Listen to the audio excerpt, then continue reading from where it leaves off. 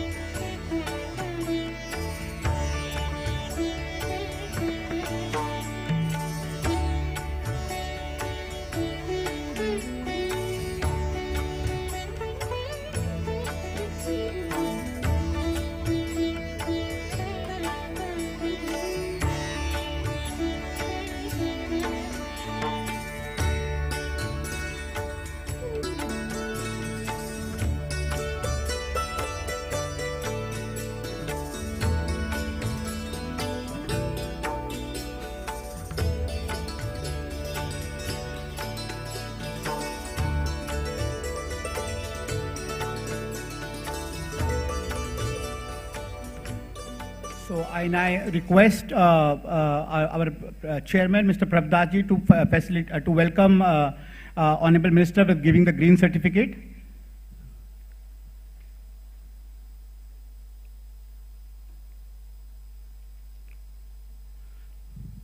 Also to the Andhra Pradesh Industry Minister.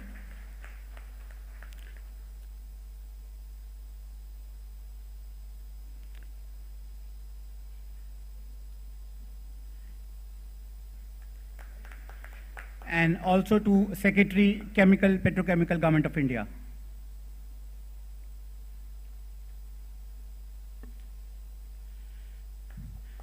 With this, I start the formal proceeding. I request today's moderator, who doesn't need any introduction for the chemical and petrochemical industry, Mr. Sameer Kumar Biswas, Additional Secretary, Chemicals and Petrochemical. Over to you, sir. Thank you, Manoj. A very good morning to all the participants today morning. It's very nice to see you after a long time physically. I think this is the first event which is being held mostly in physical format, and good number of participants are also joining from all over the world through video conferencing. So our Honorable Minister, Sri Sadanand Gowdaji, Honorable Minister of Chemicals and Fertilizers, Government of India, Sri Mansukh Mandavia ji, who is joining through VC, Honorable Minister of State for Ports, Shipping, Waterways, and Minister of State for Ministry of Chemicals and Fertilizers, Government of India, Sri Mekapati Gautam Reddy, Honorable Minister for Industries, Investment, Infrastructure, Commerce, IT, Government of Andhra Pradesh, the Minister of Industries, who is joining through video conferencing from Government of Odisha, all distinguished participants and the dignitaries on the dais.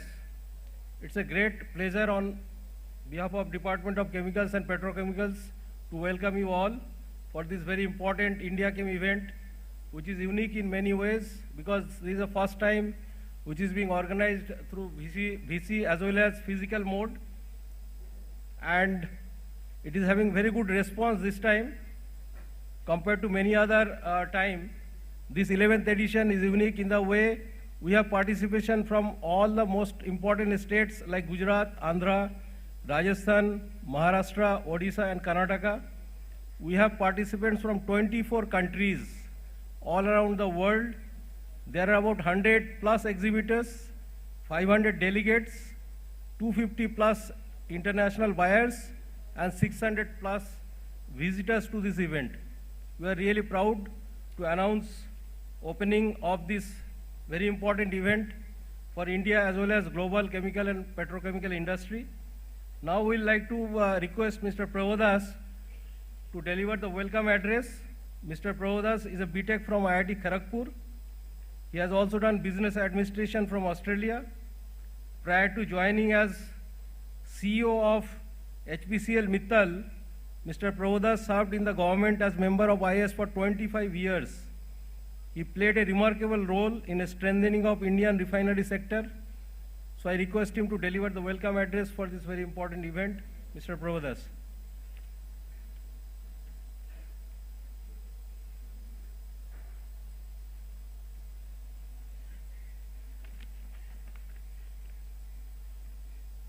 Thank you, Mr. Biswas.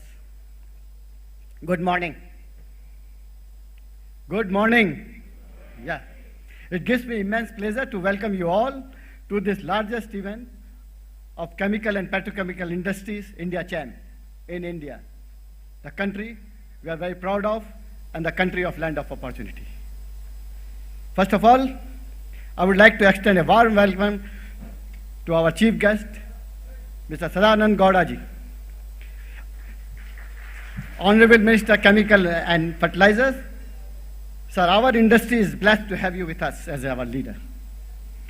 Under your able and dynamic leadership, this industry has really demonstrated resilience in the most challenging last year. Your vision and initiative of a strong and consistent growth of this industry is sure to drive India towards Atmanirbhar in this sector. Thank you, sir. Let me also welcome our guest of honor, Shri Mansukh Mandaviya ji, Honorable Minister of State Independent Charge, Ministry of Ports, Shipping and Waterways, and also Minister of State, Ministry of Chemical and Fertilizer. Sir, you have been a great mentor and guide to this industry. Sir, you are very supportive on taking up this cause of these industries for continuous and sustained growth. Thank you, sir. Welcome. Let me also welcome Megapati Reddy ji, Honorable Minister Industries, Government of Andhra Pradesh. It's an honor to have you with us. Your vision to promote industry-specific skill development will act as a booster to this industry. Welcome, sir. Let me also welcome our Honorable Secretary, Yogendra Tripathi ji. He has very recently taken charge, but really, in these few days of his joining, we are very blessed to have him with us. He is guiding us through the most challenging time, and I think with his wealth and experience and wisdom, we are in very safe hands. Welcome, sir. We are also joined today by Mr. Bhavesh Patel, Chairman and CEO of London Vessel. It's under his guidance that London Vessel really was named 4 times World Most Admired Country, and also in the Newsweek magazine, the most responsible companies. We look forward to him sharing his immense knowledge and global experience with us. We have a pleasure to welcome my colleague, Mr. Deepak Mehta ji, who doesn't require any introduction. So, let me say he's the chairman of FFICI, National Chemical Committee, and also chairman and managing director, Deepak Nitrate. So thank you very much and welcome. We have got Mr. Samir Biswas with us.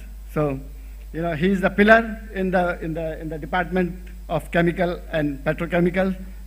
Welcome.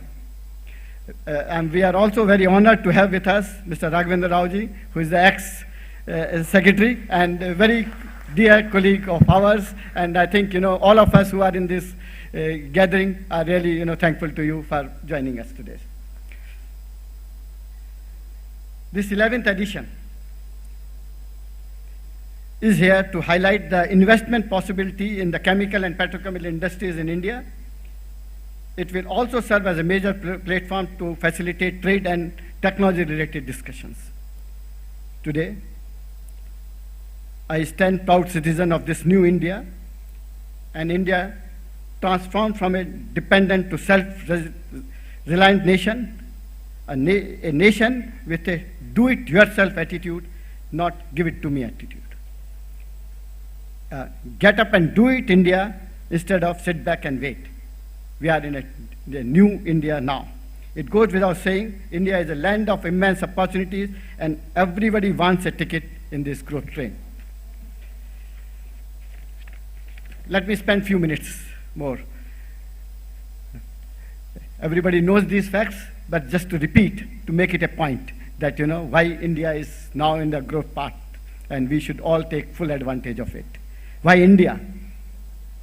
Fifth largest, fastest growing economy in the world, 11.5% is the projection for this year by IMF.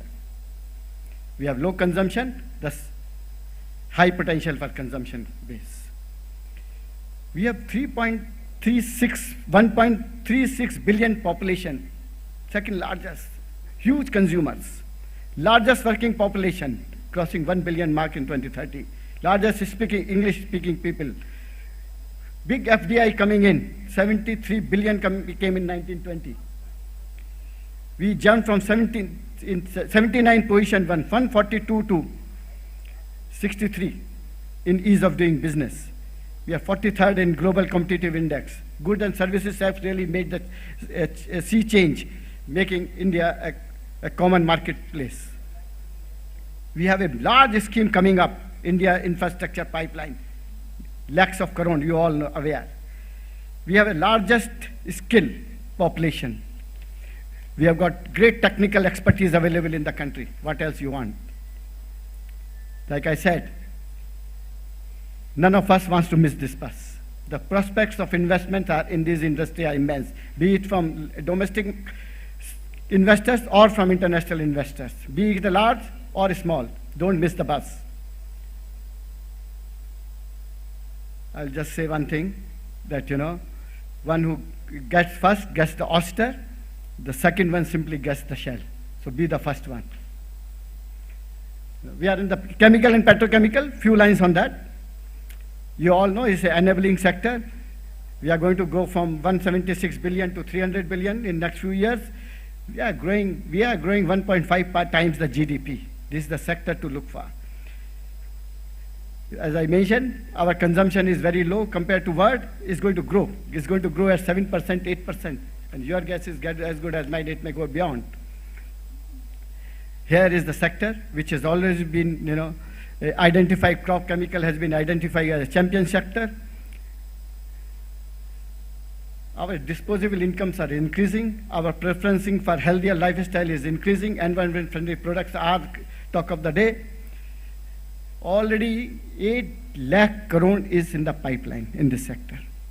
8 lakh crore. It's not a small amount.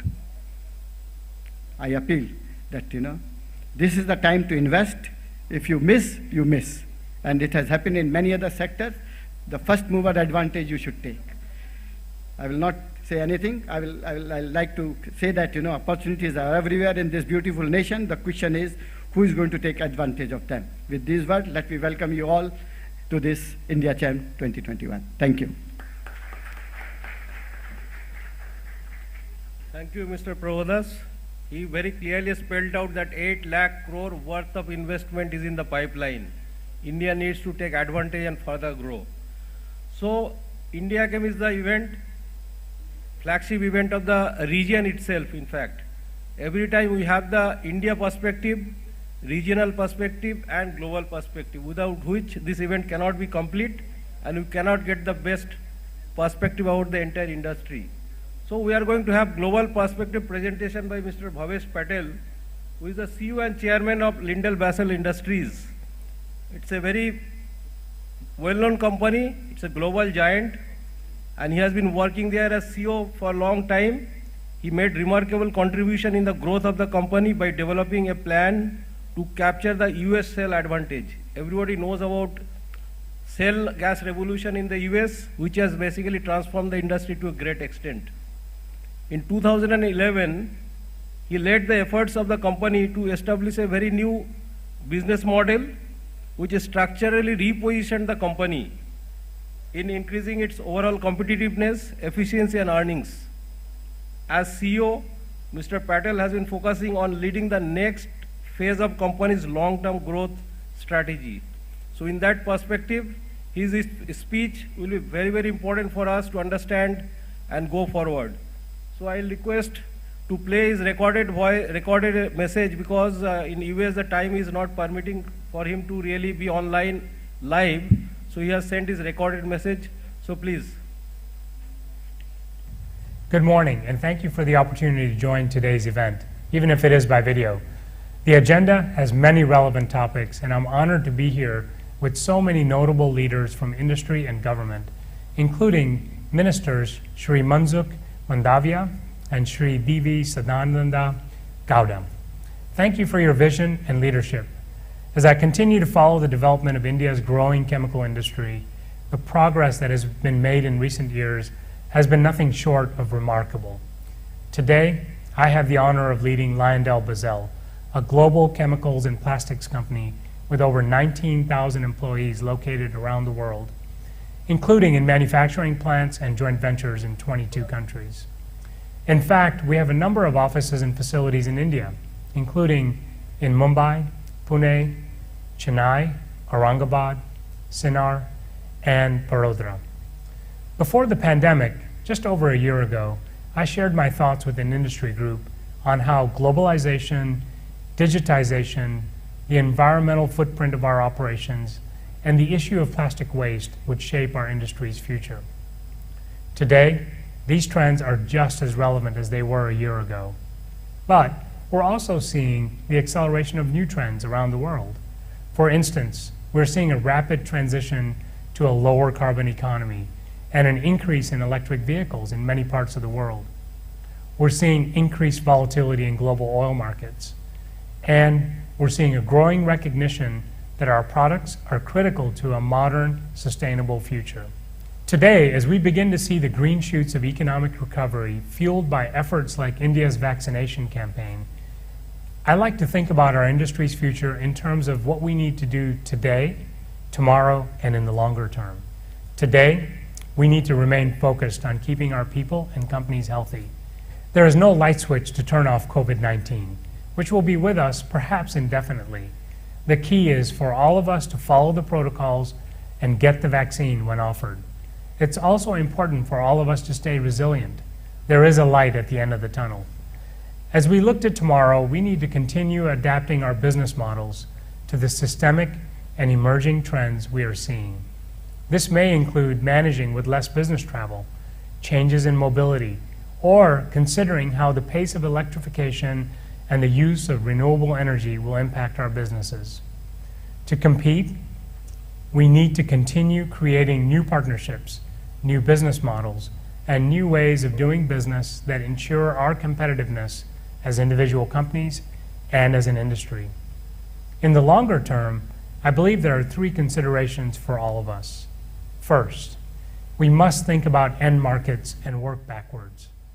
Clearly, the sustainability of our products is a key area to think about as we increasingly need to balance convenience with environmental concerns. Second, we must continue with environmental concerns. Second, we must continue innovating. Our industry has an incredible track record of experimentation and discovery, cross-value chain collaboration, and we have proven that we are good at scaling efficient solutions over time. This is our future. Third, we need to recognize that the environmental, social, and governance, or ESG movement, is here to stay, and we must lean in on circularity. At LyondellBasell, we are taking a multi-pronged approach to help advance a circular economy. For example, we have created a first-of-its-kind mechanical recycling joint venture with a waste collection company in Europe.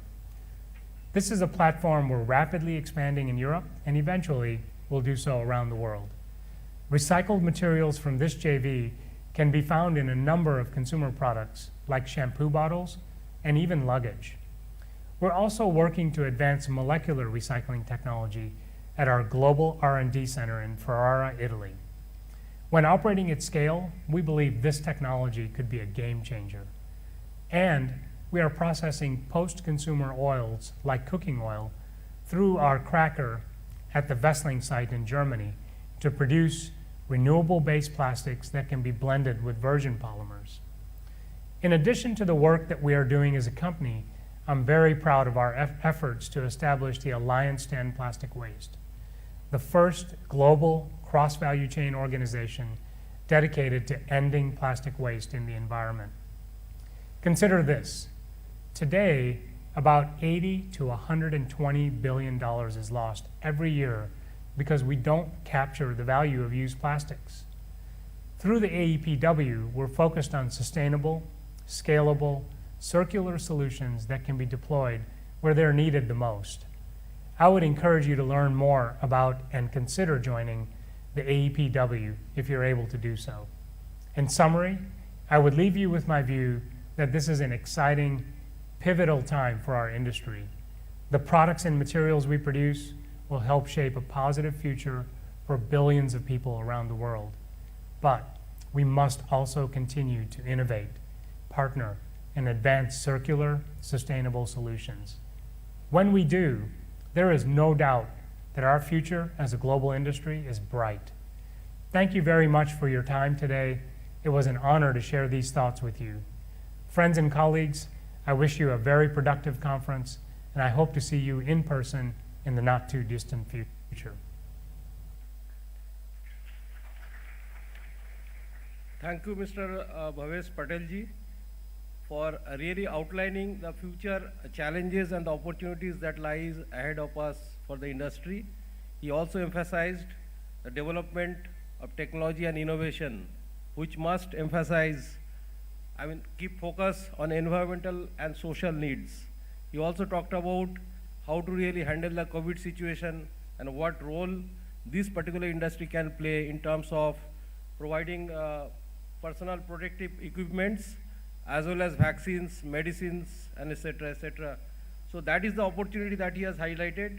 And in India, the industry is already working towards that and has done great work towards really handling the COVID situation, in fact, supporting the entire global population. Now, as far as Indian situation is concerned, I will now request our Honorable Secretary to give a perspective of Indian chemical and petrochemical industry and the opportunities available in that particular sector. Mr. Yogendra Tripathi is an alumni of IIT Delhi, where he did his BTech in Electrical Engineering and post-graduation diploma in Behavioral Science. An officer of Indian Administrative Service of Karnataka cadre with 36 years of experience in various capacities in the state and the center. He joined the department just about a month back, everybody knows. But in this short time, he met a number of industry representatives, visited manufacturing plants to have first-hand experience, and developed clear understanding of the issues of the sector. He is very keen to resolve the issues to enable the sector, achieve its growth potential, and establish India as a hub for manufacturing chemicals and petrochemicals. I hand over to Mr. Tripathi ji.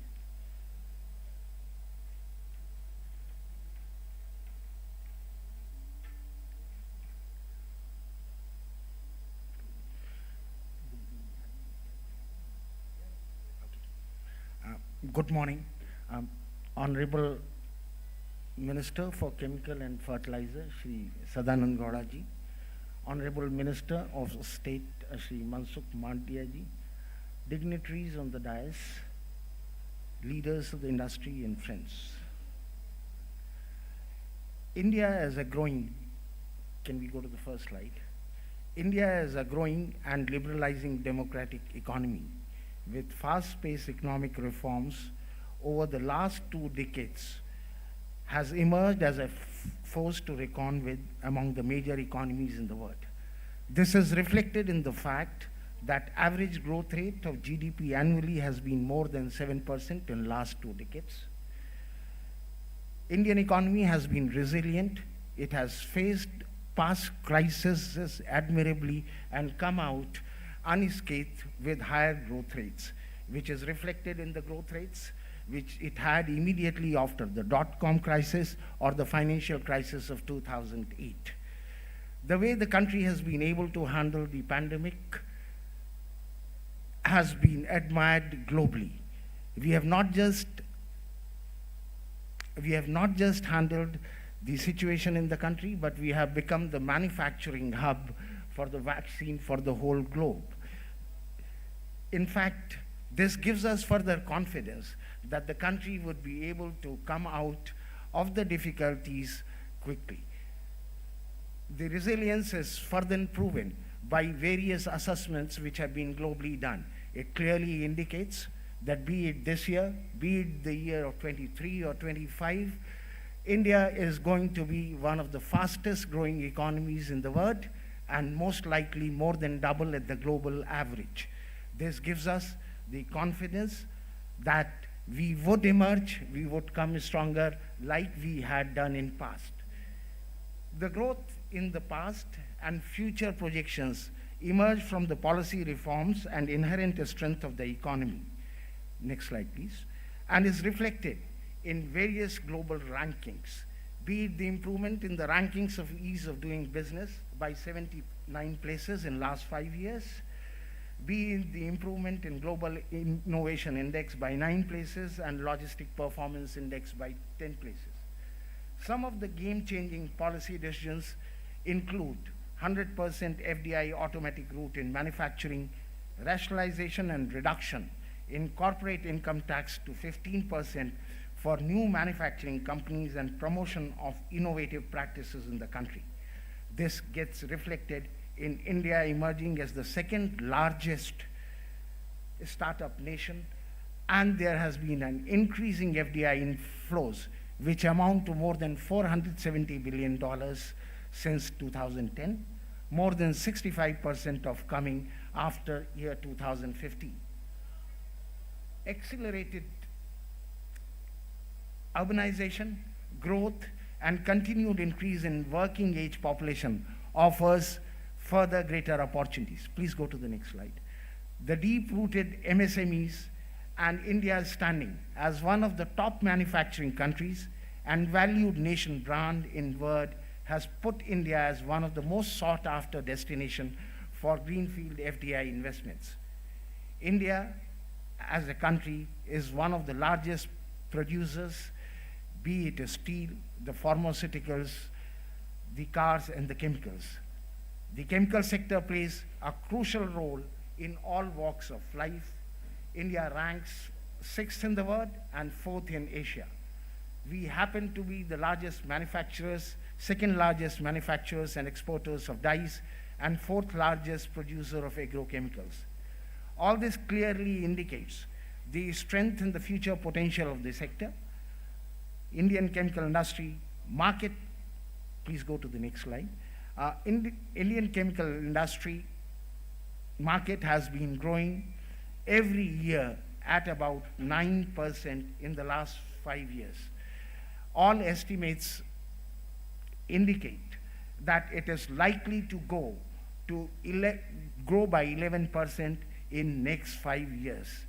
The market size of the chemical sector in the Indian context is likely to jump from $170 billion to $370 billion in the year 2025.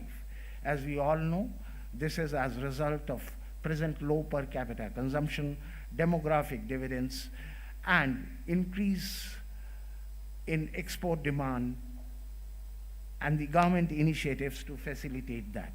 Can we go to the next slide, please? This slide overall gives a perspective all across various value chains in the sector. I would not get into the details, you can have a look at it separately. But I would like to say that opportunities exist across the whole value chain, across the whole sector, especially so the opportunities in PVC and methanol value chains, due to huge gap between demand and supply, offer tremendous opportunities for further establishment of new field manufacturing setup. Similarly, polycarbonates and polyurethanes offer tremendous opportunities. Government of India has been consistently looking at policy options and rationalizing the duty structure with a view to encourage the domestic production for the same. I'm sure most of you who are here would be aware of the ongoing projects, more than 10 of them with projected investment of about $70 billion in the petrochemical sector. In fact, as we understand, there are about 8 or 9 projects which are under consideration by major players. Can we please go to the next slide? Major players for future investments. The projects which are already under implementation, we understand would be getting completed by the year 2024. I would like to take this opportunity to urge those who are having these major projects under consideration to firm up their plans, to take the plunge, and I'm quite sure if they decide to take the plunge, they will be our partners in the growth, in the economic growth, and in the process would immensely benefit from the opportunities. Please go to the next slide. My confidence for the same comes from the relative assessment of various petrochemical hubs. As you can see, based on various factors like feedstock excess, market excess, capital and operative costs, and commissioning period, India stands more or less at the top in terms of competitiveness. India offers real competitive advantage. In fact, India's manufacturing competitiveness emerges. Can we please go to the next slide? Emerges in view of the robust domestic demand, quality labor at competitive cost, reliable and objective regulatory and taxation framework, coupled with quality infrastructure and robust investment policy. The overall politically stable democratic setup and emerging political and trade relations with leading markets provide the overarching framework and immeasurable advantages. It would be appropriate that reduction in corporate rates to 15% for new manufacturing companies and the PLI scheme announced for 12 sectors further strengthen the destination as manufacturing hub. Can we please go to the next slide?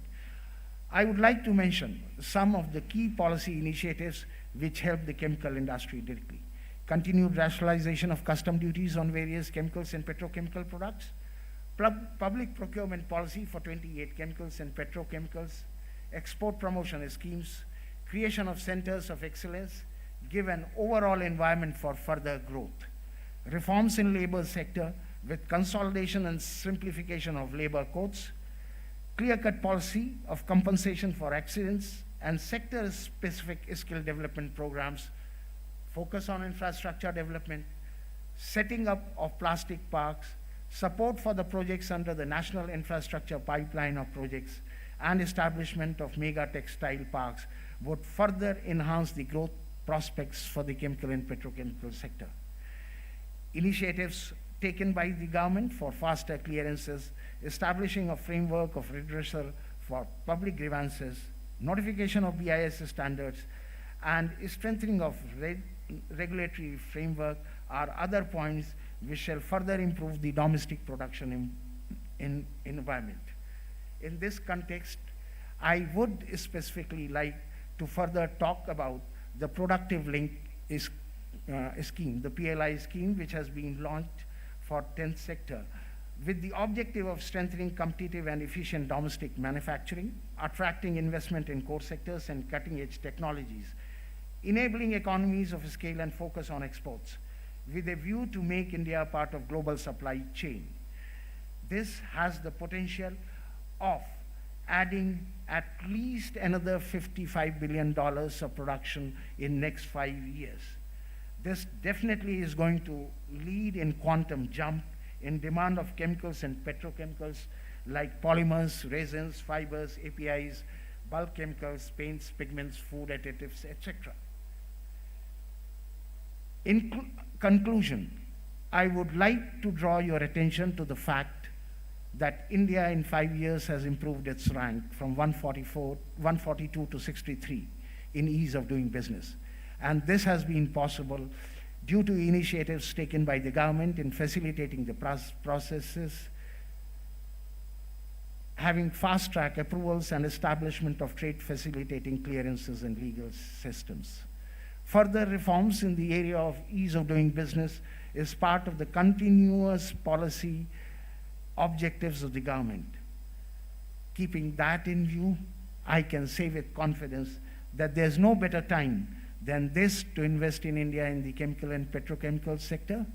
and be part of the journey of the ambitious growth embarked upon by the nation with commitment to the sustainability. Before I conclude, on behalf of the department, I would like to thank you all, those who have joined here physically, those who are connected virtually, for having taken time out to join us here. I extend you all a warm welcome. Thank you very much. Thank you, sir, for bringing out the clear opportunity that is existing in Indian chemical and petrochemical industry. Mr. Prabhudas had said that 8 lakh crore worth of investment is in the pipeline, but he said it's much more than that. Being driven by huge demand-supply gap in the domestic market, plus the very high growth rate in end-user segment, facilitated by the production-linked incentive scheme by the government, which will naturally is going to drive the demand grow much, much faster. And to really meet that kind of demand, we need investment to the tune of more than 20 lakh crore or so. So that is the potential and opportunity for us in front of us. We need to take best advantage of this. And who are the key player in this? The states play a very, very important role in attracting the investments, because they need to implement, attract the investment, provide the right ecosystem, provide the incentives, and facilitate those. Government of India can have overarching policy to see that these investments come and they get the necessary level of protection, not extra protection, but necessary level of protection to have a level playing field with the imports. So from that point of view, we have participation of the states from government of Andhra Pradesh, as well as from government of Odisha, and other states are also there. So Mr. Mekapati Gautam Reddy is there present, Honorable Minister for Industries, Investment, Infrastructure, Commerce, IT, Government of Andhra Pradesh, is here to deliver his address. He is a fitness enthusiast, as you all can see. He did his masters in textiles from Manchester, UK. He is a grassroots politician with practical project management capabilities. We'll rarely find personalities in the public life with project management capabilities.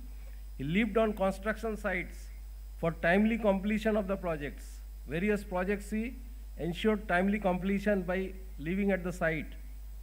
And that obviously is going to motivate the industry captains to plan their investment in Andhra Pradesh, specifically the Vizag PCPR. So I welcome him to deliver his address. Mr. Reddy, sir.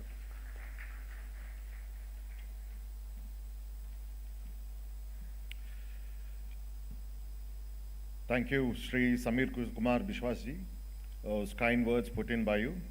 Of course, I also had the honor of working under the Minister Sadanand Gowda ji when he was the Chief Minister of Karnataka.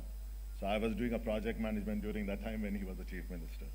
So anyway, respected Sri D.V. Sadanand Gowda ji, Honorable Minister of Chemical and Fertilizers, Government of India, Sri Mansukh Mandaviya ji, Honorable Minister of State, Ministry of Ports, Sri Yogendra Tripathi, Secretary, Department of Chemicals and Petrochemicals, Sri Prabhudas, Chairman, FICCI Petrochemical Committee, Mr. Bhavesh Patel, Chief Executive Officer and Chairman, a very insightful and a very forward-looking ideas that he has presented to this forum. Mr. Deepak C. Mehta, Chairman, FICCI, and my dear industry partners in India and across the world. I'm pleased to be in this forum and share my thoughts on making India as a global manufacturing hub for chemicals and petrochemicals. But my perspective is going to be through the eyes of Andhra Pradesh as the favored destination state in this present forum. The India Chem 2021 celebrates and recognizes chemical industry as a key growth element. This comes at a right time when the current per capita consumption of chemical products in India is about 1/10 of the world average, indicating that the demand potential is yet to be realized. Covering more than 80,000 commercial products, Indian chemical industry is extremely diversified and can be broadly classified into bulk, specialty chemicals, agrochemicals, petrochemicals, polymers, and fertilizers. The Government of India recently has approved a production-linked incentive scheme for 13 core sectors, to attain self-sufficiency and reduce the import dependency on the chemical and petrochemical industry is the mainstay of the industrial development of the nation, providing the fundamental building blocks of several downstream industries. It's a very, very welcoming initiative from Government of India, and I would say that this is the way we should look forward to. In the December 2020, the PCPIR policy was completely redesigned. Under the new PCPIR policies, the new initiatives and targets have been set out. Petrochemical intermediaries are the ideal candidate, what we believe are for a Make in India strategy, where we have embarked on a journey to become a $5 trillion economy. India needs to consume an additional 20 to 25 million tons of petrochemical intermediates by 2025. With this implies an additional import cost of close to about $24 to $32 billion a year for the intermediates. India has been a net importer of this petrochemical intermediates, and therefore it is more important if you have to achieve the 85% self-sufficiency in petrochemical intermediates, a necessary and aspirational plan for this nation is important. This translates to actually an additional capacity of 4 times the current installed capacity, that is 6 million metric tons per annum. Achieving a $5 trillion economy means higher growth in end product industries such as construction, consumer products, durables, electronics, automotives, agriculture sectors.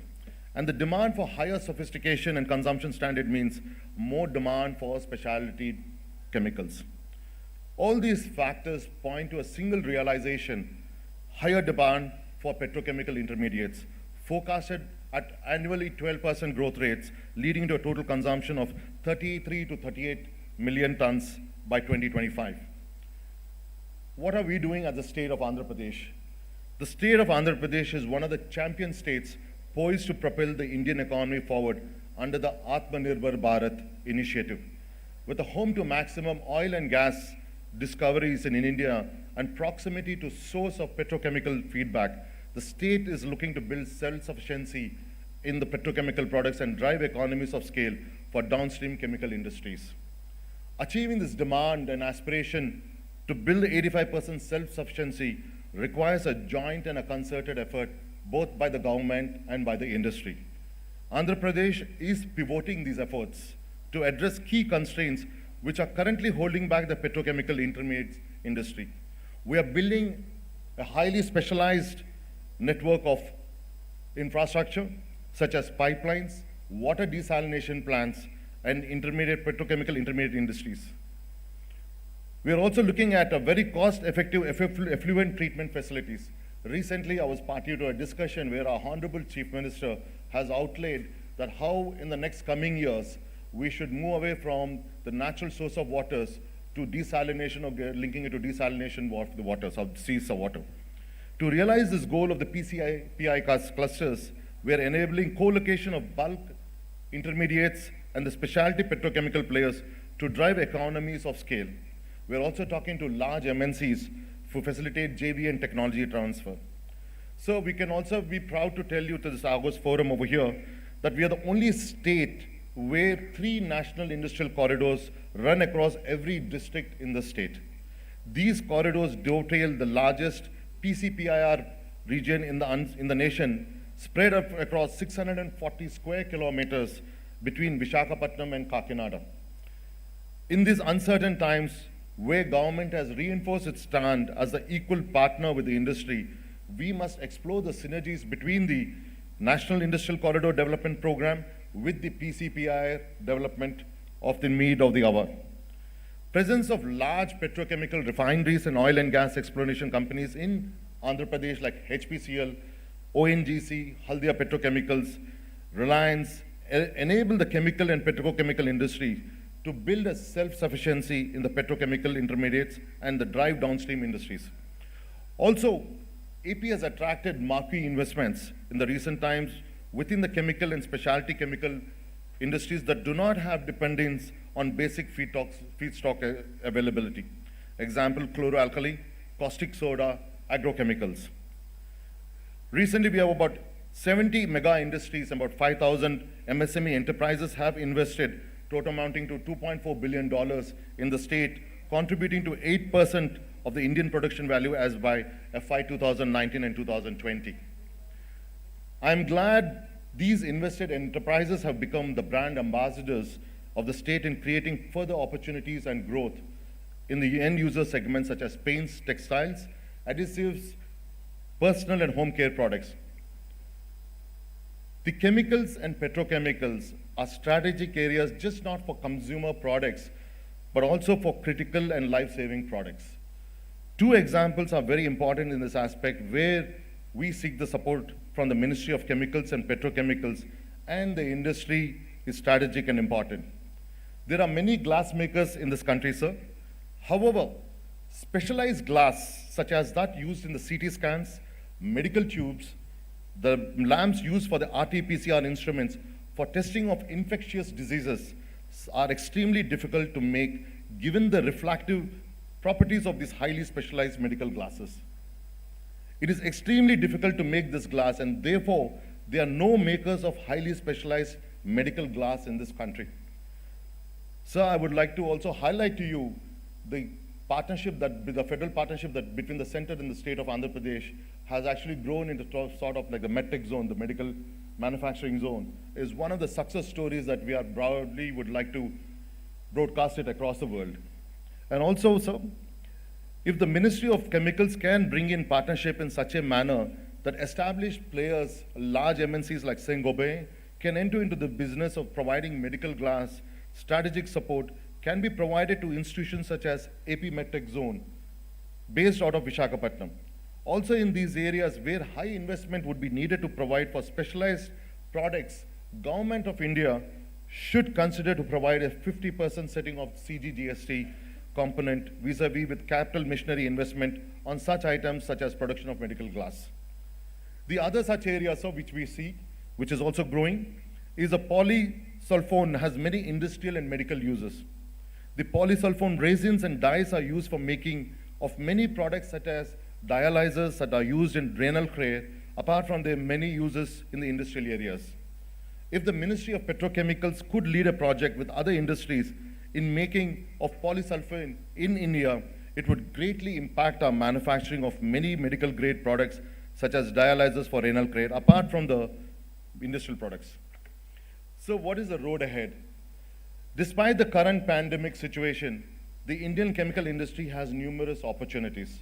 Considering the supply chain disruptions that has been happening across the geopolitical world in China and the trade conflicts among the US, Europe, and China, anti-pollution measures are also driving the Chinese industries to move out of the Chinese mainland.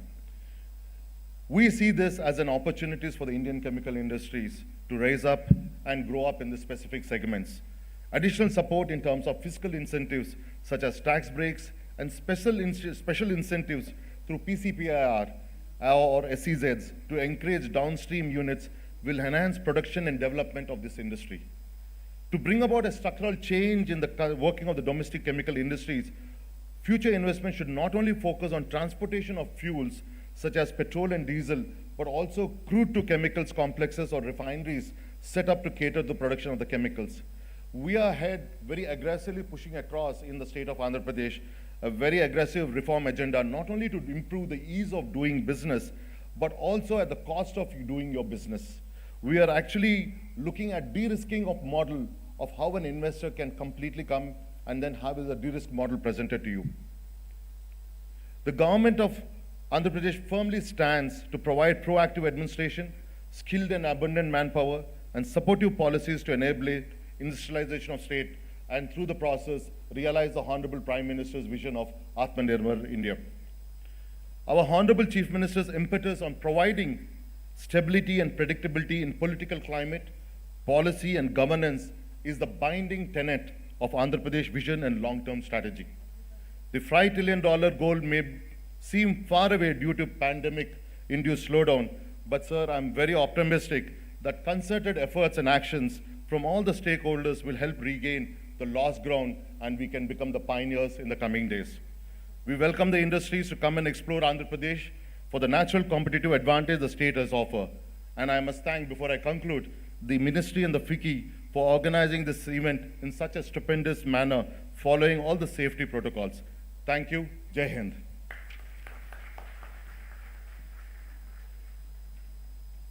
Thank you, sir, for projecting all the advantages Andhra is having. All of you might know that Michael Porter gave the great theory of competitive advantage of nations. He said the nation or a country should not enter into all kinds of business, but enter into the business where it has got competitive advantage. In the same way, if you are talking about chemical and petrochemical industry, so all states need not enter. The states which are having competitive advantage must enter. And he also said competitive advantage is not inherited. It is developed through policy interventions. So he said what all policy interventions are being taken in Andhra Pradesh to provide the right ecosystem for development of chemical and petrochemical industry and to become hub of industrial, chemical and petrochemical industrial development in the country. He said the state is the only state to have all three industrial corridors present, and the policy initiatives are going to positively help and boost the industry in terms of various new emerging technologies like crude to petrochemical, etc., etc. So that is the opportunity that is having. Now we'd like to hear another state which is also very keenly working for the development of this industry, that is Odisha. Captain Divya Shankar Misra, Honorable Minister for Industries, MSME, Energy and Home, Government of Odisha. He was a All India Best Cadet in Army in 1988 and has served the nation for 12 years defending our international borders. Now he is piloting the industrial development of Odisha, which has declared chemical and petrochemical industry as a focus sector and has been implementing the Paradip PCPIR on top priority. So let us hear the advantages and the opportunities they provide in the state of Odisha. Captain Divya Shankar Misra. Thank you. Thank you, Samir Vishwas ji, Additional Secretary, Government of India, Chemicals. I'll just take this opportunity to thank India Chem 2021 and FICCI for giving us a chance to speak on such a huge platform where the entire world is watching us. I'll thank Mr. Pravdas ji, Chairman FICCI Petrochemicals Committee. When he was introducing everyone, could be unknowingly he missed out Odisha. But I'm happy about it. That when Tiny Bhutan was speaking about their carbon sink in 2016 in the TED talk, no one was hearing them initially when the Prime Minister was speaking. But today, Bhutan has become the only country in the world which is carbon negative. We are trying to become neutral, but they're already carbon negative. Similarly, our state Odisha, under the able leadership of our Honorable Chief Minister, Mr. Naveen Patnaik ji, a stable government for last 22 years and will continue with a huge coastline of almost 500 kilometers. PCPIR Paradip emerging as one of the largest chemical and petrochemical hub in the country. Not only chemical and petrochemical, we have the IFCO presence there with the PPL presence there. The Paradip is smartly and quickly turning into a petrochemical and chemical hub with so many port, and Paradip being the second largest in terms of export and volume, with the presence of IOCL and with the expansion plan of IOCL. Anyone investing in chemicals and petrochemicals will definitely have a look at Odisha. The cost of making an industry in Odisha in terms of land, water, energy is the cheapest in the country. When during this pandemic, there was an economic slowdown in the entire world, India became a destination, and out of all the states in the country, we are not competing with anyone. But I really take this opportunity to say that Mr. Gautam Reddy was saying that Andhra Pradesh grew at a rate of around 8% of the total investment to the country came into Andhra Pradesh. We are not competing. We love Andhra Pradesh. But 18% of it came to Odisha. In 2019, we were the number one in terms of total investment that came into any state in our country. So Odisha is emerging as an investment destination. If anyone wants to invest in metals and minerals, you cannot ignore Odisha. We are the largest producer of stainless steel. We are the largest producer of alumina. We are the largest producer of aluminium. We are the largest miner in terms of chromite. So Odisha has a say. Odisha has a presence. It's no more the best kept secret. People want to know Odisha. People are interested in Odisha and investing in Odisha. And we have made that kind of an ecosystem, that kind of an environment wherein investors will definitely have an edge when they invest in Odisha. With only about last year, the total, through our single window, there were 60 proposals that came in and a total investment of around 1,19,000 crore of investment came into Odisha. And the grounding in Odisha is almost 45%.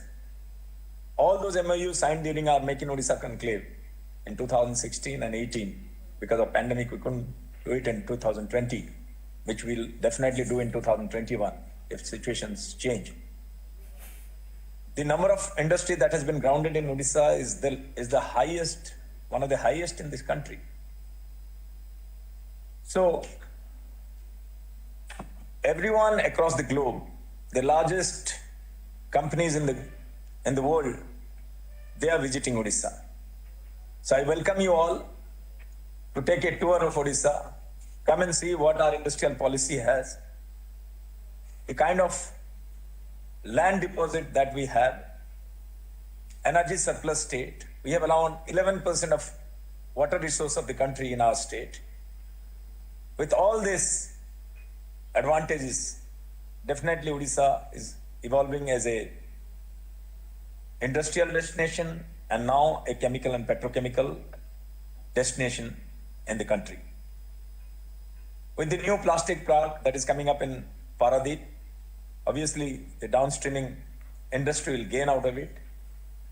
And let me assure you all, the new policy that Odisha is formulating now and which will be out soon will be the best in the country. Our industrial policy will be the best. Whatever policies that already exist in the country, whatever benefits any state government in terms of subsidy or any other facility that any state government is providing, Odisha will be the best. So I welcome you all once again, because now that we have IOCL presence, we have IFCO presence, we have PPL presence, already some kind of infrastructure is already there. That's how our PCPI region is developing in Paradeep. Haldia Petrochemicals have shown interest in Odisha. We'll definitely try and attract them to our land, and they'll definitely have some certain establishment in Odisha.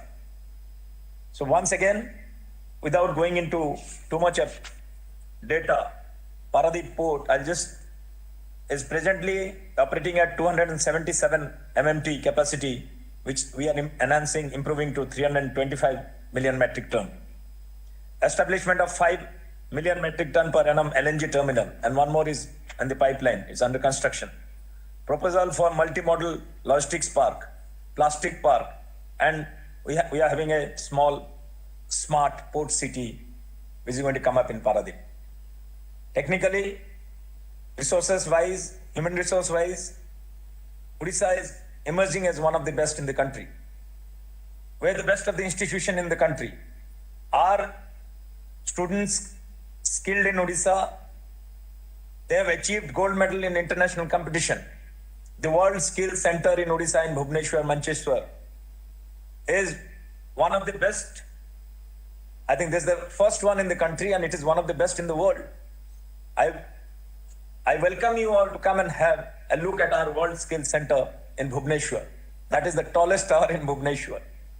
So in terms of training manpower, giving them technical skill, giving them and producing more numbers. We have all technical institutions all across the state. Odisha is known for our skilled manpower, be it Konark, be it Lingaraj, the Puri, Lord Jagannath temple, or our filigree work that we do in Cuttack. It is known worldwide. And the textile and handloom that is being displayed all over the world, that is manufactured in Odisha. So skill-wise, we are the best in the world. So with all this, I'm not trying to boast about our state, but Odisha has a say, Odisha has an impact. We have the resources, we have the ecosystem, the kind of energy that is going to, energy infrastructure that is going to come to Paradip will be the best in the country. The kind of road network, the expressways, the railway network that we presently have is one of the best in the country. So with all this, cost per unit of manufacturing being the lowest in the country in Odisha, the government is stable. Our Honorable Chief Minister has a vision. We are here to facilitate industry. We want to welcome you all, and Odisha want you all to participate in our growth story. People talk about national growth. Our GSDP has been at a higher rate from the national rate for the last 4 years. That is how Odisha is booming. I once again welcome you all. Let Odisha not be the best destination or the best kept secret. Let's explore Odisha. Welcome to Odisha. Jai Jagannath. Thank you. Thank you, Captain Divya Shankarji, for really projecting the state of Odisha. It's good to really compete in terms of gaining more and more efficient systems.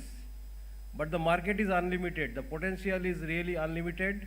There is vast opportunity for all the states, whichever have been identified for development of chemical and petrochemical industry. As you know, the country needs one cracker every year. Still, there is a lot of potential and opportunity for all the states to do well with the right kind of policy and right kind of aggressiveness that has been shown to attract investment. I really thank you very much for that. Our Honorable Minister of State is busy in parliamentary affairs, so we'll be missing his guidance and his speech. Now we'll go to the most eagerly awaited speech by our chief guest, by Sri Sadanand Gowdaji, Honorable Minister of Chemicals and Fertilizers, Government of India. At the helm of Indian chemical and fertilizer sector, he is relentlessly working to chalk out strategies and programs for the growth of the sector in the entire country. He has been constantly guiding the departments to become self-sufficient in urea, to bring necessary focus on APIs and intermediates through production-linked incentive programs. His support has helped the chemicals and allied products to become the topmost exported item for the first time in the history. So that is the achievement that he has really already achieved and has been working much harder, and so that the industry really grows much faster and achieves its potential. So I will now request him to deliver his chief guest address. Honorable Sadanand Gowdaji, please.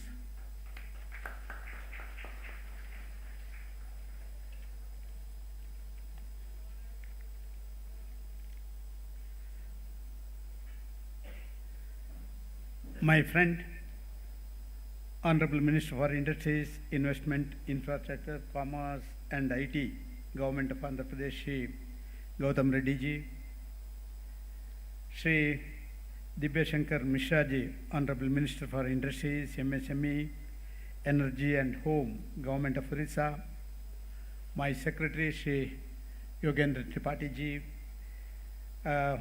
the Chairman, FICCI Petrochemical Committee and MD and CEO, HMEL Mittal, Sri Prabhudas ji, our senior man, our friend, philosopher and guide, Sri Deepak Mehta ji, our Joint Secretary, Sri Samir Kumar Biswas ji, former Secretary, Sri Raghavendra Rao ji, industry captains, friends from media, ladies and gentlemen. It's a privilege and honor for me to welcome you all to this mega international event. In the midst of the pandemic, the efforts by the organizers to have a phygital conference, physical presence as well as virtual, it is really fantastic and wonderful.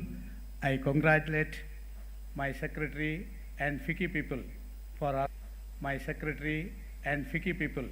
for organizing this mega event, so that taking the challenges and converting it as an opportunity in the coming days. I hope that certainly this mega event will boost the whole industry, thereby give certain push to the department also to come out with new initiations, new policies and everything. Of course, if you look back, the initiative was started in the year 2000. The then Honorable Prime Minister Atal Bihari Vajpayee, he himself who participated and personally graced the occasion of first edition of India Chem. Today we can see that this India Chem has become an internationally recognized event, and wide and enormous acceptability has come to this. The time and again, the initiations taken by the government and cooperation given by the industry and a push given by FICCI, it has started yielding results. I hope that today's conference is a living example. In spite of the pandemic, you have all are here, and your physical presence gives a strength to the government. So they see that we should be front runner as far as chemical and petrochemical industry in the world is concerned. But at the same time, I request all of you, the corona pandemic is shooting up again. So it is our responsibility to be very careful. In our day-to-day activities, we should follow all the operational procedures, and we should see that somehow we should be able to, because we have given everything to the whole world, even during the pandemic times. Medicines are supplied to the whole world. When hydroxychloroquine, paracetamol, it was the requirement of the whole world. We could be able to provide them because of all your support. Once we saw that, yes, it is coming down. Vaccines, now we are producing and we are providing not only the people of the country, we are providing the whole world, various states, various countries we are providing. This shows that we have got capacity, ability, and this need to be encashed. So I think that this conference will certainly give a impetus for all of us, a boost for all of us to grow in this sector. Practically, it is a great to know that as part of the India Chem, there are various concurrent conclaves and fora are being organized. Global CEOs conference, roundtable conference, as well as conclaves on different industry segments like chemicals, petrochemicals, agrochemicals, and process and machinery, and regional exchanges between various countries across the world. This creates an opportunity both for government and industry to seize the advantage by exchanging ideas and views to gain through each other's strengths. Also, the changing geopolitical scenario and realignment of global supply chain preference from China to elsewhere can provide us a platform for converting challenges into opportunities. Thus, this being a major occasion for policymakers, academics, researchers, and industry representatives in the field of chemicals and petrochemicals from across the world to come together to share their thoughts and vision for the future growth of the chemicals and petrochemical industry. As we are aware of, the chemical industry is a critical and integral part of the growing Indian economy. I don't want to go to the statistics because already the earlier speakers have gave in detail what is, but the present enormous opportunities of attracting about 10 lakh crore of investment by 2025 and creating jobs for lakhs of persons, coupled with the enormous opportunities and high potential of Indian chemical industry, makes it a preferential investment destination globally. India as a market also offers location advantages also. As the Indian peninsula is centrally located between east and west of Asia and also the center of trans-Indian ocean routes which connect the European countries in the west and countries in the east. Our Honorable Prime Minister's vision that India should be a $5 trillion economy by 2025 with every Indian as a beneficiary. The key growth accelerator would be our readiness in responding to the strong demand of key global markets to de-risk their supply chain by diversifying their base beyond China. It is an opportunity for all of us to make Atmanirbhar Bharat by taking all these advantages which are available for us. With the stable government as the helm, hordes of structural reforms have been initiated in the last few years. Also, government on a consistent basis taking measures to provide impetus to the chemical sector. Progressive review and rationalization of customs duty is the key step in this regard, which will enhance competitiveness of chemical sector by providing a level playing field to the domestic producers. It is also expected to increase the utilization of our domestic capacity along with attracting investments for building up new manufacturing capacities. As rightly said by my secretary, the FDI inflows has grown to a considerable extent even during the pandemic period. Investments for building up new manufacturing capacities, continuous efforts are being made to rationalize and expedite the regulatory clearances from various central as well as state governments. This is one of the important areas of concern. We are very much particular as far as these regulatory issues are concerned. Certainly through this platform, I would like to thank the Honorable Prime Minister as well as the Finance Minister for an expansive budget that augurs well to the chemical and petrochemical sector with appropriate custom duty and impetus to export and growth of the sector. The recent budget announcements have been highly encouraging to chemicals and petrochemical sector. Announcements such as PLI schemes for key end-use sectors. I can place on record that nearly 1.97 lakhs PLI schemes have been announced.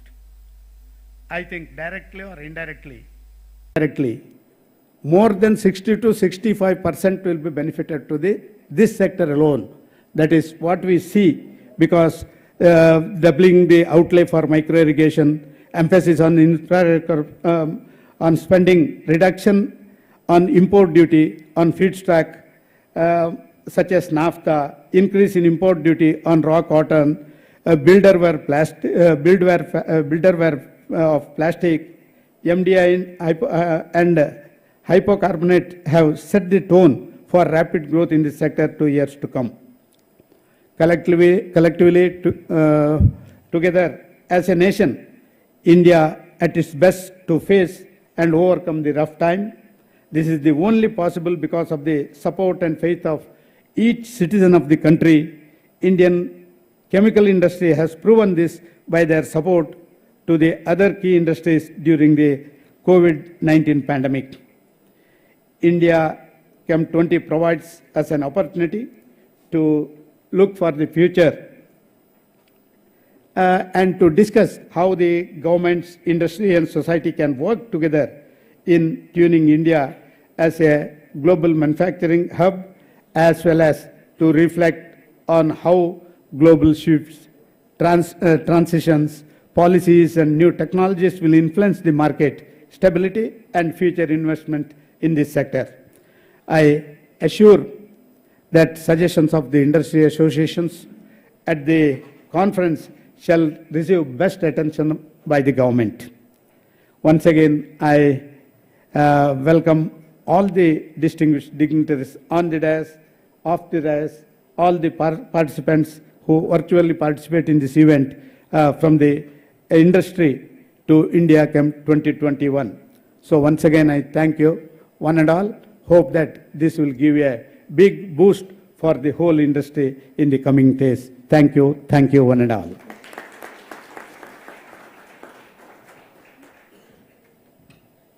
Thank you, sir. That was a very enlightening speech. He really posed a great faith and confidence in the capacity and ability of Indian chemical and petrochemical industry in transforming or changing India into a global hub for manufacturing chemicals and petrochemicals. He is very much sure about that, and he also promised all kinds of support which is required from the government to help achieve the vision of the sector. And he also outlined certain initiatives which have been already declared, announced by the government, which will go in a long way to strengthen the sector. So I thank him very much again. Now, there is a release of knowledge paper prepared by PwC, which will give all the facts and figures about the sector. I request Honorable Minister to release the paper.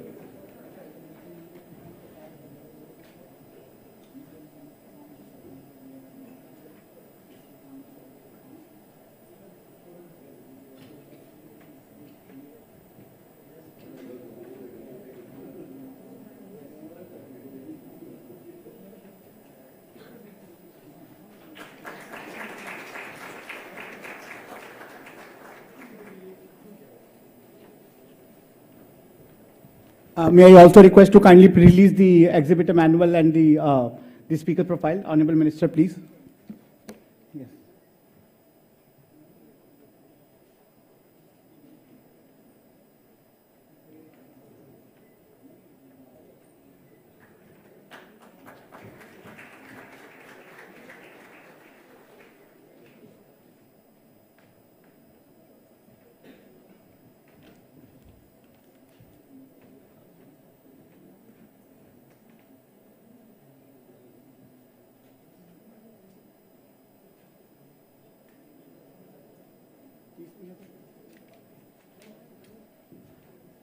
Now, we really come to the conclusion of the session, and I request Mr. Deepak C. Mehta, who is the chairman of FICCI National Chemical Committee, and CMD Deepak Nitrite, to propose a vote of thanks. Mr. Mehta is a science graduate from University of Bombay. His business acumen, leadership skills, and dynamism has helped Deepak Nitrite to take swift strides forward and achieve many milestones in the last 40 years. An active participant at industry fora, and has been the chairman of National Chemicals Committee of FICCI. So, Mr. Deepak Mehta, please.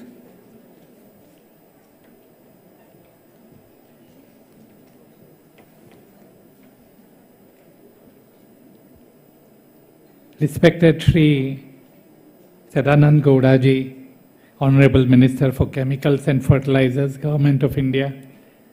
We all in the chemical industry we now respect him as our father for the chemical industry.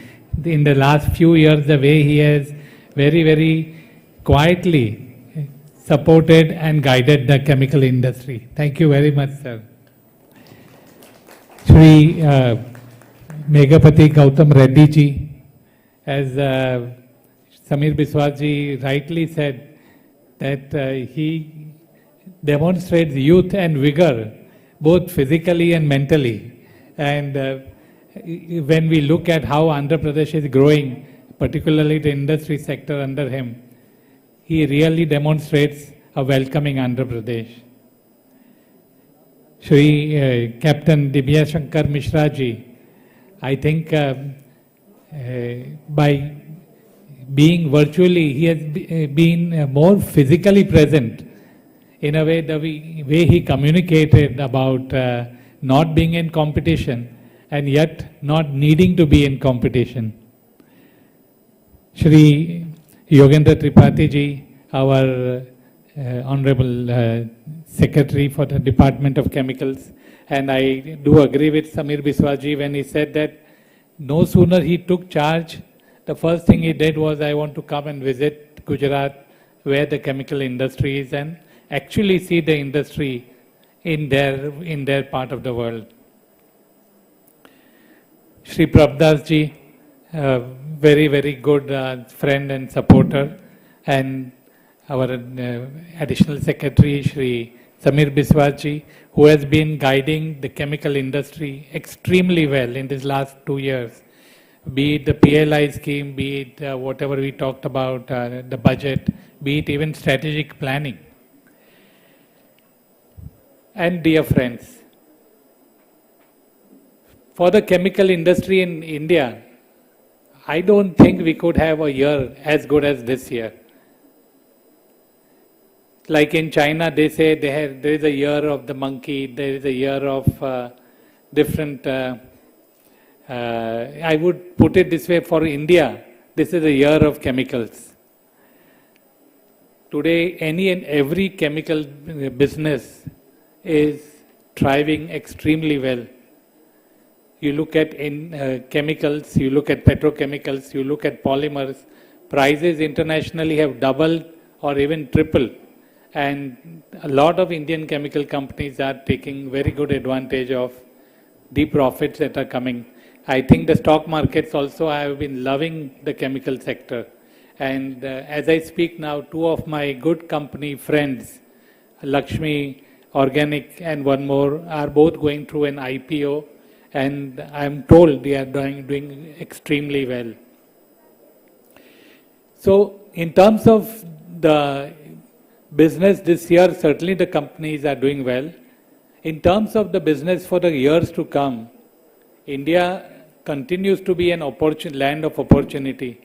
We believe that $160 billion of the chemical sector that is today would in the next 5 years grow almost double to $300 billion.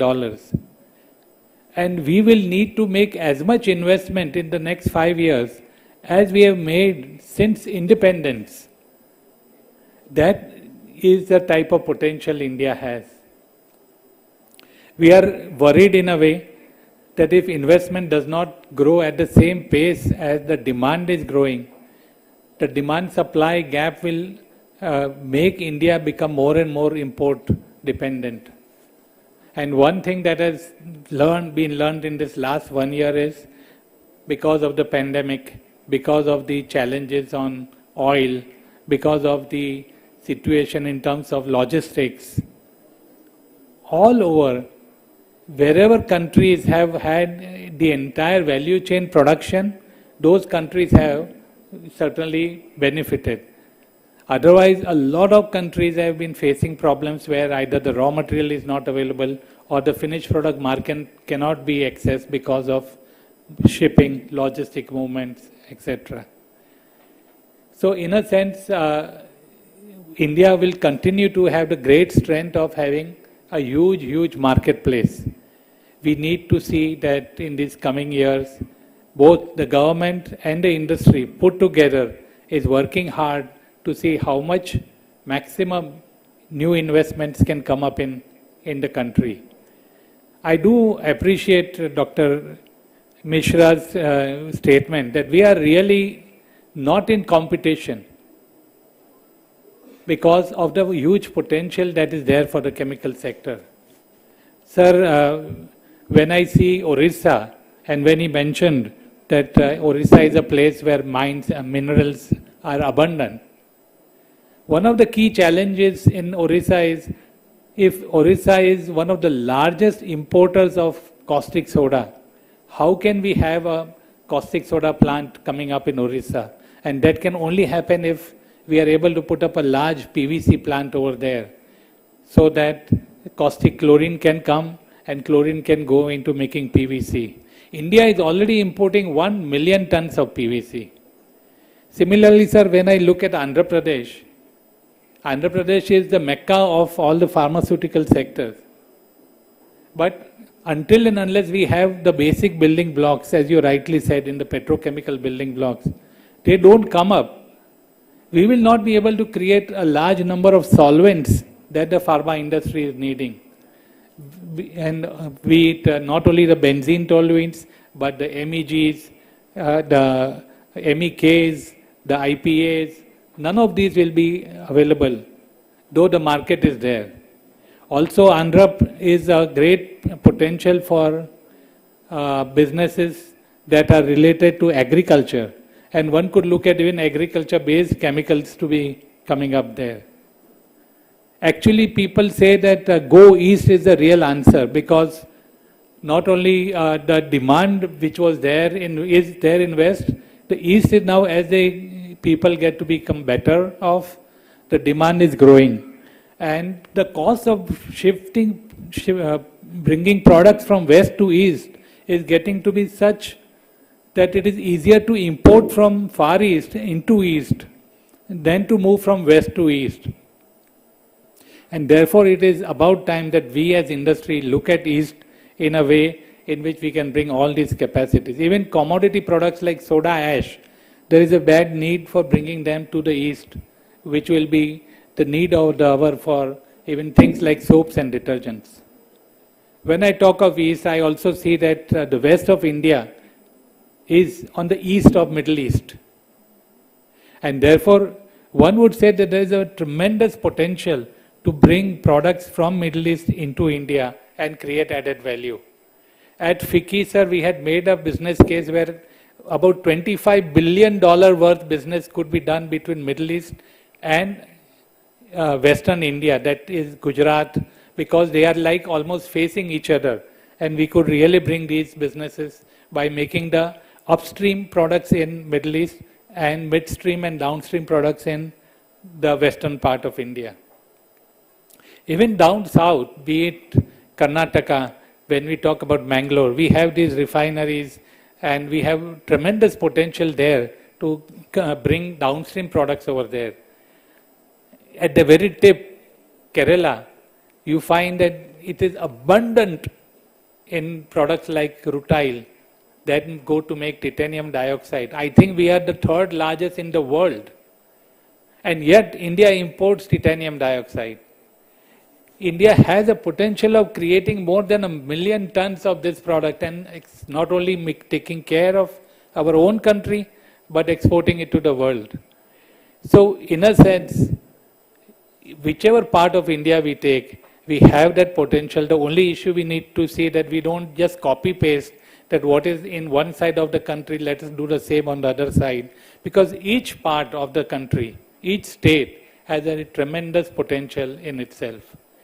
India Chem is a place where we really get together to talk about how India can grow. And thanks to our ministry, which has consistently supported India Chem, that this is one way of marketing India Chem, has come a long way. And now I have been sharing this in Gujarat, where Chem means why. And I would say that in India Chem nahi, why not India? That is the reason. And why not India? Why should India not be amongst the top 5 in the world in the chemical business? With these few words, thank you, sir. Thank you, ladies and gentlemen, for being with us today. And again, looking forward to one great year for the chemical industry. Thank you very much. With this, we conclude the session. I request all of you to kindly please stand up and give the round of applause to the Honorable Minister. Thank you, Honorable Minister.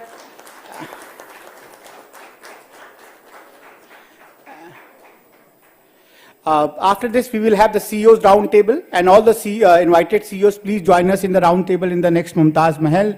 Others can see live CEOs roundtables from this hall because we have a limited sitting capacity there. So may request all others, delegate and the industry representative who would like to be a part of CEOs roundtable, they can sit here in this room and can see the live interaction of the CEOs. Thank you very much.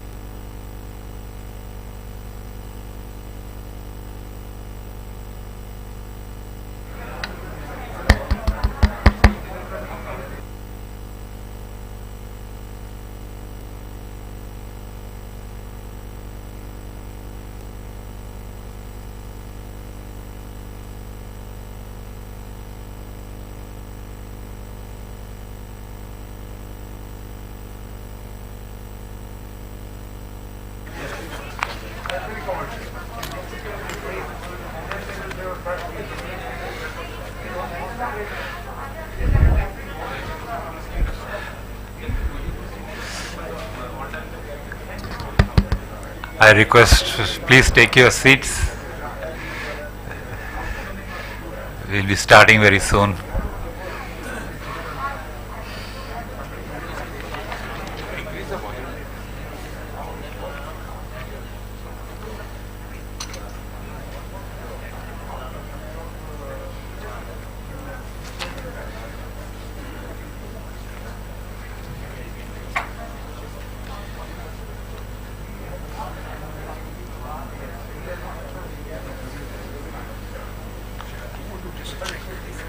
Yeah.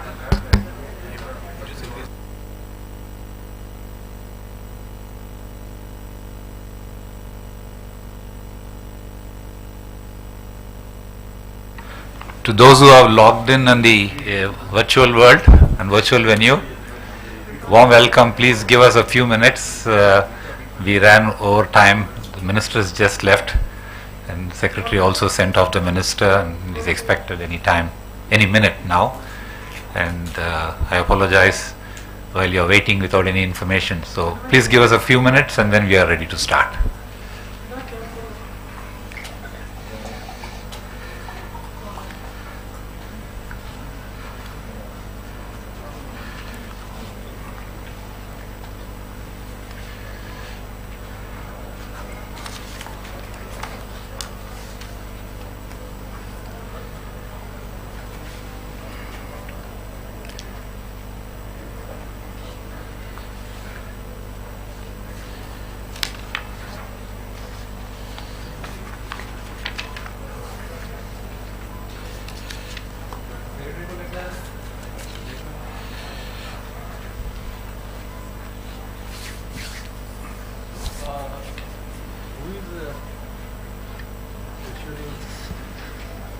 You're waiting for the secretary. There are about 17 to 18 physical participants and about 23 who are logged in CEOs from the virtual world. So we'll have a blend of both. Can you also request Andhra Pradesh and Rajasthan people, somebody to bring them in?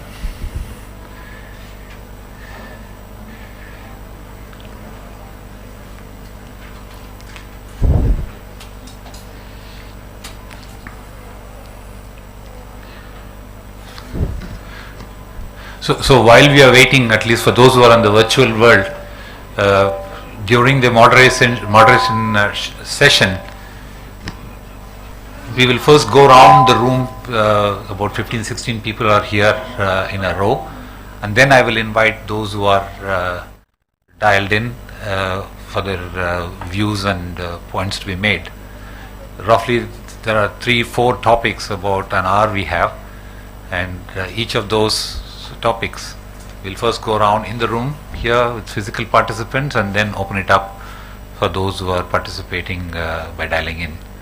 So I'm just using this time to get the hygiene factors in place. We have about totally 40 people, CEOs, top leaders who are participating today in both formats, and we would like all of you almost to contribute, which means each of us should try to take not more than a minute or a minute and a half and be crisp. That will give us a chance to hear 40 of visionary leaders who are participating today. And, so there are a series of PwC is one which is going to make the presentation, knowledge paper, and then we also have partner states. Yeah, can we start while we wait for our secretary? PwC, can you be ready to start the presentation? Very much. I'm ready, Jonathan. Thank you. They are already online. Yeah, they are online, sir. They can go ahead. No, hold on. You'll be ready to start the presentation as soon as the secretary arrives. Yes. He's here. He's here. Okay. Yeah. So warm welcome to you all. Our secretary is in. I'll take a couple of minutes to just set the tone for this discussion. This session, the Global CEOs Roundtable, is always the much eagerly awaited session of the India Chem, as we have top leaders from chemical industry coming together both those who are in India here physically as well as international company leaders. Close to 40 industry leaders are participating today in both formats, physically about 17, 18 and virtually about 23.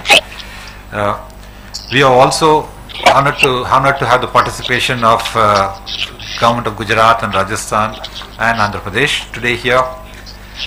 When such visionary leadership gathers together, naturally the topic which gains importance is the future development, investments, growth, expansion.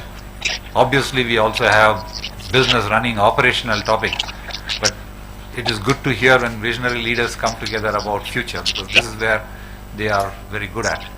And we will focus on those topics today. I now request Mr. Deepak Mahurkar from PwC, leader of oil and gas practice, to make a brief presentation on the knowledge report at this point in time. You have about 5 to 7 minutes, Mr. Deepak. Thank you. I hope I'm audible and my screen is visible. Yes, you are audible. We can hear you. Go ahead. Thank you. Respected Secretary, absolutely distinguished panelists, CEOs, government officials, my proud privilege to be here. In the next 3 to 4 minutes, I will try and set the context for the discussions to come forward. I think this is a panel on which we are all going to share each other's ideas for taking this industry in India forward. Also unhesitatingly expressed any challenges that we as industry participants face. And in that context, I thought I'll start by saying that localization as a new globalization as it started. Given today's uncertainty, the leaders are all preparing to rethink their supply chains and to develop the localized ecosystems. India is no exception. Indian industry is no exception. The economic, social, and political integration of nations has also been seen more prominently than it was before. But to highlight a few, some of the influencers for such kind of an initiative to happen, the global financial crisis initially a few years back, then in the recent past, the US and China tariff war, and most importantly, the COVID-19 induced disruption to the global supply chains have significantly influenced this thought regarding localization. Localization has its own perceptions and modalities of execution for various countries, and India will obviously not be an exception. But from that context, the rise of localization itself is being seen by various countries as an opportunity in the context of diversifying the economy and driving a sustainable economic growth. The COVID-19 situation has proven to various countries to rely more locally than globally. Improving competitiveness of the economy and creating a greater role for private sector has also been very prominently felt. In addition to that, contributing to the formation of skill-based knowledge economy also, irrespective of the size of economy and the geographical position, and the country's initiatives to invest in research and development. Further strengthening the economic resilience of respective countries and the self-reliance on the national supply chain to continue to serve the economy has also been one of the most important objectives that has come out. And finally, to foster innovation and entrepreneurship, it's considered essential for a robust private sector, and umpteen number of countries have come out with various new guidelines, policies to make this happen. And to enable all of this, the key levers that are being seen are primemost being the workforce by itself. Is that skilled, competitive, cost optimal workforce available with a particular country? Are the goods and services required to continue to do your businesses available? How is the culture with respect to innovation, research, and technology? And the whole technological epitome in that country with respect to any specific sectors, and different countries are essentially known for different sets of skills and technology developments that have taken place. And finally, the investors, lenders, and bankers' ability to raise capital for the local businesses has also been an important lever for an economy to take that localization forward. In this context, I'm proud to announce that I can learn to understand you much better if I can get familiar with the way you talk. I need your permission to help. All right, let me continue. And I'm lucky to announce that just on the 11th of March, a few days before, PricewaterhouseCoopers came out with a CEO survey in which more than 5,000 global CEOs were interviewed. And one of the important elements of that CEO survey questions was, which of the 3 or 4 countries or territories that CEO or country that is based in, does the CEO consider most important for that organization's overall growth prospects to be over the next 12 months? And the responses are very, very interesting.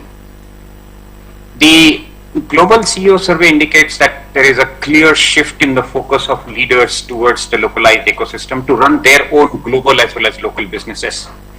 The 2 prominent cuts that have come out, and there are every country's perspective that have also been announced, but from the context of the US CEOs, reduced emphasis on China as a growth driver and increasing its focus on Canada and Mexico has come out very prominently, and you can see the percentage number of CEOs who have given their views in favor and against.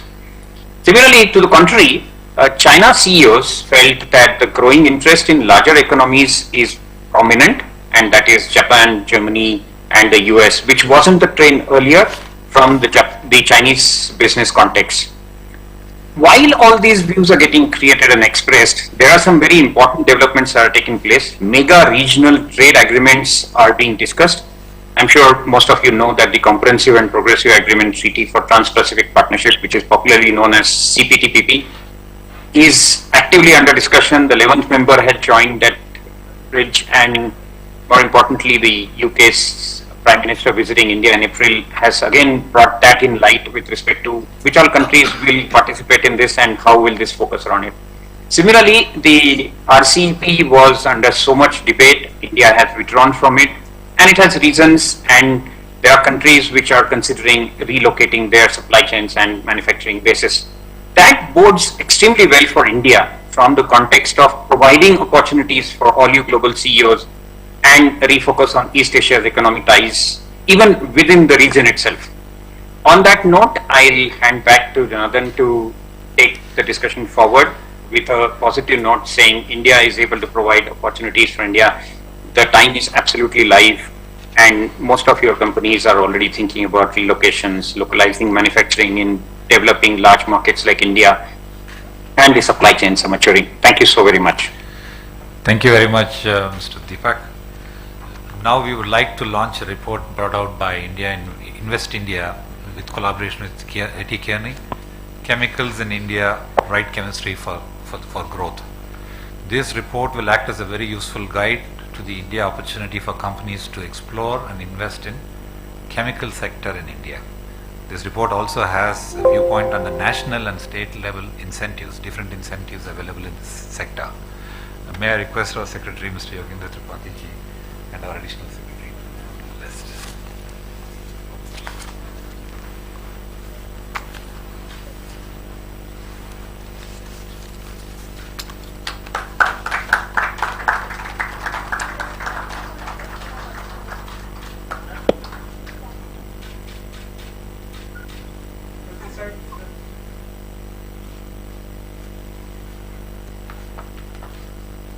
Thank you, sir.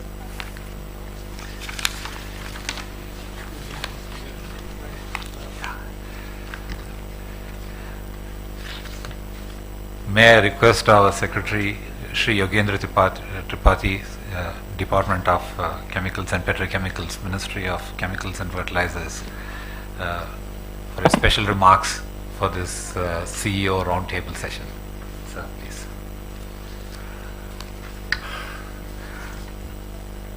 Mr. Ramanuja, industry leaders and friends. In my inaugural session,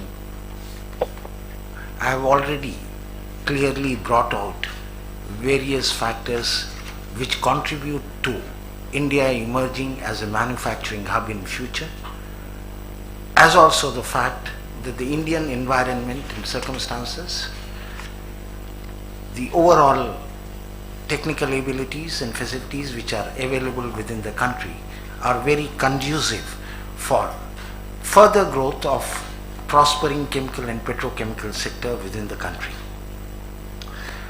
Therefore, I would not in any case repeat my observations and the details which I had already outlined in the inaugural conference, because that would be pure wastage of valuable time of all the dignitaries and all very active, knowledgeable persons who don't need to be informed about the same thing many a times. The only thing I would like to say in this context at this juncture is that though there are great opportunities in chemical and petrochemical sectors, but as a sector, especially in Indian context, we need to become more environmentally conscious. We need to become more safety conscious in our process of growth. And I'm making this observation in context of the fact that I do foresee a phenomenal growth in coming years in the country with or without government support. Because there's definitely the kind of market, that's definitely the kind of demand which is there within the country, and definitely there's an interest across the globe for looking India as an alternate source supply in view of the emerging global context, which was one of the points which was there as part of the knowledge paper background which was just mentioned. We feel that India as a destination is absolutely prepared to receive the investments, create an overall environment. The industry is absolutely ready to join hands with those who would like to come here in the sector. I would only like to say that we as the government and our industry partner are open to a global process, though while looking at promoting domestic production. So if we are talking about Atmanirbhar Bharat, this is self-reliant India that is not in cocoon. Self-reliance also has its own linkages with its global aspirations and linkages, and need not be read as a protectionist philosophy, but it is a philosophy where we as a country would not only like to be self-reliant but be with the world together for the growth and evolution of the globe as a whole. With these few words, in fact, I would rather like to listen to the views of the global CEOs, the industry partners, and understand as to how and in what manner can we play a role in facilitating and ensuring that the opportunities which exist can be exploited by those who are interested. Thank you very much. Thank you very much, sir. In the next brief session, we have Andhra Pradesh, Government of Andhra Pradesh, Government of Gujarat, and by online, Government of Maharashtra, as well as Government of Orissa and Rajasthan. They might take 2-3 minutes each.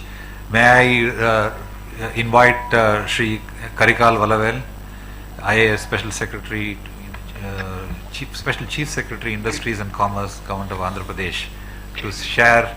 We already heard, we are privileged to hear Mr. Gautam Mekapati Reddy now, and so please we look forward to your message to the industry leaders.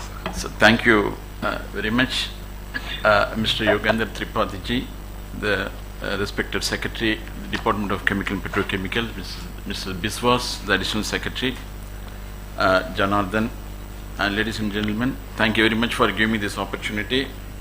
In fact, I would like to congratulate the organizers for organizing such a big event at appropriate time. And Mr. Mehta has put it, it's a year of chemicals for the country. And also I would like to put it on record the appreciation for Government of India's efforts, the path-breaking initiatives to promote the local manufacturing and to reduce the dependency on imports for self-sufficiency and self-reliance in chemicals and petrochemical sector. which is critical to the national security. This is coupled with Make in India and major reforms announced recently, including Atmanirbhar Bharat, will go a long way in establishing India as a global manufacturing hub in this sector. The need for chemicals and petrochemicals is growing. It's growing at the rate of 15% CAGR as against the global growth rate of 8%. So Indian chemical industry at present it stood at in 2019 178 billion, going to go 300 billion. So it provides a huge growth potential in this sector. And I would like to briefly outline the strengths of the state of Andhra Pradesh. In fact, our Honorable Minister has clearly mentioned in his inaugural speech. So Andhra Pradesh is competitively poised to play a major role in Indian chemical and petrochemical sector. So you must be aware that Andhra Pradesh is number one in ease of doing business and continuously, consistently for the past 2-3 years. So it shows that it has got a very good business-friendly atmosphere, and it is endowed with the second longest coastline. In fact, we want to develop the infrastructure in a big way, which will enable the industries to come and invest. So the long coastline is a major, it's a lifeline for Andhra Pradesh, and we already have 6 functional seaports, and we are developing 4 more ports. So 10 functional ports going to be there in the next few years.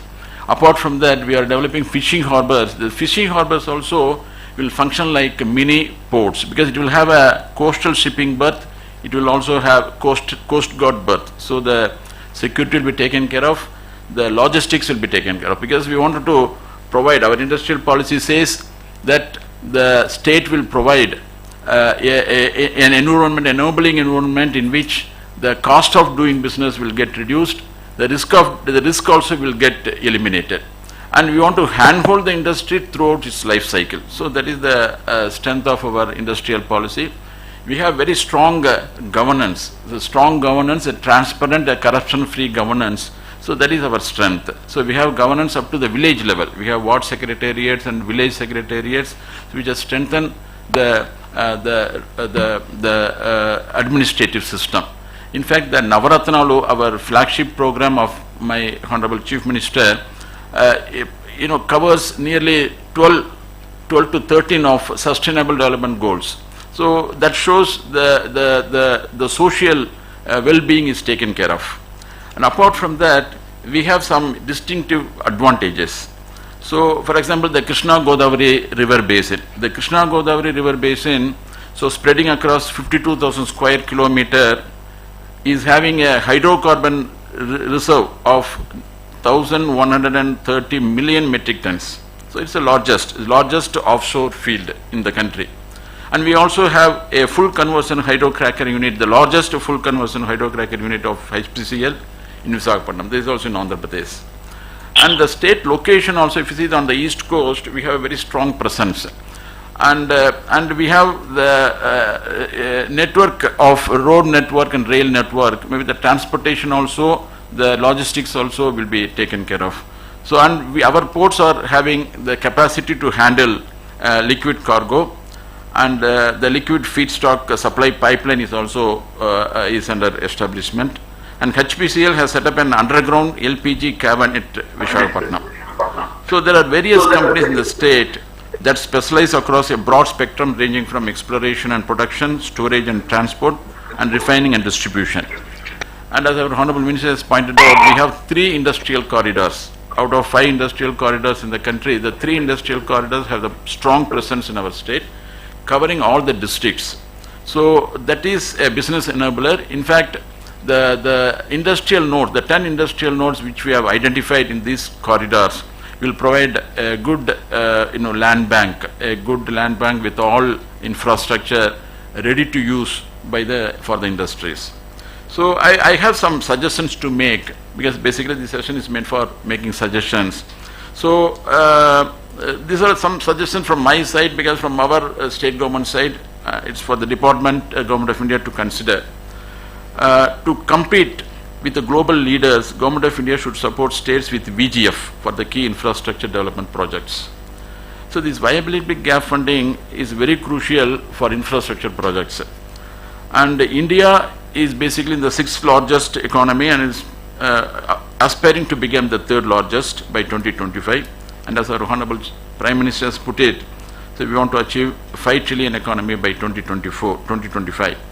So as per the economic survey of India in 2019, India needs to mobilize annual infrastructure investment of $200 billion to realize the Prime Minister's vision of 5 trillion economy. But as of now, we are in a position to spend only 100 to 110 billion. So there is a gap of 100 billion annually.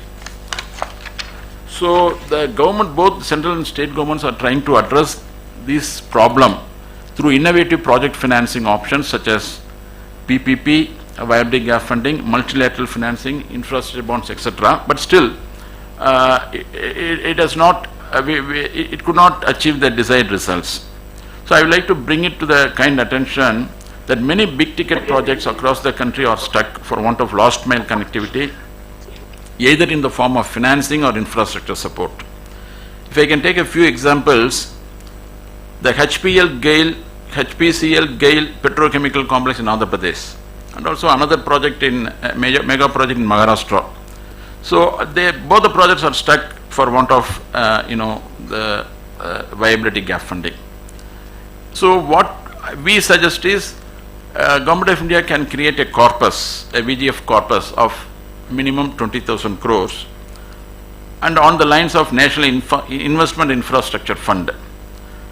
And a cap can be, and for each project wise, if you take the investment, 1,500 to 2,000 crore cap can be considered. To illustrate this, I would like to take up the example of proposed petrochemical complex by HPCL and GAIL consortium in Andhra Pradesh with an estimated investment of 32,900 crores. This project is stuck for the last 3 years for want of viability gap funding of rupees 5,700 crores. Now with the amendment of corporate tax, the gap funding has come down, the requirement of gap funding has come down to 1,200. This anchor unit, if I would like to say something. Yeah. I just like to say, see, basically, infrastructure development has to be tailor-made to the product line and the vision of a company. The companies have a future vision in terms of development and growth, right? In that process, once you do the master planning, then only you can find out the infrastructural need. So as per that need only, you have to really plan out and develop the infrastructure. And funding and other modalities of really financing this infrastructure can be discussed separately. First, we need to really come at the stage of master planning. What all products, what all industries can be set up in Andhra Pradesh PCPI, let's say, and then that next point comes up. So we need to, we are very, very keen to hear from the CEOs as to what is their future growth plan, and in that entire scheme of things, where does India fit in? And in that process, can the states really come forward and support in terms of feedstock, in terms of infrastructure, in terms of other facilitation measures? So those are the things we will be more keen to hear from the CEOs. I mean, with that perspective, I think we should. No, I agree. Actually, this is the suggestion from the state government. This is only VGF support. See, and also some. The point is, anything which you would like the government of India, state would like to do. I'm sure we have enough of platforms to be discussing that. We can discuss that separately. That is what the suggestion, sir. Because already we had a discussion on. Right. Right. Those points are already there, part of the draft change in the policy. And some of things what you have said is already part of the draft changes in the policy.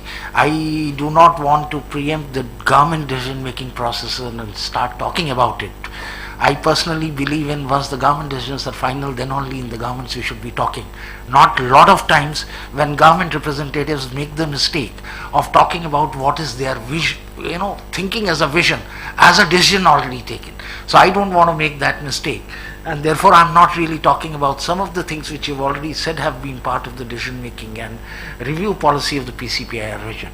But until this I have a final government authorization, after following the due process, I prefer not to talk about it.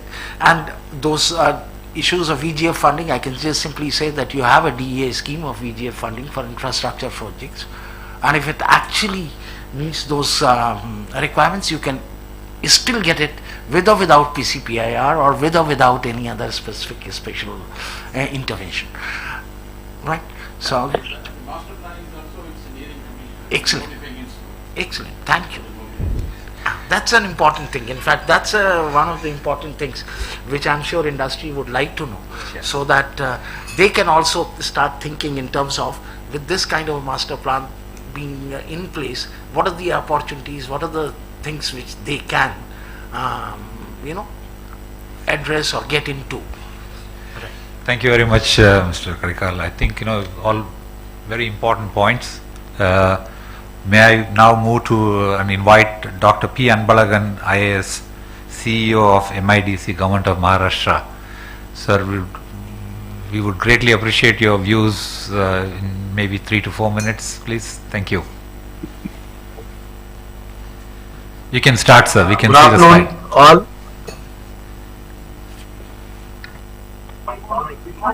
Please go ahead, sir.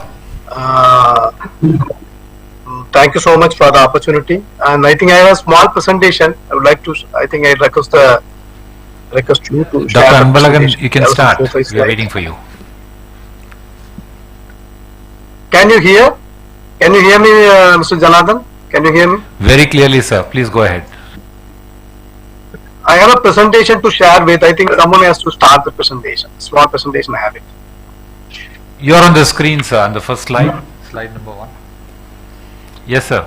Advantage Maharashtra is the slide which is on now.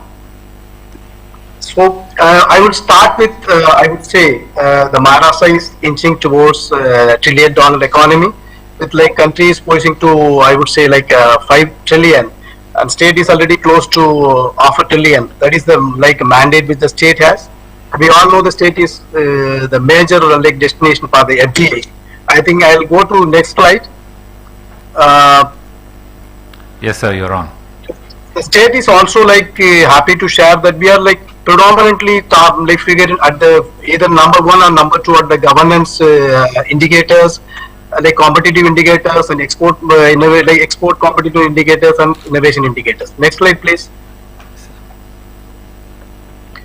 Yes, the sir. state has a major, I think, in the entire country we have one of the major infrastructure-led growth where more than 40 billion investment is being committed. With all the connectivity, you can see airport, maybe transformer link, harbour link, and also prosperity corridor, impacting close to 40% of the state's population. Next slide, please.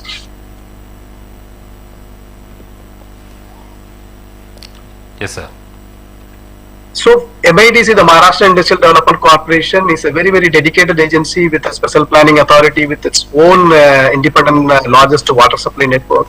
As a dedicated chemical zones, we have 13 chemical zones. We do operate, you would say, the common effluent treatment plants. We do operate common hazardous waste transportation and storage facilities, and we are also going for a massive overhaul of environmental infrastructure. The state is going to fund close to 4,000 crore in setting up MW, multiple effective operator, dedicated, I would say, the marine outfalls, and dedicated chemical hub close to Navi Mumbai airport. And we are also coming up with another 2 hazardous waste, I would say, the disposal facility. Next slide, please. Aurangabad is also emerging as one of the finest investment destination with it's a part of the Delhi-Mumbai industrial corridor, where we have a state-of-the-art effluent treatment plant. There are major players already been grounded there, and close to 10,000 acres of land is available for the allotment, and with the best of the infrastructure anywhere in the country. I think we can match the global infrastructure here. Next slide, please. Next slide, please. Coming to chemical sectors in Maharashtra, I would say the chemicals contribute close to 1/6 of the state's industrial GDP. And as far as employment is concerned, close to 1/5 of the employment in anywhere in the country comes from Maharashtra. And we dominate both in inorganic chemicals and also organic chemicals. And we also sadly contribute, I would say, more than 16% of the chemical factories in the country. Next slide, please. These are the major chemical players in our state. Next slide, please. some of the reforms which like Secretary Sir was mentioning, what exactly the state has a vision. So one is like a plug and play infrastructure. If we want to match any other country for a competitive advantage, so plug and play infrastructure, particularly for the small vendors, particularly for an anchor unit, if it's coming up with the vendors, so we should be able to accommodate with the plug and play infrastructure, including like infrastructure like common, like I would say a community boiler, supply steam, and have a solvent, I would say, recovery plant, also ARF. So all the assisted support infrastructure for that has to be given, and at a very, very affordable short-term rentals and leases. State has identified close to 6,000 acres in the beginning to do that plug-and-play shed model, and predominantly we are concentrating on both bulk truck and also chemical sector for the coastal zone. And second is a permission. I would like, the state has started a Mahaparvana which mandates all the approvals within 48 hours, more like an LOA, and within maximum 21 days all the approvals are coming, otherwise it's like a deemed approval. One thing I would like to flag, that particularly all the chemical factories, chemical units, they do, because of the process nature, they require the environmental clearance. So I would, it should be pertinent, because somewhere between like 8 months to 2 years is the timeline which the environmental clearance takes place. So all the dedicated chemical hub with the state-of-the-art infrastructure, including multiple effective evaporator, marine outfall, you have all that. There we need to go for a comprehensive EC. Then the individual EC, particularly for the process, may not be insisted upon. This is going to be a game changer for the entire state. And also, sir, I would request that based like more on the similar lines of bulk truck park, I think we also should think of, particularly for the coastal states, like chemical hubs, where Government of India can also chip in I would say some viability funding for that as an infrastructure. The state has planned 4,000 crore investment for all the environmental infrastructure, including marine outfall in 13 zones, and state is also coming up with a dedicated chemical hub in Alibaug, close to Raigarh. And we also have a relationship manager and Mahajabs, which are like there to supply a skilled workforce.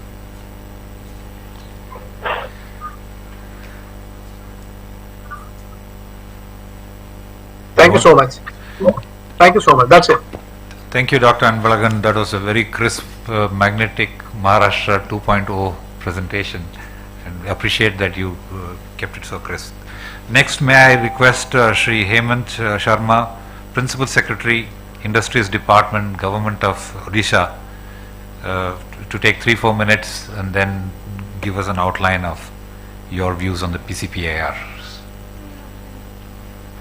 Thank you so much, Vicky, for giving us an opportunity to present Odisha's case for the petrochemicals industry. Am I audible? You are very clearly audible, sir. Yeah, thank you once again, Vicky and Government of India, for giving Odisha an opportunity to present its case at India Chem 2021, which is being held in a unique hybrid model, and we are happy to join. In the inaugural session, we also had our Honorable Minister, Captain Devashankar Mishra, who presented the case of Odisha as one of the most promising investment destinations for the chemicals and petrochemicals industry. I would make 4 very quick points on the Odisha's offering for the chemicals and petrochemicals industry. And these 4 points should pretty much address the concerns and the expectations of the CEOs in this current, in today's CEOs roundtable on this important segment of industry. First is that Government of Odisha recognizes chemicals and petrochemical sector as one of the most prioritized sectors for the state because of its advantages, the advantages which the sector offers to a state like Odisha. So in our industrial policy, the chemicals and petrochemical sector is categorized as what is called a focus priority sector, which qualifies the investments in this sector at the highest scale of incentives, and our policy is very forward looking. It offers the best in class incentives, whether it is capital investment subsidy, interest subvention, land at a subsidized rate, electricity tariff and electricity duty exemption, the skill development incentives, and a host of other incentives.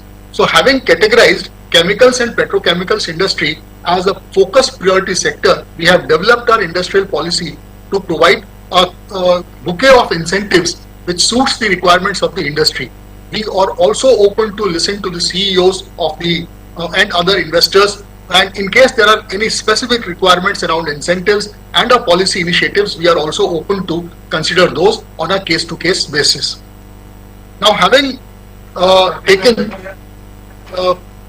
Odisha as a focus and priority sector for the chemicals and petrochemicals industry, it is essential for us to develop the infrastructure required for this industry. So that is the second point which I would like to present before the CEOs. We have set up the infrastructure offering at PCPIR Paradeep and at other locations which are suited for the chemicals and petrochemicals industry. The very nature of the PCPIR, the Petroleum Chemicals and Petrochemicals Investment Region scheme of Government of India, makes it a kind of suitable offering for the chemicals and petrochemicals industry. But more importantly, this PCPIR is located at Paradeep, which is one of the major ports of Government of India. The port provides specialized berths, specialized logistics facilities for chemicals and petrochemicals industry. Industry ready land of more than 2,500 acres, industrial grade reliable quality power at very reasonable rates, and industrial water is made available in this PCPIR. Plot sizes varying from 5 acres to 100 acres, modular in nature, and in 2,500 acres an entire ecosystem is being built in the PCPIR suitable for chemicals, petrochemicals industry. One of the most important features of infrastructure requirement for this category of industry is the port. Now, Odisha has a long coastline, 480 kilometers of coastline. Paradeep is where the PCPIR is coming up. Dhamra is another port up north of Paradeep, which is with the Adanis, and they are the operators of the port in a co-development model with Odisha. That port also provides more than 1,000 acres of readily available industrial category land suitable for this category of industries apart from other industries. Further down south, we are developing a special port facility, Suvarnrekha port, which is being done by the Tata Group. And at Suvarnrekha also we propose to do our second petrochemical complex. We are in discussion, close discussion with Haldia Petrochemicals for a specialized petrochemicals facility. And since the port is being developed by one of the most renowned industrial groups in India, the Tata Group, we are developing the port facilities to suit the petrochemicals industry. In case there are other investors who would show some interest, the port facilities can actually come up co-terminus, with the requirements of the petrochemicals industry. Now, located on eastern seaboard, these ports provide a ready market, logistics, ease of doing business with Southeast Asian markets. Odisha is also intrinsically connected with a very intense and extensive network of rail and road infrastructure with the other parts of India, whether it is South, East, Northeast, Central India and North and Western India. A very intense network of pipelines has also come up, both from IOCL, from GAIL and also in the private sector. So the requirements, infrastructure requirements of a chemical and petrochemical industrial sector have been taken care of in our PCPIR as well as other infrastructure-led growth which is happening in Odisha. The third and most important point which I would like to present before the CEOs is the resource base. Now, any sector of industry would require the connected resource base, the building blocks, the raw materials which are required for this sector. In our PCPIR at Paradeep, Indian Oil Corporation, IOCL, is the anchor tenant. You are aware that they have one of the largest refineries in eastern India at Paradeep. This refinery is further being expanded by another 15 million tons, and along with that, a polymer complex is also coming up. We recently signed a memorandum of understanding with IOCL. Government of Odisha, IOCL signed an MOU to provide special incentives, monetary incentives, and assurance of raw material feedstock availability for the next 10 years to those investors who set up their industries in Odisha PCP. For instance, for the plastics industry, for the polymer industry, there is a rupees 2,000 per ton declared special incentive by IOCL for those investors who come and set up their base in Odisha. We are also, along with IOCL, developing a technical textiles park very close by at Bhadrak, which is connected to Dhamra as well as Paradeep port. Another major component of resources is the human resource base. Every industry requires a specialized set of skills. Now, we have a good network of at a higher end, the IITs, the Institute of Chemical Technology's second campus, apart from Mumbai, the second campus, which is called the IOCL ICT campus, is coming up near Bhubaneswar in a 300 acres patch of land, which is contributed free of cost by government of Odisha, only to provide the required higher level, higher order skill sets for the chemicals and petrochemicals industry. Apart from that, not only IITs, we recognize that ITIs are equally and rather more important. In the top 20 rated ITIs of India, 11 ITIs are from Odisha. That is the kind of investment which we have made in skills. Today, in whichever industrial cluster you go in India, whether it is southern India, western India, northern India, or in Odisha itself, the most productive, the most disciplined, and the most skilled employees owe their origin to Odisha. So resource input, human resources, and we have in Odisha tried to ensure that the specialized skill requirements of the chemicals and petrochemical industry are taken care of by aligning our ITIs, our educational, technical and professional institutions to the needs of the industry. The final point is about policy related to quality. Honorable Minister mentioned in the inaugural address also, Odisha has enjoyed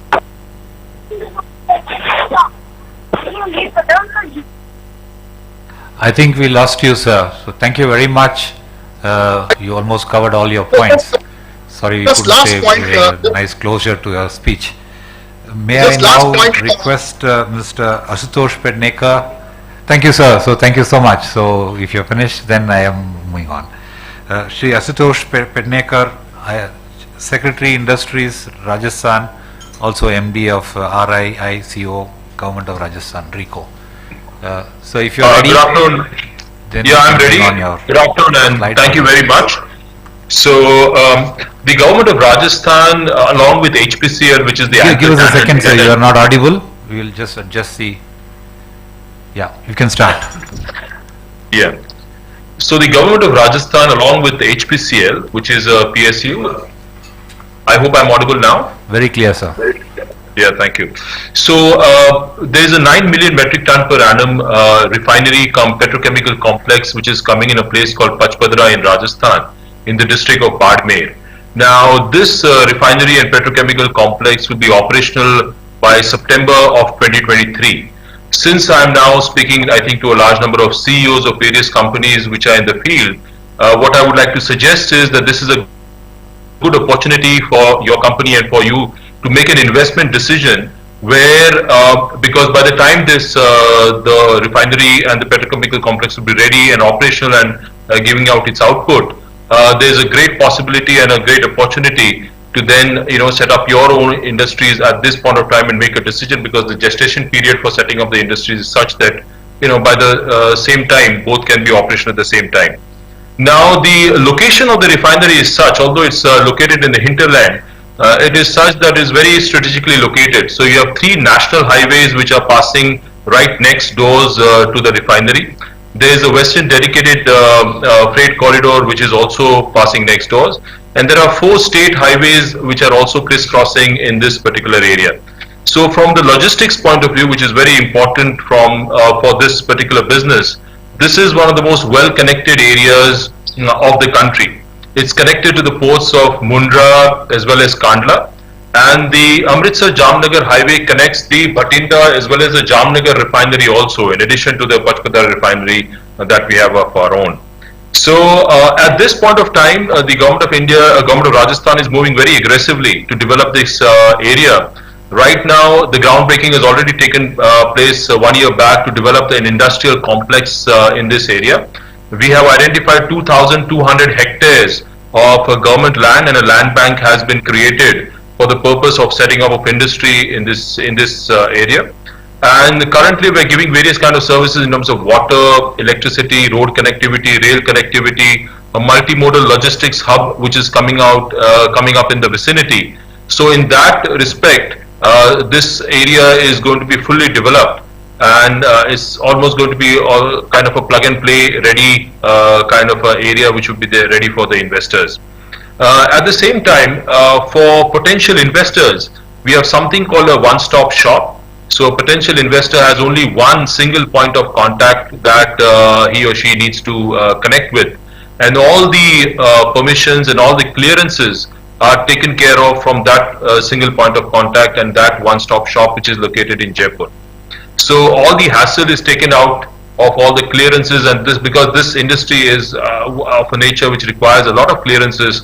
this can be a good help for potential investors.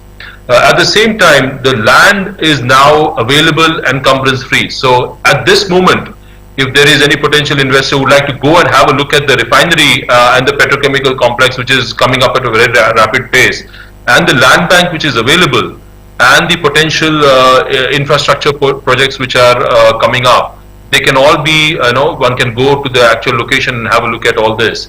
And I would like to invite the CEOs who are present and all the other potential investors to be our guests of the state of Rajasthan and of RICO, and we'll show you around and we can discuss. We have something called a customized package that we give to investors who are willing to invest more than 100 crore rupees.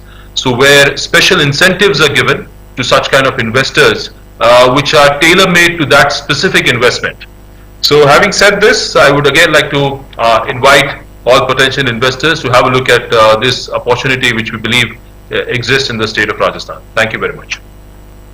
Thank you very much, Mr. Perneka. I think, like we will be missing, of course, Gujarat government. They were very eager, but due to some connectivity issue, they are not online.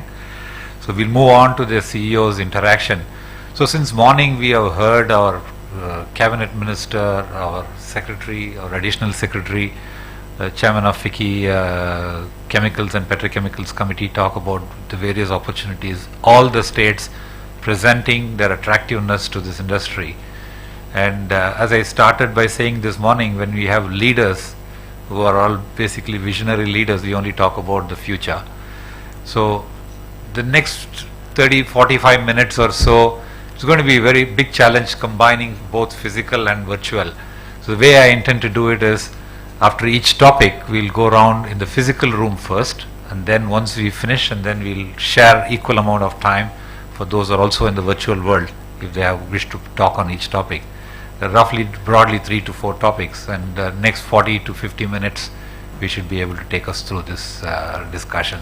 So I only request that each one, since there are about 40 people, if you can be very crisp in 60 seconds to make your point. I know you're all very capable and that will help us to hear as many CEOs. Yeah, so we probably also will take the virtual CEOs first, because they have been not present while we are here. So I'll start with a broad general question, because this is a leadership topic also to start with. Like all of us in this room, what is the future we are looking for? What's the kind of investment? What's the kind of growth we are working? Probably, let's say, in a horizon of next 4 or 5 years, which is also the production linked incentive kind of period. What is coming online and how we would intend to express and increase using all these new incentives which have come about. Of course, we would have had plans, but now these kind of new reforms which have come about in the last 18 months or so should also spur us.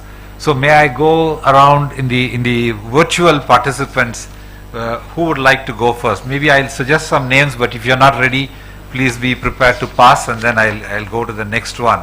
Can I ask, I think we have a very eminent person joining also, so let me start with him. With the Air Products and Chemicals Chairman, Mr. Saifi Ghasemi. If you are there, we'll be honored if you would start sharing your views and what your plans for the next 4 or 5 years in India particularly, and how do we fit into your dreams? Yes, this is Richard Bucco from Air Products. Mr. Ghasemi unfortunately has lost his connection and has not been able to reconnect. So I'll make some brief comments on his behalf. Your question is a very important one for us. Air Products has been very clear in terms of our intention to make investments of several $1 billion in India in the next 4 to 5 years. We see a lot of opportunities in India in terms of monetizing molecules from existing and future refining capacity to support petrochemical investments.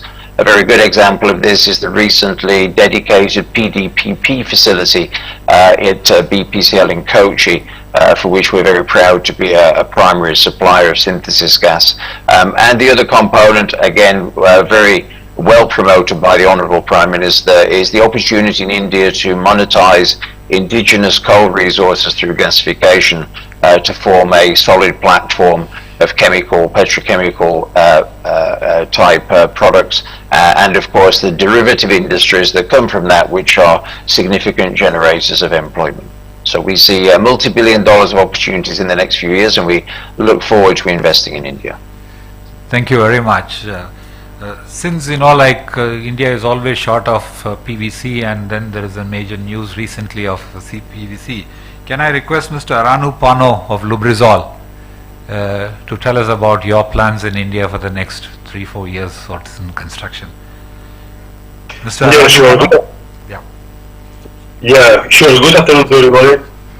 It only announced at the end of last year a major investment associated with the third major industrial group in India on what is going to be the biggest CPVC resin production site worldwide. That was a major breakthrough for us. We had plans so far only in Europe and North America, also in Thailand. So really what is driving to us is the localization need. India is the biggest market for CPVC in the world. And this was the first step because we see our strategy in India, not only for CPVC, but for all the other, product lines and the business we have, is like we go for, first step is local for local, and second step for us is going to be local for global. So really, I mean, this kind of investment on CPVC is a kind of biggest one we have announced shortly in the short term. We are thinking on expanding that kind of approach, planning to expand this kind of approach to the other business units we have. Basically very much dedicated or focus on personal care and life sciences. So very good, future for our position in India going forward. Thank you, Mr. Rano. We know that during COVID, oxygen was one of those things which was really in demand. So that brings me to ask this also to Linde, Mr. Molloy Banerjee, because you are in the hydrocarbon sector, the hydrogen and oxygen, the gas producers play a very important role.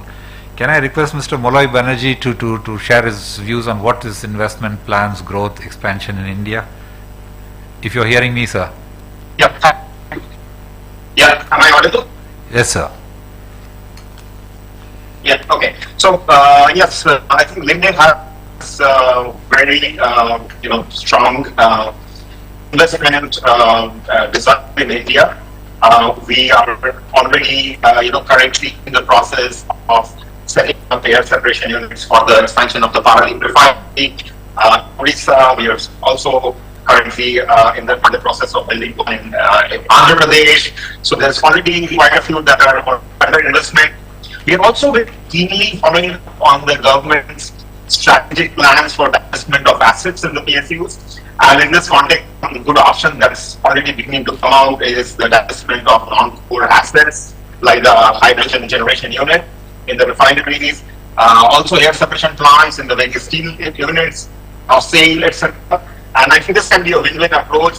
The government will be able to monetize non-core assets in space use, and at the same time benefit the best operating practices that industrial gas players like Linde can bring to operate and improve the efficiency of these plants. And I think just one point I would also like to mention is that I think a lot of the states talked about the PCIRs, and I think it's important to fast-track that. What we really need is, to density industrial clusters, which is what these PCIRs can do, and that is what will attract more investment. So the sooner that these PCIRs sort of get, and we are able to get anchor tenants in these PCIRs, I think the better it is. And I think the states have to see how they can push the concept of the PCIRs more aggressively. So that's it. I think we keenly look forward to the investment opportunities in India. Linde is very bullish about India, and we are committed to put a lot of investment in this country. Thank you. Thank you, sir. May I request Mr. Avinash Verma, because we saw now this morning the presentation that Opal has plans for expansion. Mr. Avinash Verma, MD of Opal, if you're there, yes, please. Yeah, I'm there. Good afternoon, everyone. I would like to say that, in India, in our business line, we now see strong opportunities everywhere. really too early for me to speak out on a specific investment options we are looking. But as I said, we look very strongly and we find very strong opportunities in India for broadening, say growing horizontally into other products which we can make in petrochemical, as well as growing vertically, meaning thereby increasing our capacity in our main line of HDPE, LLDPE and polypropylene. That is very, very strong growth opportunities here. So that is broadly what we see. That's what I would like to say at this stage. Thank you. Thank you, sir. Of course, like in India, in the petrochemicals field, Reliance is the giant, and when they start big time. May I request Mr. Ajay Shah to give us some idea how the India's growing needs Reliance plans to help us support in meeting the needs. Mr. Ajay Shah, if you're on. Yeah, sure. So I think for Reliance, we have just completed one large cycle of investment. In the last 5 years, we more than doubled our capacities in various petrochemicals. But having said that, we are very, very confident, and we mirror what Avinash ji just said, that we see huge potential further in various chemicals and petrochemicals downstream. And again, too early to commit on any specific growth plans, but definitely a lot of them under consideration for the longer term. Yeah. So that's what I would have to say right now. Thank you. Looking at both upstream refining and petrochemicals, we have also Chevron today with us. Mr. Matthew Payne, if you are online, we'd also like to hear what are your plans in India and how do you expect to go about in the next 3-4 years? Yes, and thanks for the invite. So our opportunities, we'll be a new player in India. We really do see India as a growth platform for us over the next decade, specifically in the petrochemicals area. We like to invest in petrochemicals mainly through the olefin and polyolefin value chains. We have some unique advantages on yield and ability to deliver those at a cost, to deliver those polyolefins at a cost advantage. And so we'd like to be involved and help out in the growth of this industry in India. And we're looking forward to the opportunity just to build more relationships there with the players in the different states and make sure that we understand how we partner with you guys to advance going forward. Thank you very much. We have, of course, many more people in the virtual world. Probably I'll now shift. We have more topics also. We will keep inviting also people to share their thoughts. So within this room, of course, currently under construction is the cracker complexes. Mr. Prabdas, can I ask you to say 3-4 years, what can we expect coming on stream from your investments? We are constructing one full-fledged naphtha cracker, 1.2 million ton, along with the downstream of polyethylene and polypropylene. This is nearly $3 billion project, and it may come up in operation this year. So this is a major investment which we are doing. Thank you, sir. We also have one of the biggest chemical company in the world, BASF. Mr. Narayan Mohan, the managing director, is here with us. And your plans which are announced and how you are going about, what can we expect?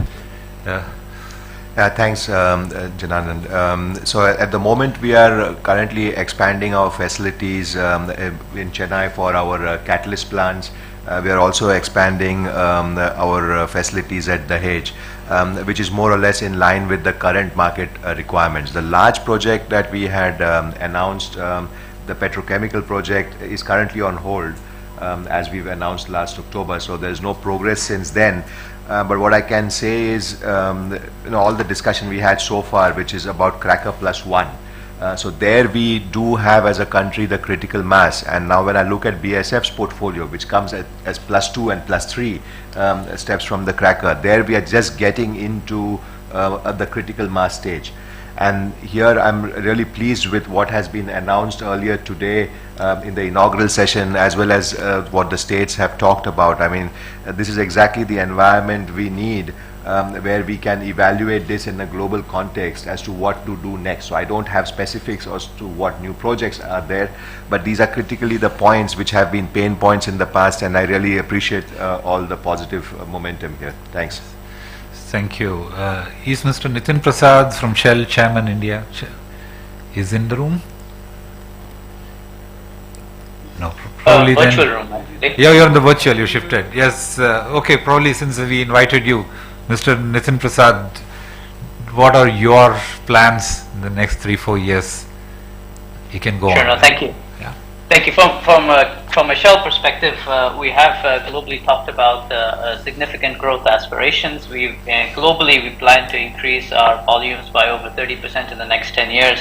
And we see that in line with the global growth for petrochemicals, which we see at about 3% growth per year.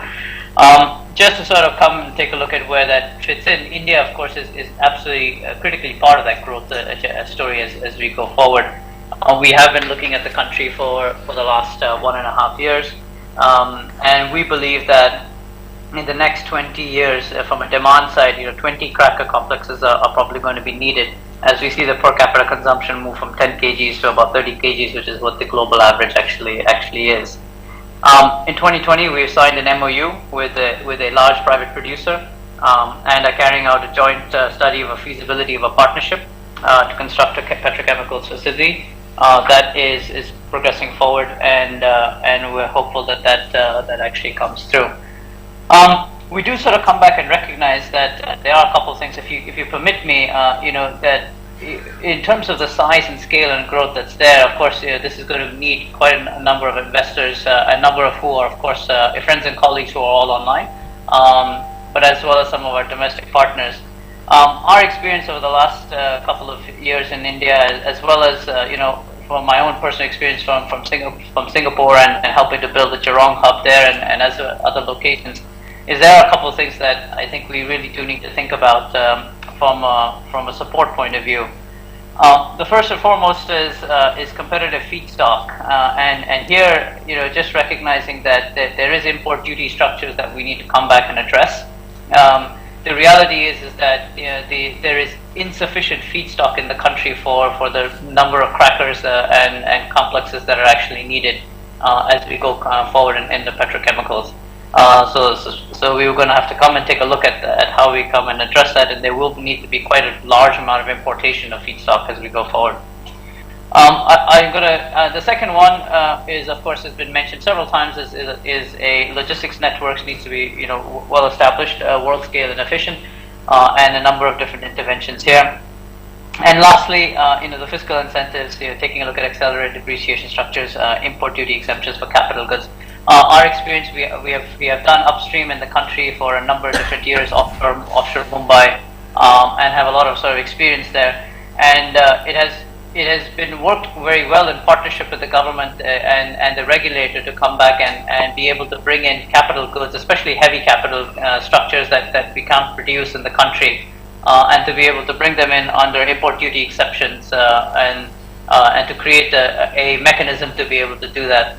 So we would strongly sort of encourage that we also put in place the right sort of policy structure, the right regulatory structure to be able to bring in some of the heavier capital goods items and be able to bring them in under an import duty exception structure.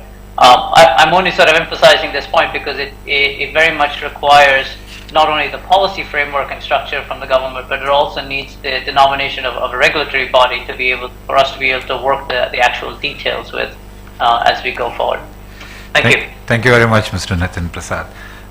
Mr. Kamal Tandon from GAIL. GAIL is one of our heavyweights in both gas importation, production and distribution. Are you here, sir, inside? Mr. Kamal Tandon from GAIL?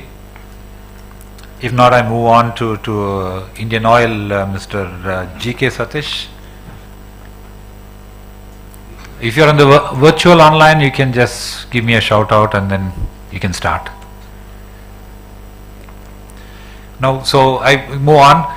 We know that we are very proud of one of our own specialty chemical industry, which is investing quite heavily, gearing to supply to global majors. May I request Mr. Rajendra Gogri to expand on your investment plans, what comes online next 3-4 years, please. Yeah, good afternoon. We have invested about 3,000 crores in last 3 years, and looking at the overall China plus one strategy globally, we see a lot of opportunities, and next 3 to 4 years we should be investing 3 to 5,000 crores, depending on how the policy enablers are taken up by the government. I feel PLI scheme for all other sector is just an enabler, but we need an additional specific PLI for chemical also. And one more suggestion what was given by MIDC chief, that a comprehensive environment clearance, that was a very, very path breaking suggestion. And one more point on R&D, I think the income tax incentive has gone off. So we can have a first in India kind of a scheme for a product which are first time made in India after 10 years or something. So those kind of thing, can really become a good enabler. But overall, I think we are very positive. Thank you, sir. Anybody else in the room who would like to say? Mr. Shroff, yes, please. Yeah, Sagar Kaushik from UPL. So I would just say that a lot of good comments which have come from really the basic building blocks producers, and we in UPL, we are about a $5 billion company, and but we are the user of these basic building blocks, and we think that we could create a very strong downstream diversification. Now there are two challenges. I think so far the building block related part of the value chain and the specialty chemical related value chain, I think they are a bit separated so far. We need to see them more integrated, because then only we could realize that how strategically they could work in a more symbiotic manner. Examples. UPL, for example, is and I answer question that we have already announced our investment plan for about 6,000 crores in the next 5 years, and 30% of it is already under implementation, and that's all reported, etc. But then suddenly we find that, well, some of the building blocks which were not recognized are not available. Now, how it has happened, the problem will be solved. Ministry is helping, and the other parts of the industry are helping. But how come the value chain and the stakeholders were not able to project that? So on one hand, you create the investment, and the customers are waiting, and then you find that one element is not available, which is essential. So that's point number one. So we need to look at the breadth of the whole integrated value chain, and not in two parts, one for the basic building blocks and other is for the specialty chemicals. And specialty chemicals are going to create a huge space in our country, because this import substitution part, and we know the numbers are really growing, and therefore I think that's one very important point. Second important point is that our duty structure is built based on the imports, and the outcome is the growing imports. Now the import substitution takes place, which means that we also need to look that how do we timely strategize that this duty structures are also in relation to supporting, so that there is the risk of the outcome of the manufacturing or the investment is protected. I mean, this need to be reviewed. I don't have a specific answer that increase the duty but I think we need to study that part, because it has to become integral part of the policy support.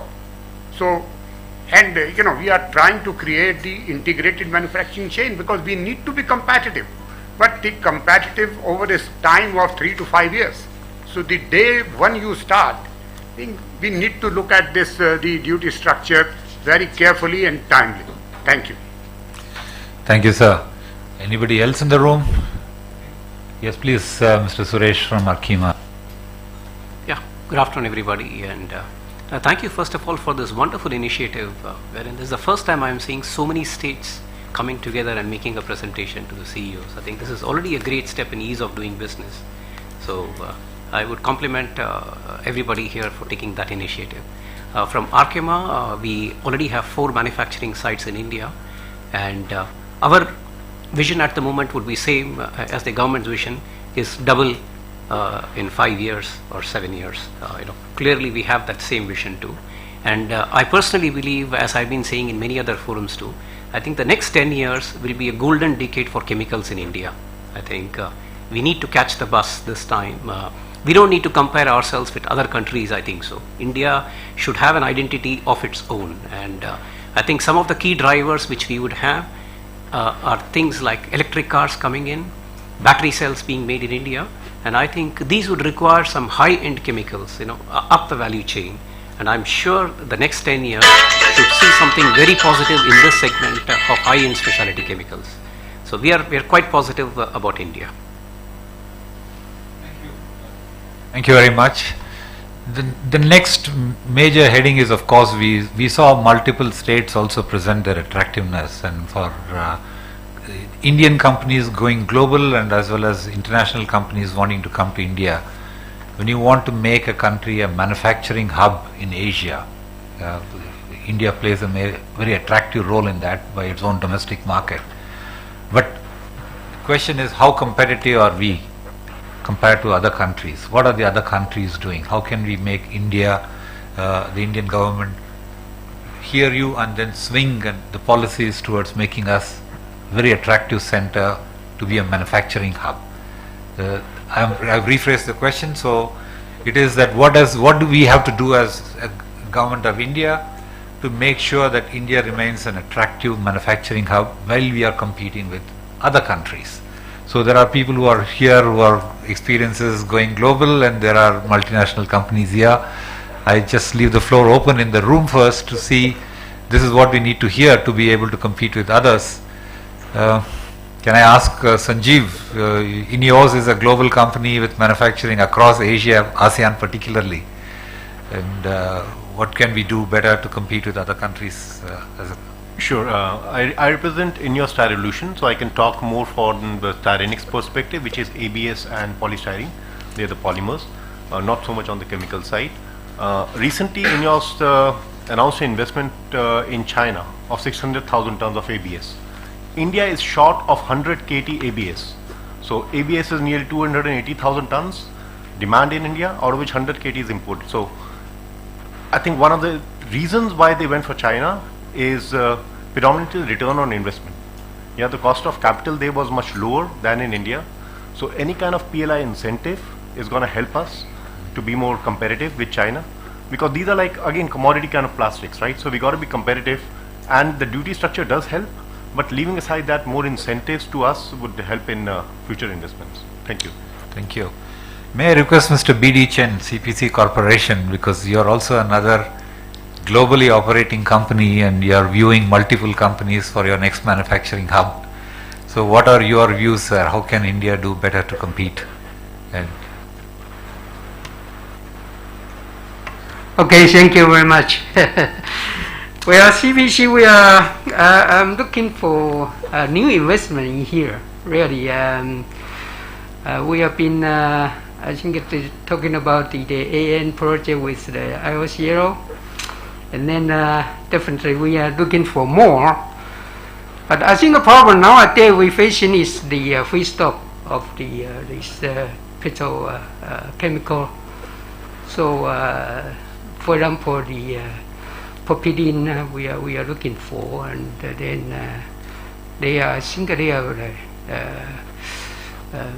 big shortage in here. So that's what we are concerned about. And then the second thing is we think about the location, which I think quite a lot of the feedstock is available in land, and then maybe I don't know. Maybe we think about depends on the market, depending on the sources available around, and that's it. Thank you very much. Thank you, Mr. Chen. Mr. Mukesh Malhotra, Solvay is also operating globally and has major investments also in China. So you have a view around the region and how can India be more competitive to attract investments here in our sector? Yeah, thank you, Janardhan.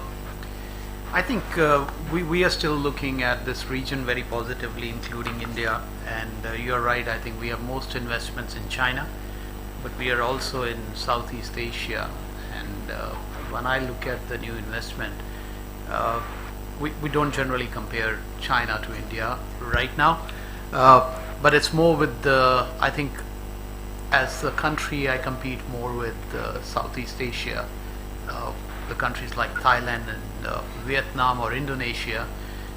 And there, I think one thing which we lack in India is, as you know, the scale matters, right? And when you try to put an investment at a scale in India, the specialty chemical market is still not that mature. So to get the scale, you need to export. And to enable export, I think that's where we lose out when we look at these destinations which are closer, and import from there to India is not that difficult, right? So India is a country where we're pretty much interested. It has demand, and the current geopolitical issue also puts a positive spin for India. But I think we have to have the ecosystem which enables production at a scale, and I think that then will benefit more than what we have. Thank you, Mr. Mukesh. I just move on to the virtual participants because there are many international level leaders in the industry. So can I ask Mr. Samir Al-Jishi from Chem? You have a view around the markets. So if you're on, you can start, sir. Yes, can you hear me? Very clearly, sir. Yes. Well, thank you for inviting me, and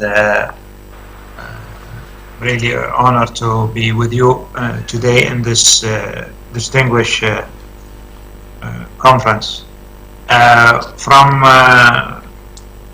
I will give you my opinion as Saudi would like to invest in Saudi Arabia or reaching Indian market or invest in India. You know, the investment in Saudi Arabia is very competitive worldwide, especially for the basic petrochemicals. And that will have a very competitive advantage worldwide. The more you go to the intermediate and downstream, things will be more difficult because the competitive advantage will diminish, and you need to have technology attractiveness, you need to have R&D, you need to have customer solution next to you. So this is the story for investment in Saudi Arabia. Now, for an investor in Saudi Arabia, you know, the Middle East has a limited market demand for the petrochemical. So India, for Saudi Arabia, is the next market for us. And it is a huge market, and we believe it is growing in a good rate. When it comes to investment in India, here where we have, I think this is the conference is about investment in India. I think there are good opportunities from market point of view. India has an excellent location, has excellent demand inside India and surrounding. But then we will have the dilemma of the competitive feedstock and the intermediate. So it's a balancing issue that needs to be taken. what I have seen in the last few years, that a few Indians region have started to promote incentives to go for investment in India despite the location and despite the feedstock. So that will give incentive for the investment to be there, given that the market is there and the surrounding market is there. So from, I believe, India is an excellent location for investment from marketing point of view. There is great market inside India for the petrochemical and the basics and the intermediate, and the surrounding regions also will have a good demand to take from Indian investment. Thank you very much, Mr. Samir. We'll take 2 or 3 more.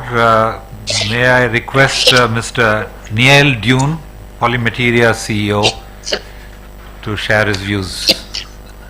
Yes, thank you very much, and also appreciative of Invest India's efforts to bring new innovations like Polymateria into India.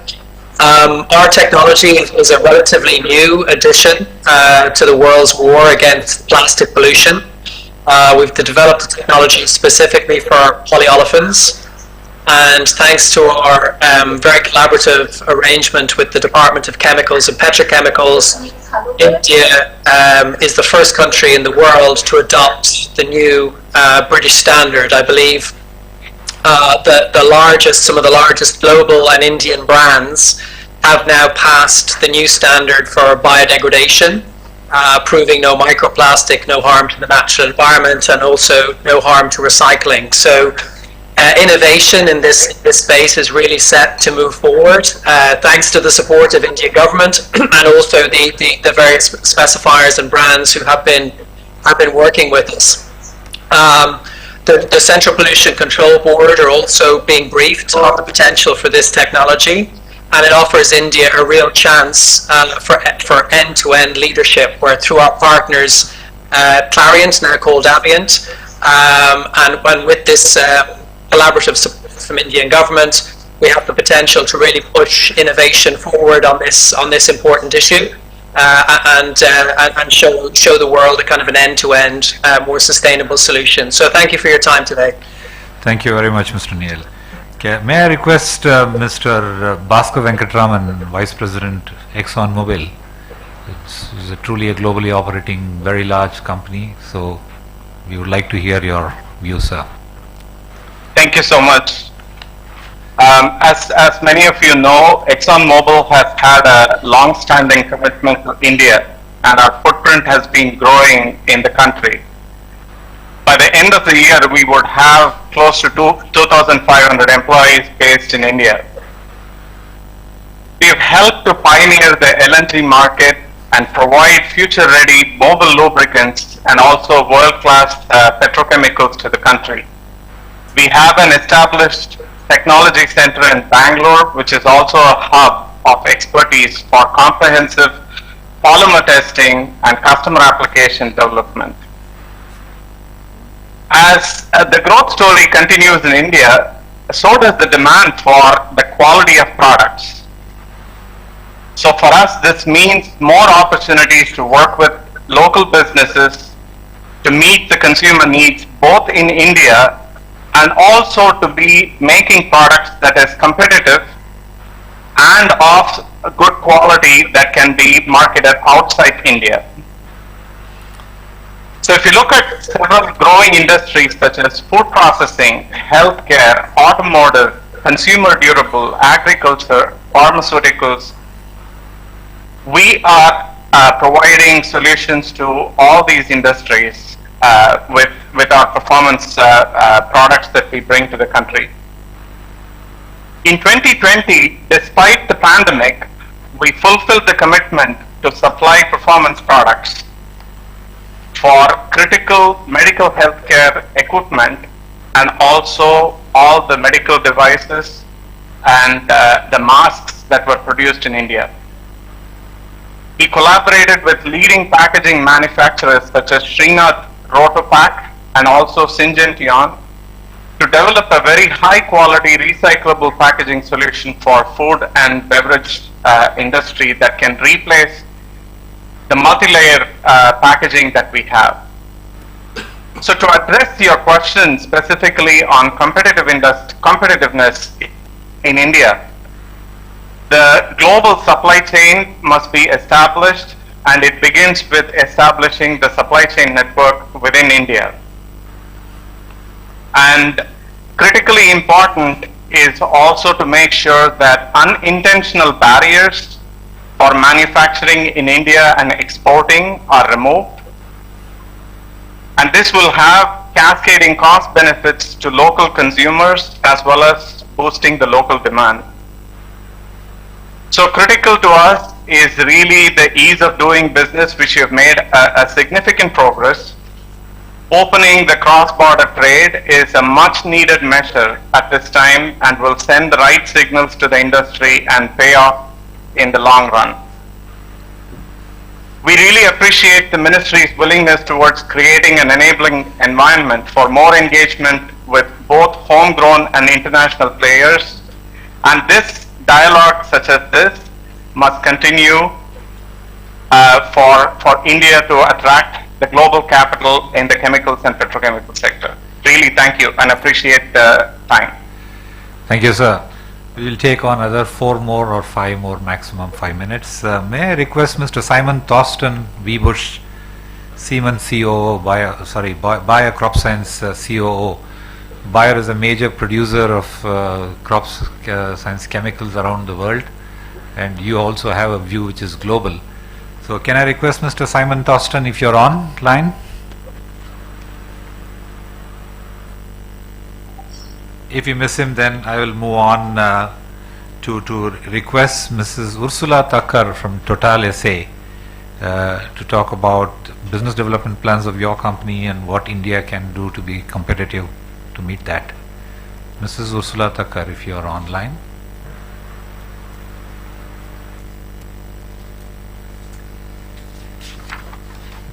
So I'll continue to move on. Can I request Mr. Clariant MD in India, Mr. Adnan? You are also a globally operating company in the specialty chemicals sector. I'd like to hear from you. Mr. Adnan?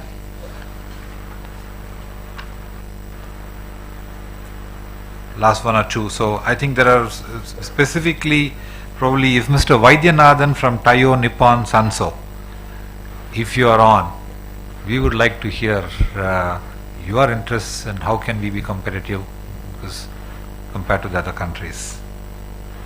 Mr. Vaidyanathan?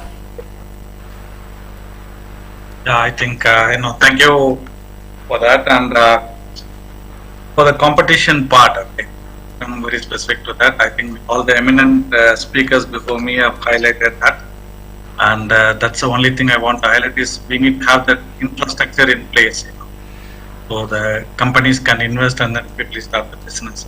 That's what we are looking at. Thank you, sir. Can I request Mr. Jeff Zhu of Cabot Corporation, Senior VP and member of the Executive Committee? From your view, at that level, you can tell us about what we could do better as a country to be competitive as a manufacturing hub. Thank you, Mr. Chairman. So Cabot is global leaders in our carbon black, fume oxide, energy materials, and the inkjet. So we base out of Boston. We have a very impressive business in India. We have operating through a joint venture with Sanmar. And obviously, we also imported a lot of specialties in the country. We are super confident of this country, the growth, and we are very optimistic about our outlook in this country. So as global leader, we look at this country, we invest in India for India. Okay, we are not comparing India with Southeast Asia, Indonesia, or China, etc. So I'm not going to talk about those incentives, tax, etc., because it's just irrelevant. Okay.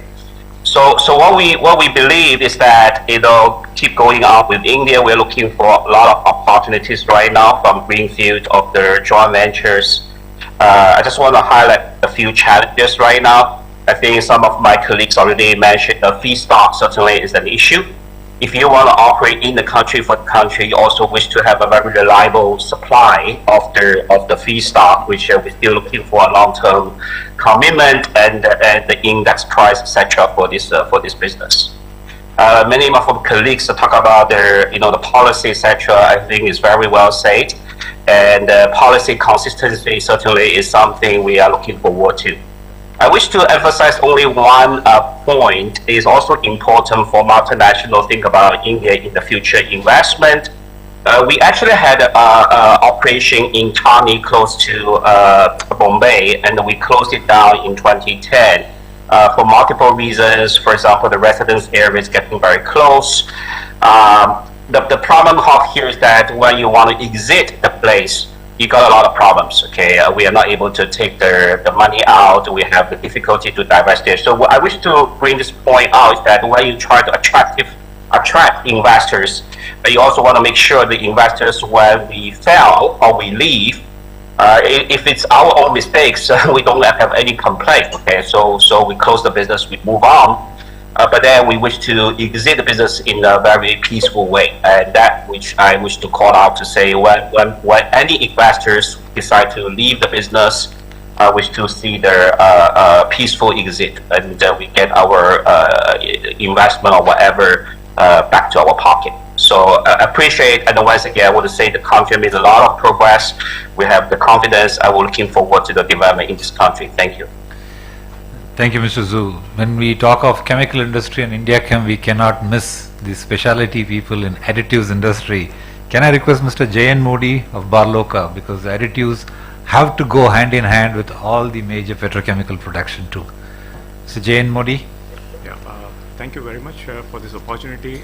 For those of you who don't know Barloka, we are into polymer additives. Almost 60-70% of our business is PVC additives, and the remaining is upstream polyolefins additives. I would just like to say that we have been here in India for the last 20 years. Almost we entered through an acquisition route, and we are in Madhya Pradesh, so I would like to put in a good word for Madhya Pradesh as well. We have been there for 20 years and very happy there.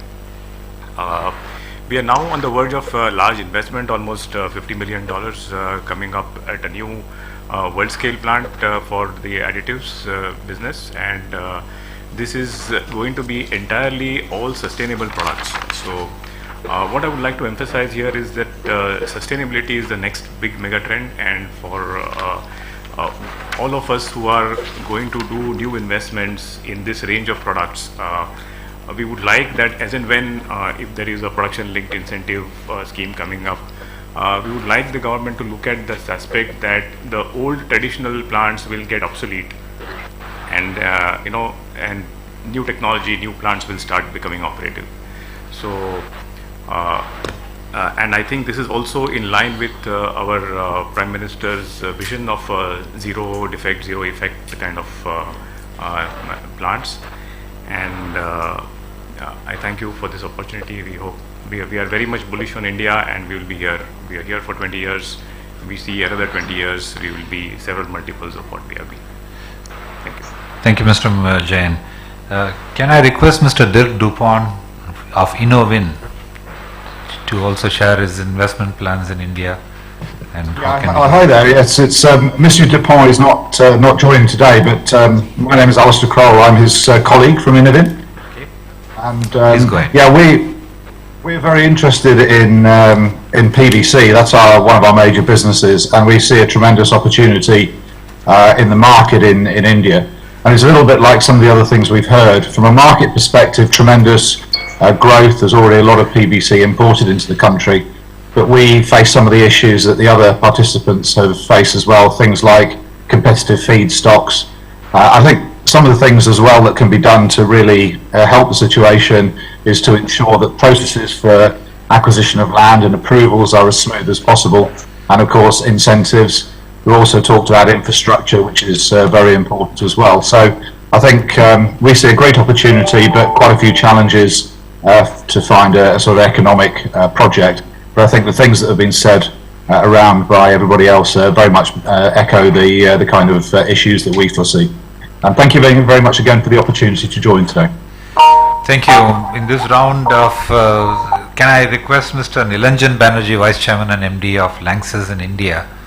You have already made investments and you also have investments in the Southeast Asian region, to share your views, Mr. Nilanjan.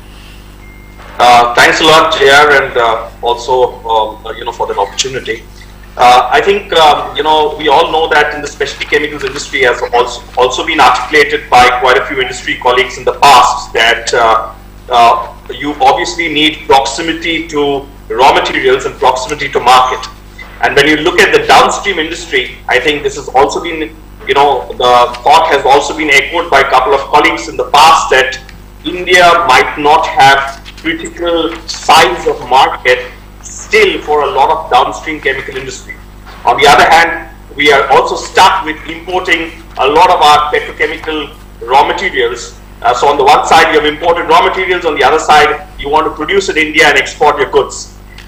We are currently in the process. Lanxess, of course, is a carve-out, as you know, of Bayer. So our presence in India has been very, very old. We still have manufacturing for 6 of our 10 business units in India, and we are continuing to evaluate options for growth via the greenfield, brownfield, and M&A inorganic growth options.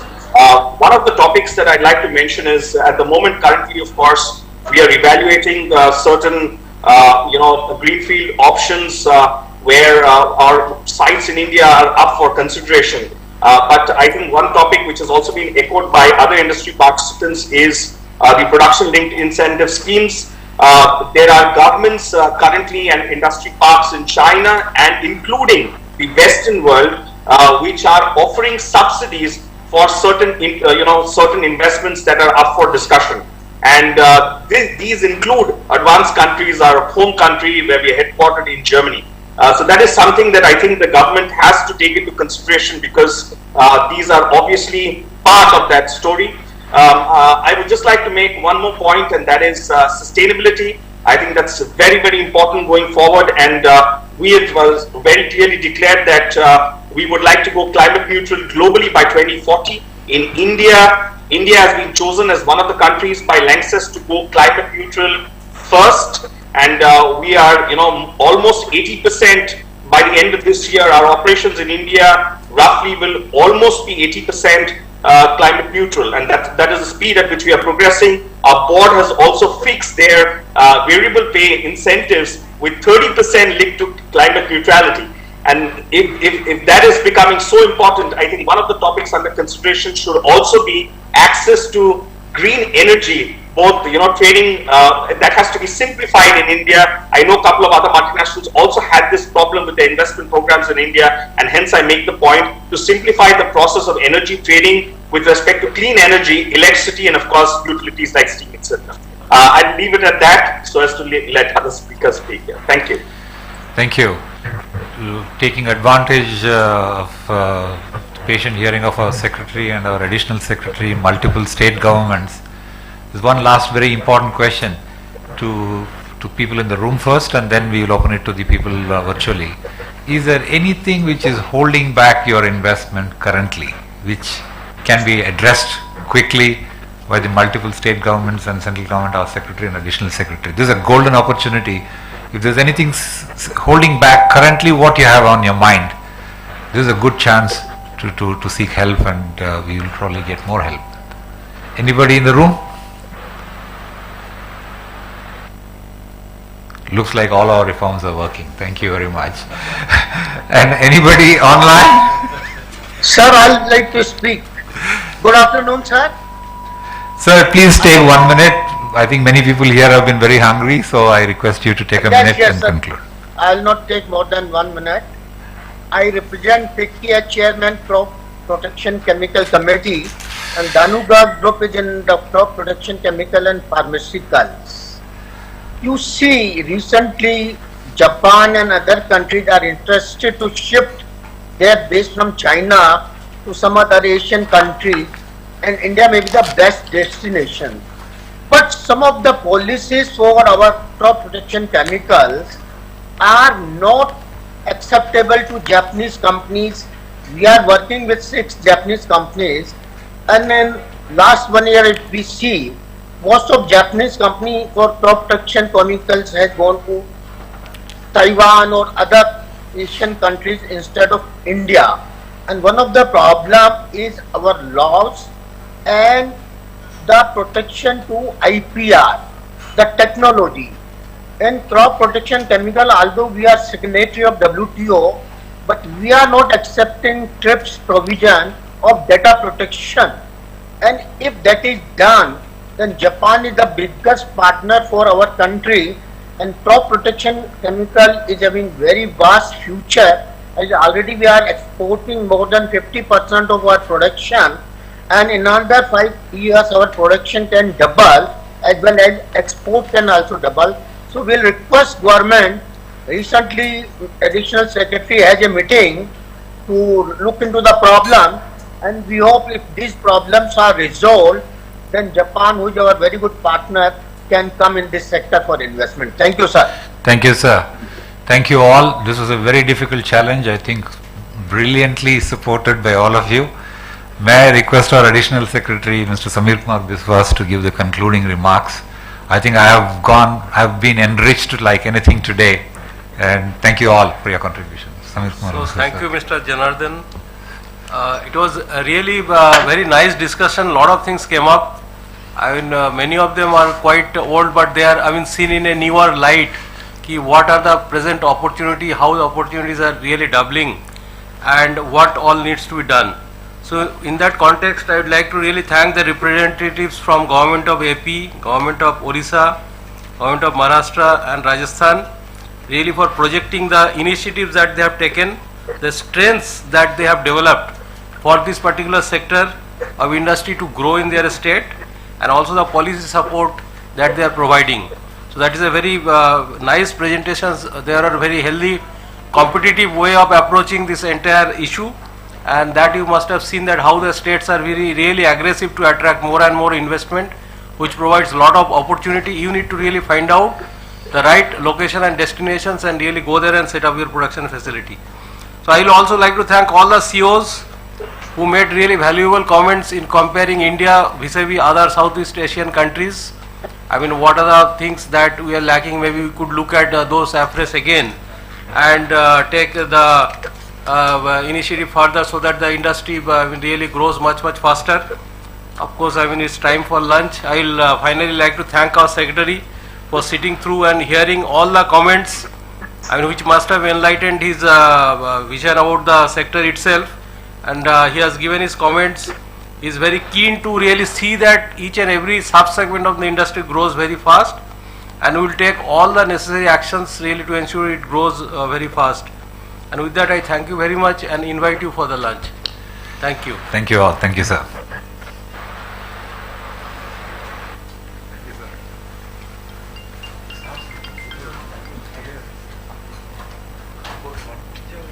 Thank you. Thank you.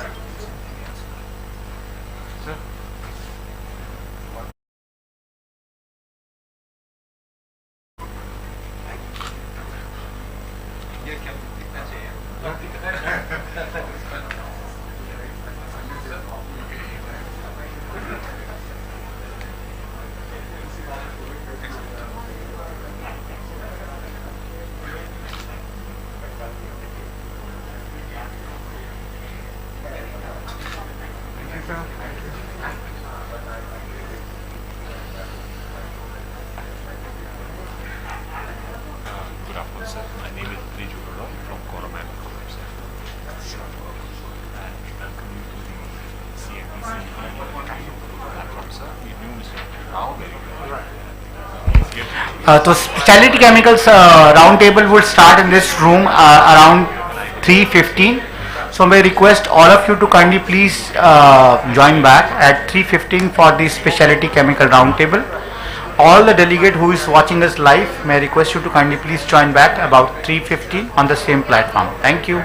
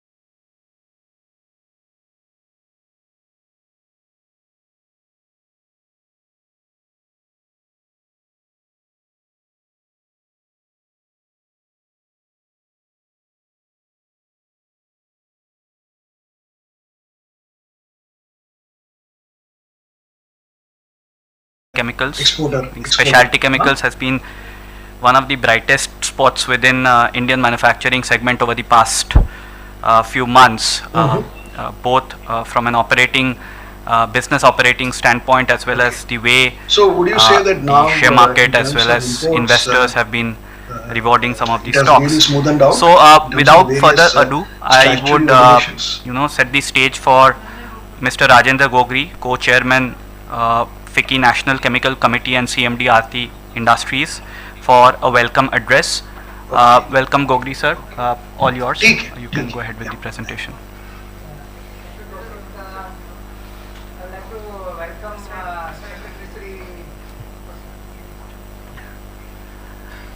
First of all, I would like to welcome Secretary Sri Yogendra Tripathi, Additional Secretary Sri Samir Viswas.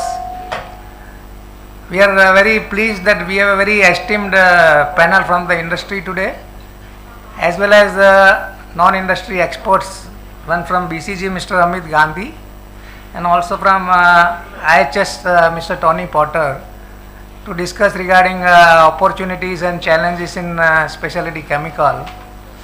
I would like to just have a brief overarching presentation on specialty chemical. Can we have?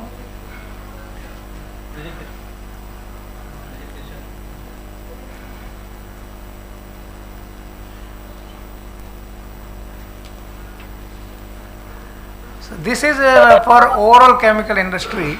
The topic here is catalyzing Indian specialty chemical industry to emerge as a global powerhouse. Chemical, everybody knows catalyst. So I have just put catalyst as a word here, that which can really spur up the growth. Next. I think most of you are aware that per capita consumption of chemical in India is only about $103 in 2018 compared to much higher in all other countries. So definitely chemical is going to grow. The important thing on the right side, we have a consumption of 147 billion, import of 56 and export of 34. So very unique, we have a three number here, production, export as well as this consumption, export as well as import, which is very unique. Next. I think for all the industry in India, the chemical has all the three growth drivers. There is a domestic demand, there is a huge export potential as well as import substitution. If you see all other industry like textile, automobile, IT, there is a domestic demand and export potential. There is not virtually import substitution. Defense will have import substitution and domestic. Next, Easternization. If you see the 1980s where the Easternization started, the chemical, the Easternization happened mainly in India and China because of this ecosystem of MSME and all. It didn't happen to Asian countries like Thailand, Malaysia in the 80s also. And now everybody is talking about China plus one strategy for supply security. Because after 2015, till 2015, China had a very disproportionate share.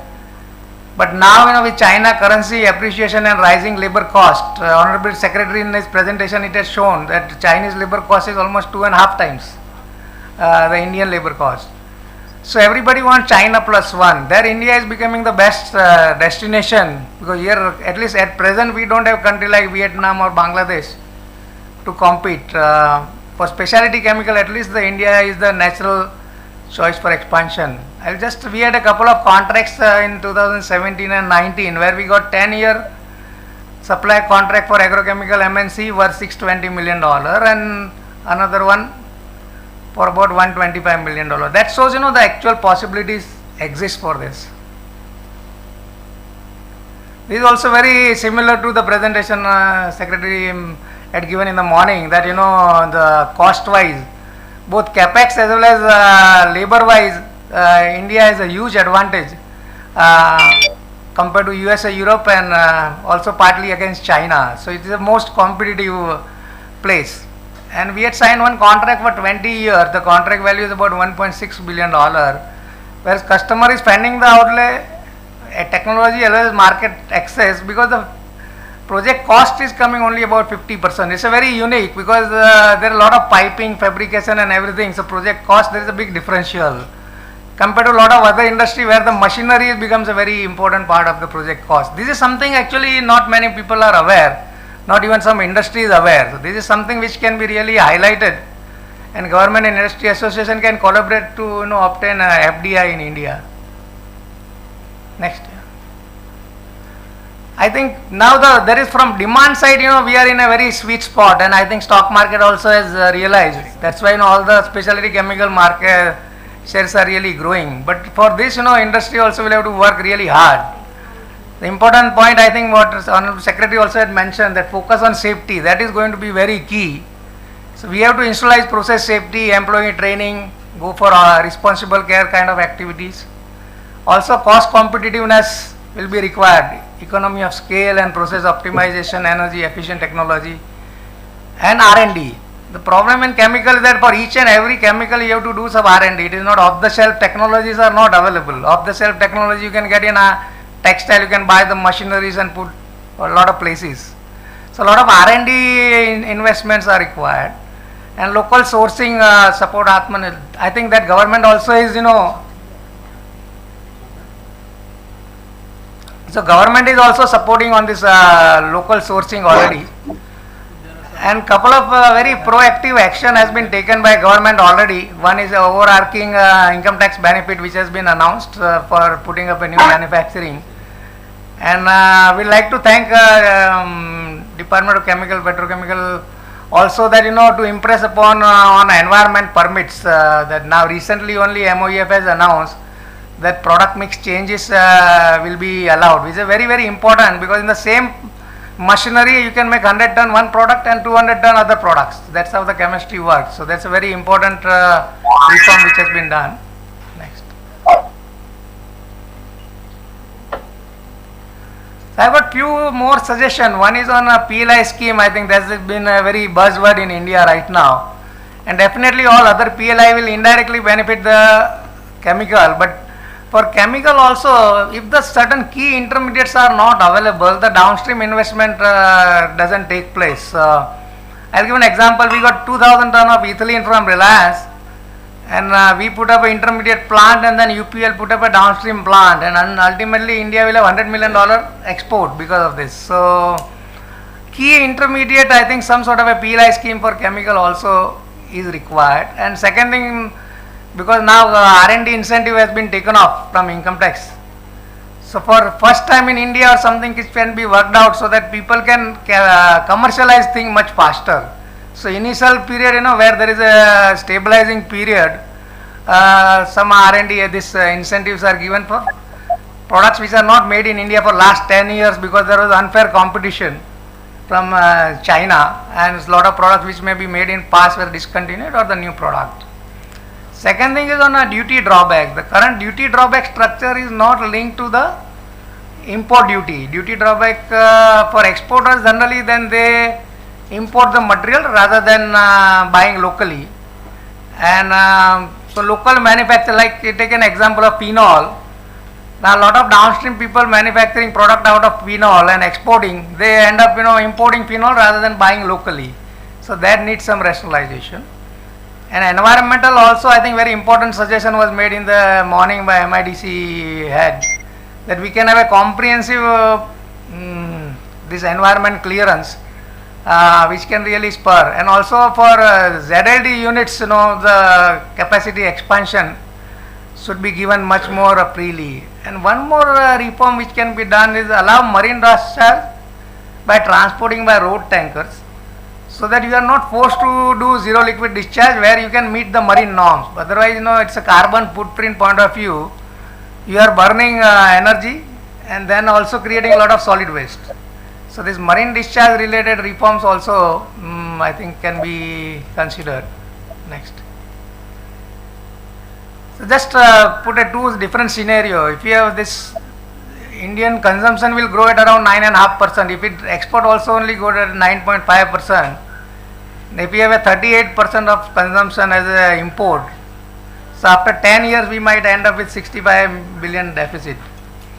But if the government and industry join together with policy initiative and execution focus, if we can increase export by 15% CAGR and reduce the import component, we may end up with 65 billion or maybe more trade surplus with a lot of investment, higher tax and significant job creation. So actually government should declare, I think Mr. Suresh had mentioned in that this should be a golden decade, so it should be a decade of chemicals. I think now we can discuss with all the specialists in various industries. Thank you.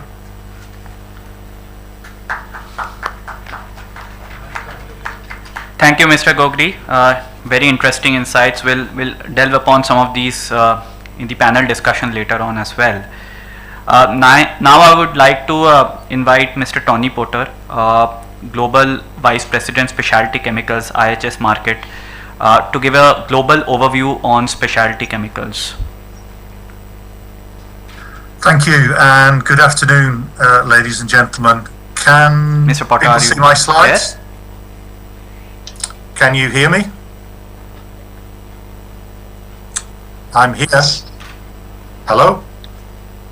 We can hear you, but we can't see any slides. I can't see the slides Not sure either. if we Could have, someone Mr. project the Porter. slides, So please? maybe we can move on and come back if Tony We is can there. hear him. So I would we like to can hear invite Mr. Amit Gandhi, MD and partner at BCG, one of the largest consulting groups in India, to share his insights on adoption of China Plus One strategy. Okay. Kaushik, we could hear Tony. No, I don't I'm know not sure if Mr. Potter Thing is is, there. his presentation is also seen. I can see his on Yeah, we can move on to the whole next screen, I can presentation see. by Mr. Amit Gandhi on the adoption of China Plus One strategy and its impact on Indian specialty chemicals industry. Kaushik, we can hear Tony in the forum here. Someone needs to get him a message. Yeah, I think they're not able Yeah, to hear. Kaushik is unable to hear, I think. Clearly, we're not being heard. Mr. Potter, are you there? Yes. Can you hear me? We can hear him, Yes. Kaushik. We can hear him. I think you are on mute. We can't hear you properly. I'm not on mute. You're not getting me through to the room. Is he muted from the system? Yeah, we can all hear each other, but he can't hear. Kaushik, can you hear us? Because we can hear Tony, you can't. Oh, okay. All of us can hear him, Kaushik. Okay, so the system volume here had a problem. Mr. Potter, are you there now? I'm here. Good afternoon. Can you hear me? Yes, now we can. Apologies for the glitch. So over to you. You can share your insights on the. Thank you very much. If someone could project the slides, please. I can't see my slides. Are the slides being projected in the room? We can see your slides, Mr. Potter. We are on the cover page. Can you see your presentation? No. Oh, none of us can see it. We can't see it. Yeah, it came for a second, I think. Only Okay, you just see give it. us a second to sort this out. Now I can see the slides. Oh, gone. We saw it very briefly. That's how far the opportunity is going.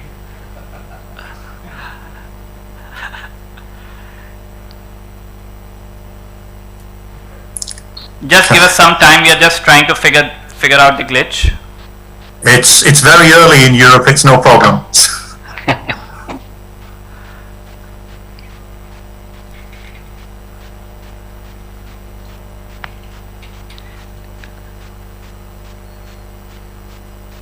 Just let us know when you can see the presentation. Okay, not yet. I see it now. Okay, we are good to begin then. Excellent. Thank you very much. Well, good afternoon, ladies and gentlemen. My topic is the state of the global specialty chemicals industry, and I've subtitled it Winners and Losers in the COVID World. Could we have the next slide, please? I'll begin by giving you a short overview of the specialty chemicals industry in 2019. We need a baseline prior to the start of the pandemic. I know it seems a long time ago now, but then we'll take a look at how COVID-19 impacted the industry in 2020, looking at some of the key regions and end-use applications. You know, most industries have suffered during 2020, but some industries have actually benefited where we've seen demand spiking. And finally, we'll take a look at how and when the industry will recover. The first signs have already been beginning to show in the second half of 2020, and we'll see how the industry may develop in what might be a new normal as we go forward. Next slide, please. And the next slide, please.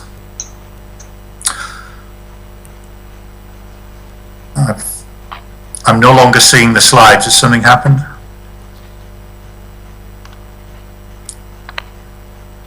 We can see it, Tony, so you can keep going as long as you've got the slides in front of you. We can see it. Okay. So within IHS Markit, we identify 28 chemical segments within the specialty chemicals arena. They represent a combination of functional and market-oriented applications. What's not included is large-scale commodity polymer resins. We don't include commodity solvents. We don't include pharmaceuticals or fertilizers. The sum of the global markets for those 28 segments back in 2019 was $615 billion by our estimates, and that represented an increase of about 2.4% on the previous years. As the chart shows, you know, there's no market segment that dominates the specialty chemicals industry.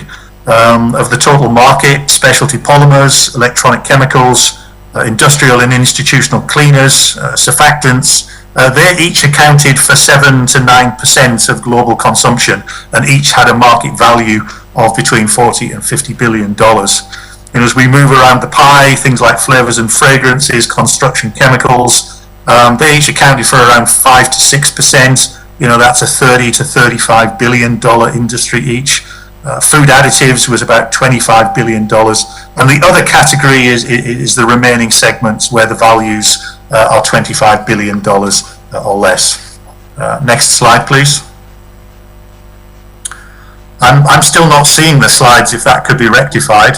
No, but we have... I see it now, thank you. Right. Looking at the geography, mainland China is now the largest specialty chemicals market in the world. It surpassed North America in 2017. In 2019, we think China was about 25%, or roughly $156 billion of our pie. If we compare that with, say, 2012, you know, China's share was less than 20% back in those days. North America was at 25, Europe had 21, and Japan had 12, whereas it's down at 8 at the moment. Next slide, please. So just to give you an idea of China's success, I've lost the slides again, in growing its specialty chemicals business. In 2019, China was the largest consumer in each of the specialty segments listed here, with its share of global consumption ranging anywhere from 30 to 50%, depending on the chemical class. Next slide, please. I'm not seeing it still. Another way to slice the pie is to show consumption by the end-use industries served by specialty chemicals. Almost 55% of the $615 billion pie went into 4 end-use industries. Soap, cleaning and cosmetics, personal care type chemicals was 20% of the market, followed by food and beverages, electrical and electronics, and construction. You know, other important end-use industries there, things like automotive, paper and pulp, oil and gas, mining, plastic products. You know, as you can see, specialty chemicals are consumed in almost every sector of our economy, and therefore nothing has been immune to the impact of COVID-19. So let's move on to look at the impact of the pandemic in 2020. Can we have the next slide, please? It would really help me if I could see the slides, if the tech could sort that out.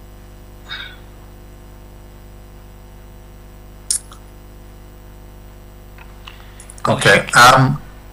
Kaushik, you could just... Are we looking at a slide that says comparison of real GDP? Can you move to the next slide, please? Yes, we are now. Now I can see. Thank you. So, you know, as the industry goes as the economy goes, but there are segments that buck the trend. Clearly last year, devastating impact on the global economy. We estimate that global GDP contracted by about 3.9%. China was sort of first in and first out on COVID. Swift action, strict lockdowns in the first quarter managed to curtail the impact of the virus. And whilst it saw a significant contraction of its economy at the beginning of the year, by the end of the year, it was the only country that had actually seen some positive growth across the whole year at around 2%. Other countries, have struggled to contain the virus. The strategy of stop, start, national lockdowns to various degrees, that has severely impacted economies.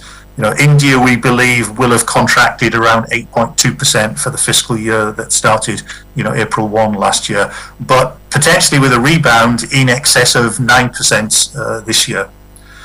With the development and the rollout of vaccines, tighter restrictions on social distancing, economies have begun to recover, and we expect 2021 to be a strong rebound year in all regions. Our latest forecast for global GDP for 2021 is 4.4%, with some softening expected thereafter. This rebound effect will be big. There will be some inventory effects in there. Now, clearly there's a risk in these forecasts, particularly in Europe, where the vaccine rollout's been slow and where they could be on the cusp of another virus wave. Next slide, please. Industrial production was already slowing down in 2019, but you can see it took a 5% hit in 2020. Automotive is an important segment, so some stats there on the right-hand side.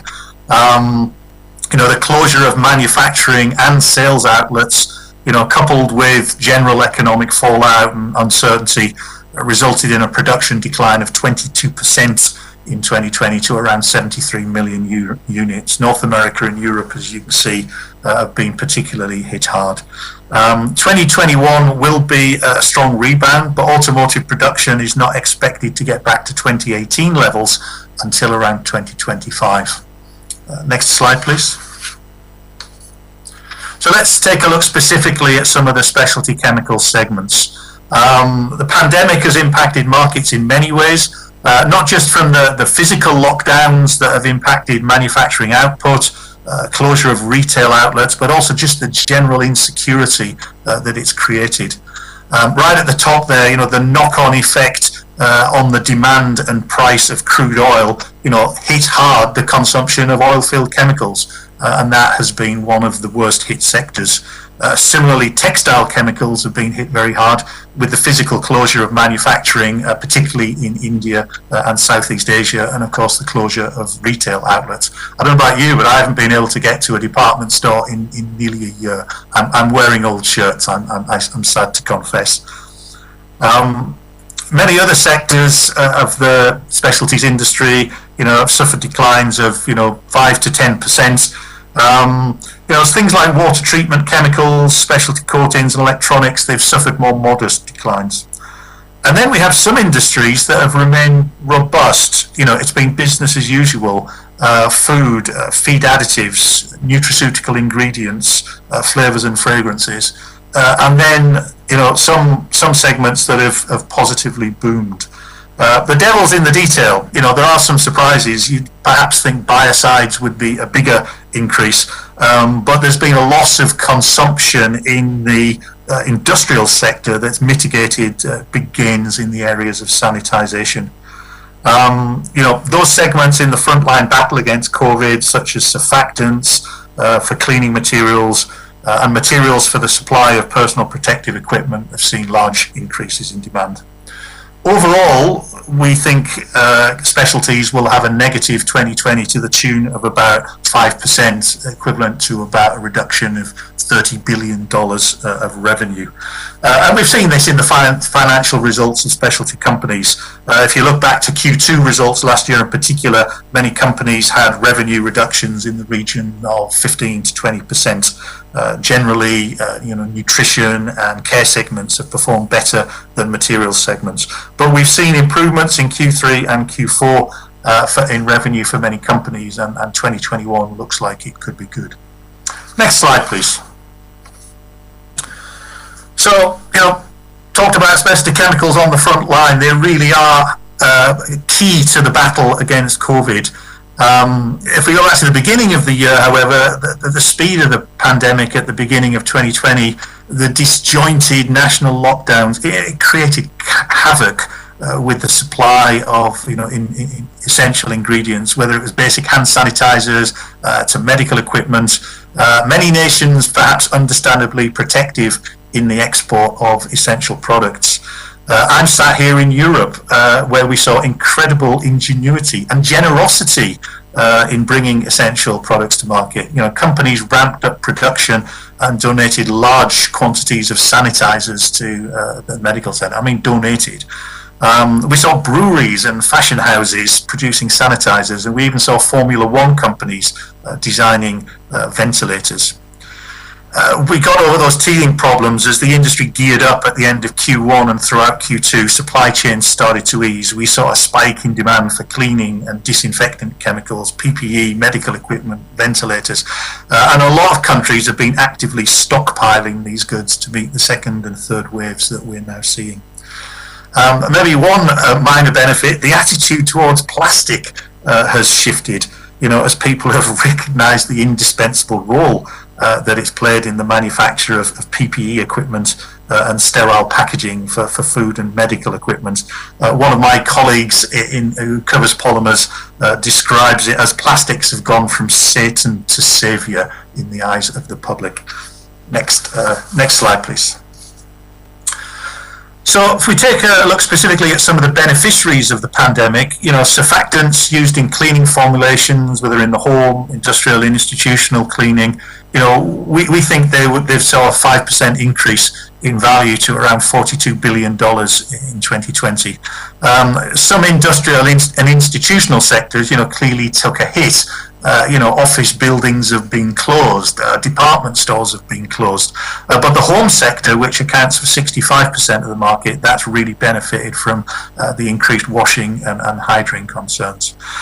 We are expecting some pullback in demand in 2021 in the home sector, but to balance that, there will be rebound in the industrial and institutional sectors. Isopropanol demand on the right, that spiked 12%. IPA and ethanol, of course, are key ingredients in hand sanitizers that typically contain 60% or more alcohol. In the medical sector, alcohols are used as cleaning fluids, hospitals and other healthcare institutions, as well as disinfecting pads, swabs, wipes. Isopropanol is also used as a processing solvent during drug manufacture and in some medicine formulations. All told, we think there was a 250,000 ton spike in IPA used in the sanitization market in 2020. Next slide, please. I'm going to skip through this. It's just an example. You will have access to this deck, but it just shows that, for spikes in things like hand sanitizers, other segments have been hit. Next slide, please. Non-woven materials are particularly interesting. We think demand for non-woven fabrics increased 24% in 2020, driven by the disposable market, primarily for medical and surgical uses. Next slide, please. And the next slide. So the big question is, when will the industry recover? Many companies have started to report slow and steady improvement from about Q3 last year. That momentum does appear to be gathering pace. Clearly, the state of the global economy will be the main indicator of performance. And for many sectors of the economy, a return to growth will require an easing of social restrictions. Once the pandemic has been brought under control, this in turn will rely heavily on the successful rollout of effective vaccination programs. Trade barriers are an issue. We've seen Brexit in 2020. I'm now a German citizen as a result of Brexit. And also with the election of the Biden administration, it's watched this space for China-US trade relations that won't necessarily relax in the short term. Next slide, please. So, assuming we get back to some form of normality in 2022, then we're expecting growth rates consistent with the grey bars on this slide. We expect the global average growth across the 28 segments I talked about to be around 3.3% a year in this 22 to 25 timeframe. China and other Asia, which includes India, are the main growth regions, both in percentage and in absolute terms. We also expect healthy growth in places like the Middle East and Africa, South and Central America, Eastern Europe, but they're starting at a much lower base. Next slide, please.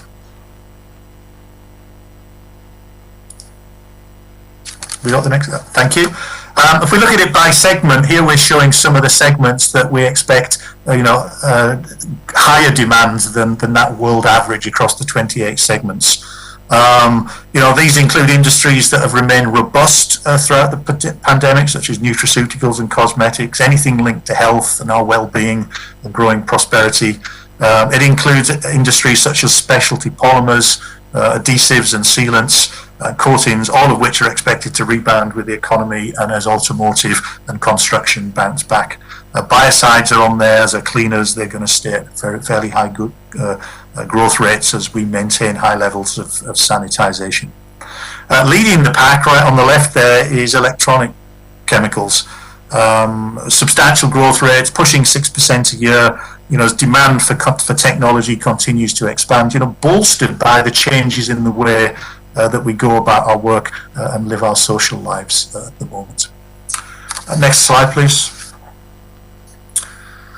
So finally, just to conclude, COVID's exposed vulnerabilities, at national, corporate, individual levels. It's shown weakness in our healthcare systems, transport systems, supply chains, access to goods and services. It's exacerbated inequalities between richer nations and poorer nations. It's affected how we work, where we're able to work. And all of those will have impacts on, future mobility and communications needs. The new normal law is going to present opportunities for growth, especially in the areas of technology that will be needed to support our emergence from the virus and the way we interact in the future. We've recently seen some examples of severe weather. Our friends in Texas got it particularly bad recently. I don't know if you've seen the recent documentaries by David Attenborough. When he was asked what's the one thing we can all do tomorrow to contribute to the climate crisis, his answer was to avoid all waste. Whether it's food, fuel, electricity, water, any other precious resource. Climate change, sustainability and avoidance of waste is the looming crisis. The good news is that this is exactly what specialty chemicals are designed to do, to deliver more for less. And I'm sure with that foresight and with the innovation that our industry can demonstrate, we can enter a golden age for specialty chemicals. So I'd like to finish by thanking Vicky for the invitation to speak. I wish you all good health and success in your businesses. And I look forward to visiting you all in person this time next year. Thank you. Thanks, Tony, for the interesting analysis and the granular forecasts. Now I would like to invite Mr. Amit Gandhi, MD and partner at BCG, to share his insights on the adoption of China Plus One strategy and its impact on Indian chemicals industry. Thank you, Kaushik. Just reconfirming I'm audible? Yes, you are, Amit. Good. I'm assuming the pages are coming up. We're not able to see them right now. We are opening up the presentation. Can you open up the presentation shared by Amit, please?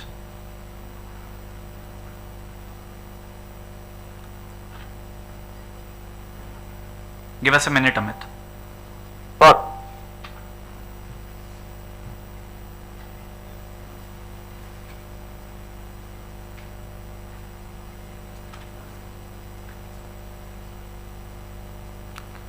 Great, it's up here.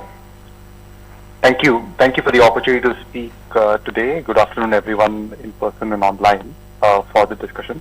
I will keep mine quite specific and short so that we can get into the panel discussion pretty quickly. But what I thought we will do is take a different angle at the whole specialty chemicals and chemicals discussion we've been having for some time. China Plus One became a huge buzzword as of last year. So today what I wanted to talk about were three things on this, if on the next page.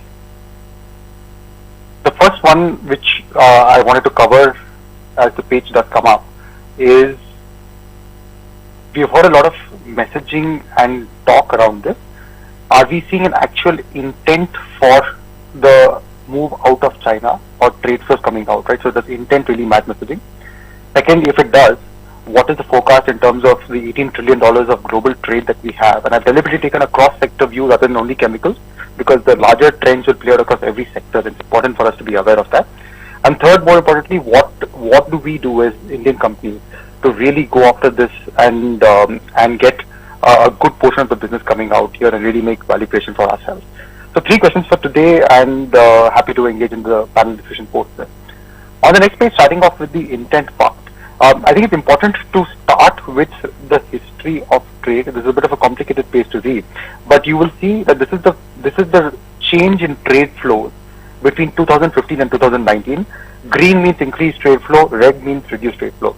You will see, interestingly here, over 2015 to 2019, about $3 trillion of trade increased across the world and across countries, except for two big reds on this one, which is between China and US, which is about $40 billion of reduction, and China and EU, which is $12 billion. So the point is, the reduction or the challenges in trade were already starting up even before 2020 was upon us here, and the trend had started already precipitating.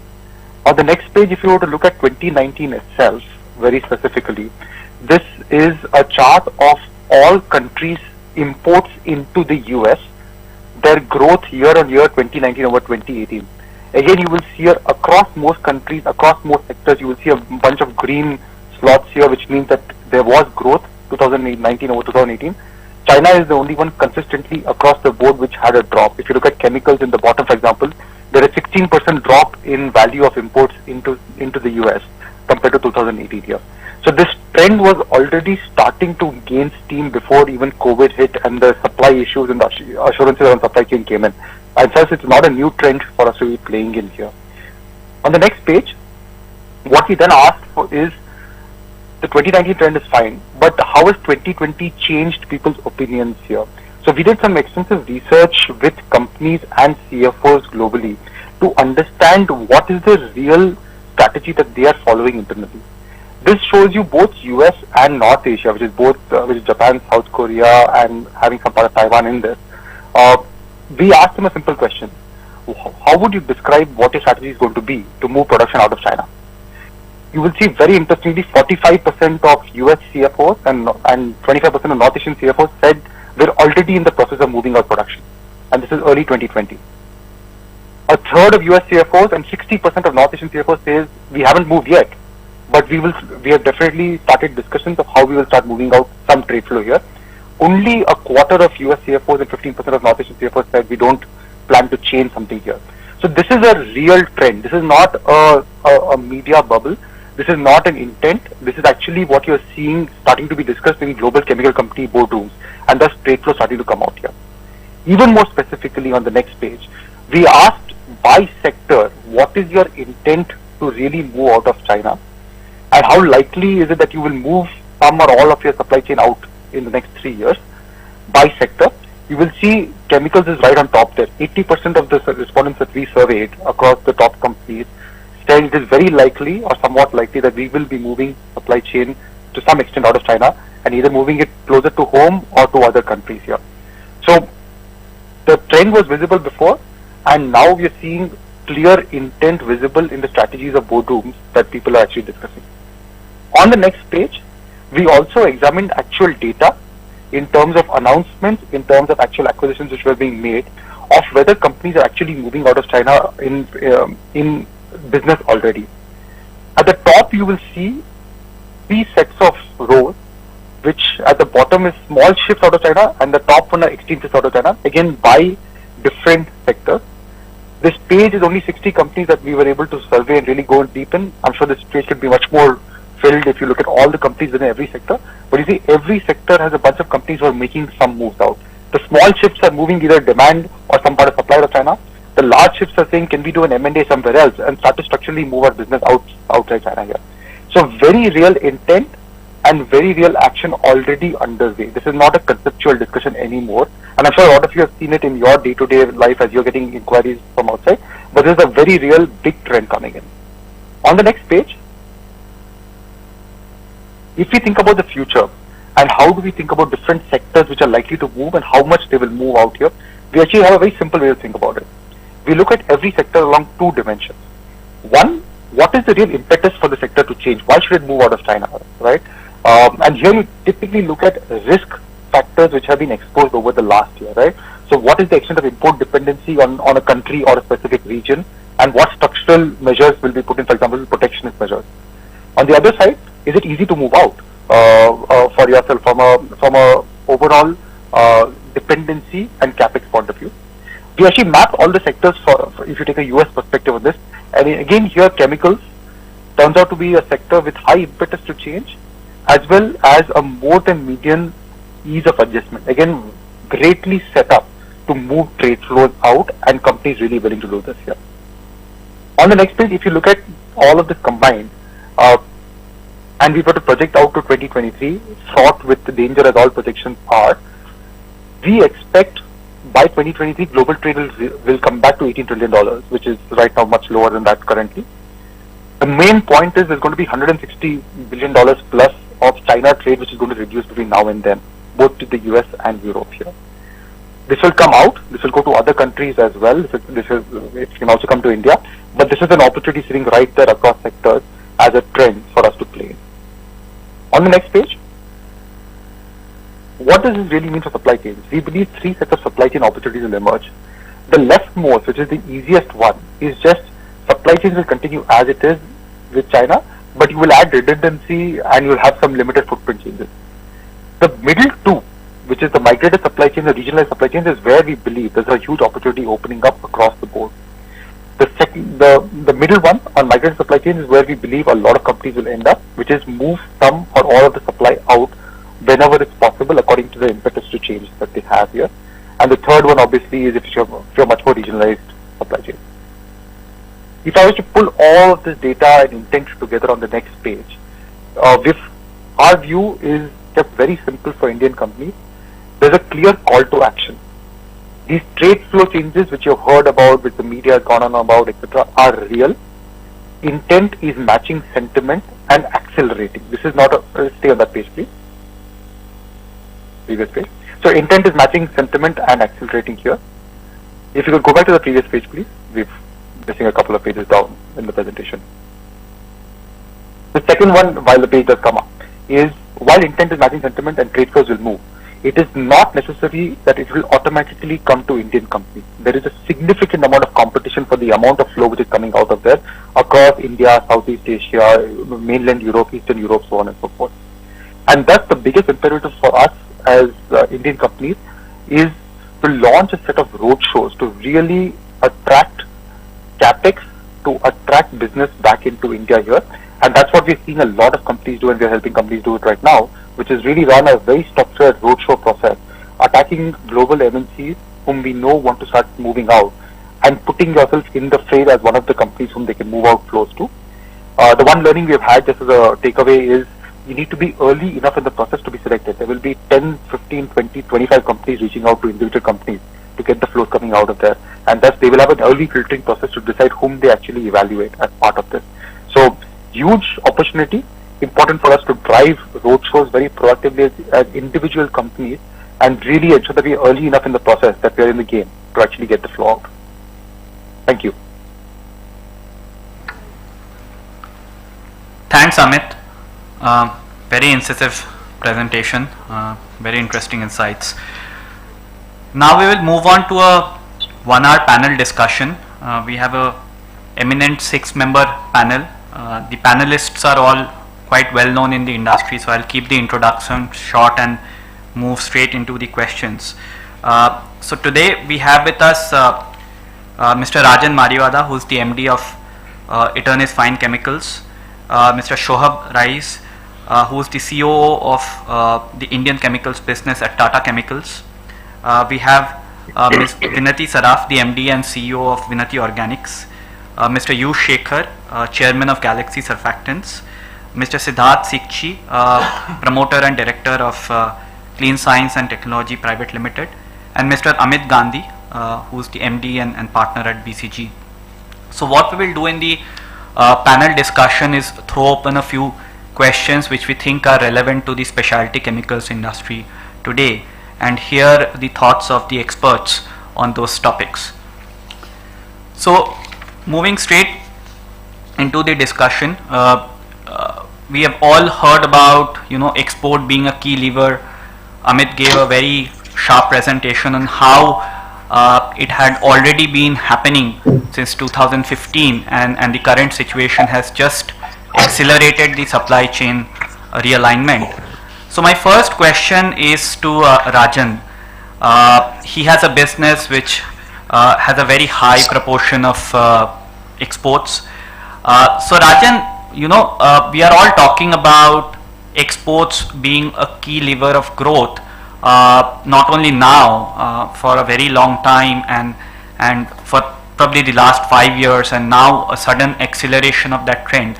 What do you think are the key attributes that companies like yourselves have kind of mastered to take away market share from other companies, from other countries, and how should one be looking at it?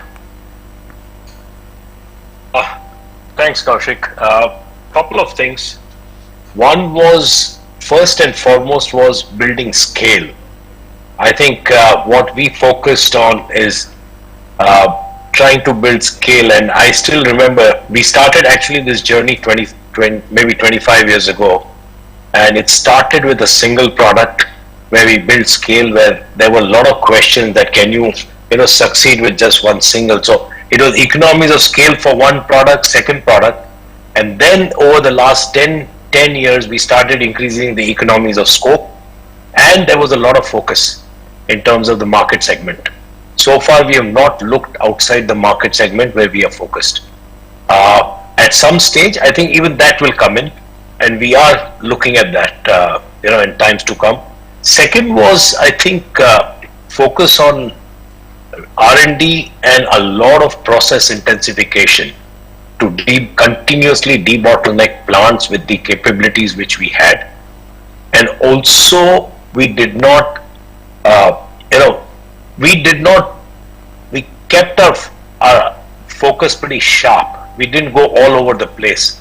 Normally a lot of companies, in at least our segment, start saying that, oh, we can offer so many products. We said we offer few products, but we'll do well when we offer these products. So I think these were 3 or 4 things, and a lot of customer connect. I can't not lay stress on how much time we spend with our customers. So I think that is very, very critical. And that's what these are the 3 or 4 things I can very quickly talk about. Sure. On the same question, I'll move on to Shohab. Shohab, you are a part of a business that not only focuses on exports. In fact, Tata Chemicals also has a large international business, based outside of India. How are you seeing this trend pan out globally, where global customers are looking at alternate sources? They are looking at China plus one. Amit did throw a lot of facts, but on the ground, how are you seeing the customers behave? Thanks, Kaushik. I think what Amit has touched upon many areas here. Many customers and the countries, they are actively and they have been actively looking for China plus one option, and India definitely is one of the main alternative sources for them. The key area, apart from the scale and reliability of supply chain assurance, reliability of quality products, and also the ability and willingness of the player to work with the customers and to start doing R&D, customizing product, customizing their operations, or even setting up new operation exclusively for some of these types which are required globally, and giving that assurance that long-term supply assurance, long-term stability of their supply chains is available, at a competitive price, and there will be continuous improvement in the products. Product development will happen, service customization will happen, and alternate sources, like especially for us where we have 3-4 manufacturing sites, the alternate sources of availability also plays a role, because in case if for whatever reason some supply chain suffers, the customers or the sourcing partners look at those assurances as well. So I think these are some of the key areas, and also continuously improving the skill sets. Like for example, if there are some improvements or R&Ds to be done in a particular area, whether we can show those skill set and we can time faster. Those play critical role. I think we have seen that. Sure, thanks. Taking the thread from there on R&D, I think it's a very frequently talked about topic. So my next question is to Vinati, and it's on the topic of R&D. Some see it as a huge opportunity, some see it as a bit of a weakness, especially in small to medium-sized companies in India.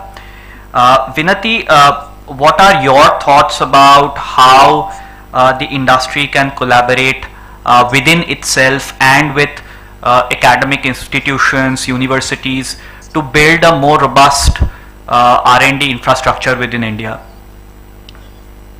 Sure, Kaushik, firstly, I do think the chemical industry in India, if you were to compare it to, say, the pharma industry, we have been lagging as far as R&D is concerned, innovation is concerned, or introducing new products is concerned. Mostly we are into commodity type chemicals. We see very little innovation.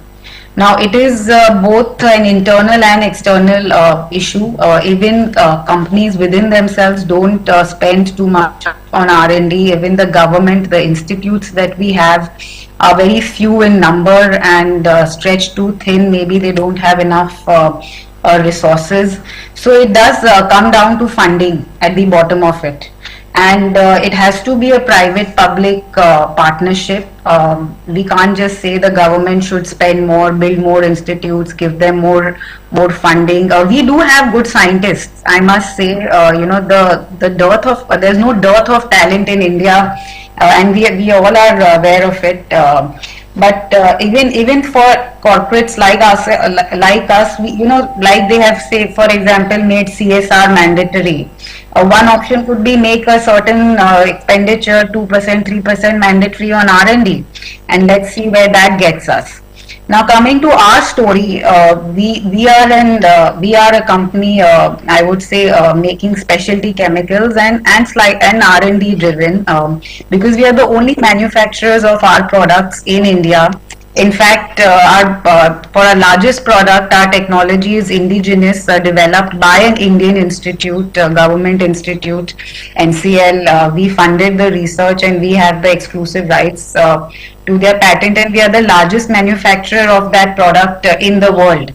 And similarly, we have a few other products too. So that's a good, it's a good example. It's a unique example of an Indian technology being used by an Indian company and overtaking foreign giants in the same product. Great, thanks Vinati. On the same topic, moving on to Shekhar, who is chairman of Galaxy Surfactants. Galaxy has had a strategy of developing a portfolio of specialty products and moving into a bit of a niche. Shekhar, how does your organization think about R&D as a differentiator, and what are the steps that you have taken to enable that as a key value driver? Thanks, Kaushik. Particularly in the last 20 years, we have filed almost 92 patent applications and have been granted 78 patents, and 14 are under examination. So where we have come from is from the market, from the industry, from the consumer. We've always believed that chemistry can follow consumers. So taking over from the consumer trends, the market trends, whether it is with respect to safety, the consumer requirements of safety and sustainability, green, natural, etc. I think we have done one, let us say, new molecule creations, of course, process engineering and process development. But all of this has come from a basic commitment in the organization to come from consumers. Let us say we have always believed in consumers to chemistry. And when I talked about these patents, almost 60% of these inventions have been commercially exploited. These have taken obviously a lot of close working in terms of creating customers, creating applications for customers, working closely with customers with respect to their business and their formulations. And so this has been a period where Galaxy, of course, with a focus on green process chemistry, we have taken into consideration how do we create our processes with catalysis, non-hazardous chemicals, fewer unit operations, energy conservation, zero waste, zero recyclable effluents, renewable feedstocks, being eco-friendly. So obviously this requires when we come from the consumers, we have to create the molecules and then go and work very closely with customers, establishing the benefits to them. And so this has been our way of innovation being in this industry. Of course, we have all along focused only on the personal home care industry because there is so much to do and so much remains to be done.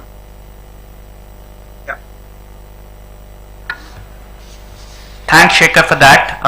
On the same topic, we will delve a little bit more. It's one of the core areas of development for the Indian spec chem industry, so we'll be spending some more time. I'll hand it over to Siddharth. Siddharth runs a very innovative company. It's been driven by innovation from day one and scaled up really fast. So Siddharth, what are your thoughts on how to actually get into the R&D game from very early stages versus what we typically see where large companies spend more R&D dollars? So thanks, Kaushik. So our birth has happened due to innovation. I started working, I am myself a chemist from University Bombay. I started working on some of the innovative processes, catalytic processes which were introduced by us. And some of the processes which we have made today, we are the global producers, and the technology which we have developed in-house, we are the only company to have developed and designed these processes for the first time in the world. Taking this forward, most of our processes have been designed, all our processes in fact have been designed in-house. We have a very strong catalysis team where we work on trying to identify the right catalysis for a particular chemical transformation. And in the past 15 years of my career in chemical industry, I have been able to design 5 to 6 alternative routes of chemical synthesis where we have not even replaced China, but we have closed some of the Chinese companies in the processes or in the products we manufacture. For us, R&D is extremely important. Unlike other companies, maybe like a Galaxy, we are into absolute different customer base. We are not specified to a particular segment. We work on chemistry, we don't work on a segment. We supply to stabilizers, we supply to agro, we supply to pharma, we supply to cosmetics, animal nutrition. So the gamut which I have is large customer base, but the focus is only on chemistry. We look at a molecule and try and devise newer chemical processes where effluents are absolutely zero or minimalistic for our processes. We have not had a very good luck with universities. Being myself from University Bombay, I tried to do a lot of work with University, but for some odd reason we have not had good success. And we now firmly believe to have everything in-house So we have catalysis team, we have chemical transformation teams, and all these R&Ds are headed by me. So we totally believe to do it ourselves. Thanks, Siddharth. One last question on this topic to Shohab, and then we will move on to the next question. Shohab, are you seeing companies in your segment or otherwise taking steps, tangible steps towards focusing on greener, cleaner, processes, focusing on decarbonization, and in general focusing a lot on lowering the environmental impact? Thanks. Kaushik, I think here there are two different and very distinct areas. One is the green manufacturing that is relevant and related to the plant facilities processes, and the other is about green products. Many organizations globally have declared their goals: green supply chain, reduction in carbon footprints, or even going carbon neutral over a period of time. This includes chemical manufacturing companies as well as chemical consuming companies. We ourselves have signed SBTi, that is science-based targets, and as for that, we have committed to reduce our carbon emission by 28% on absolute terms by 2030, even as we keep increasing our capacities globally.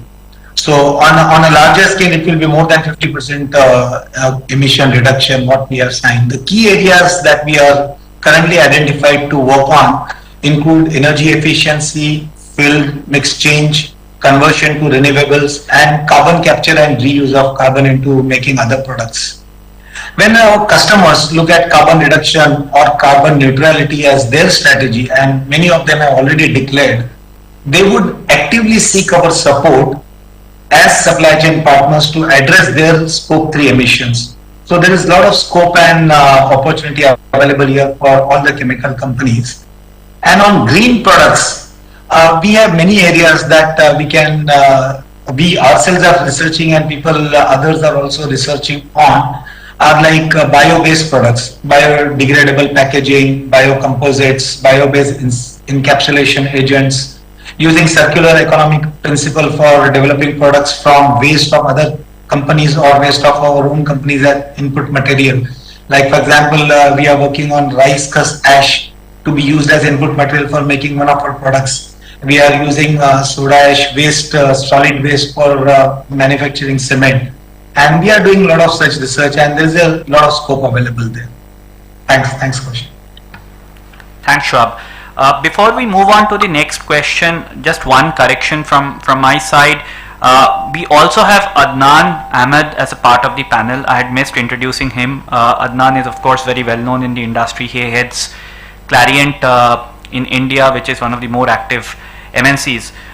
In fact, my next question around government initiatives and what can be done to improve the ease of doing business would be to Adnan.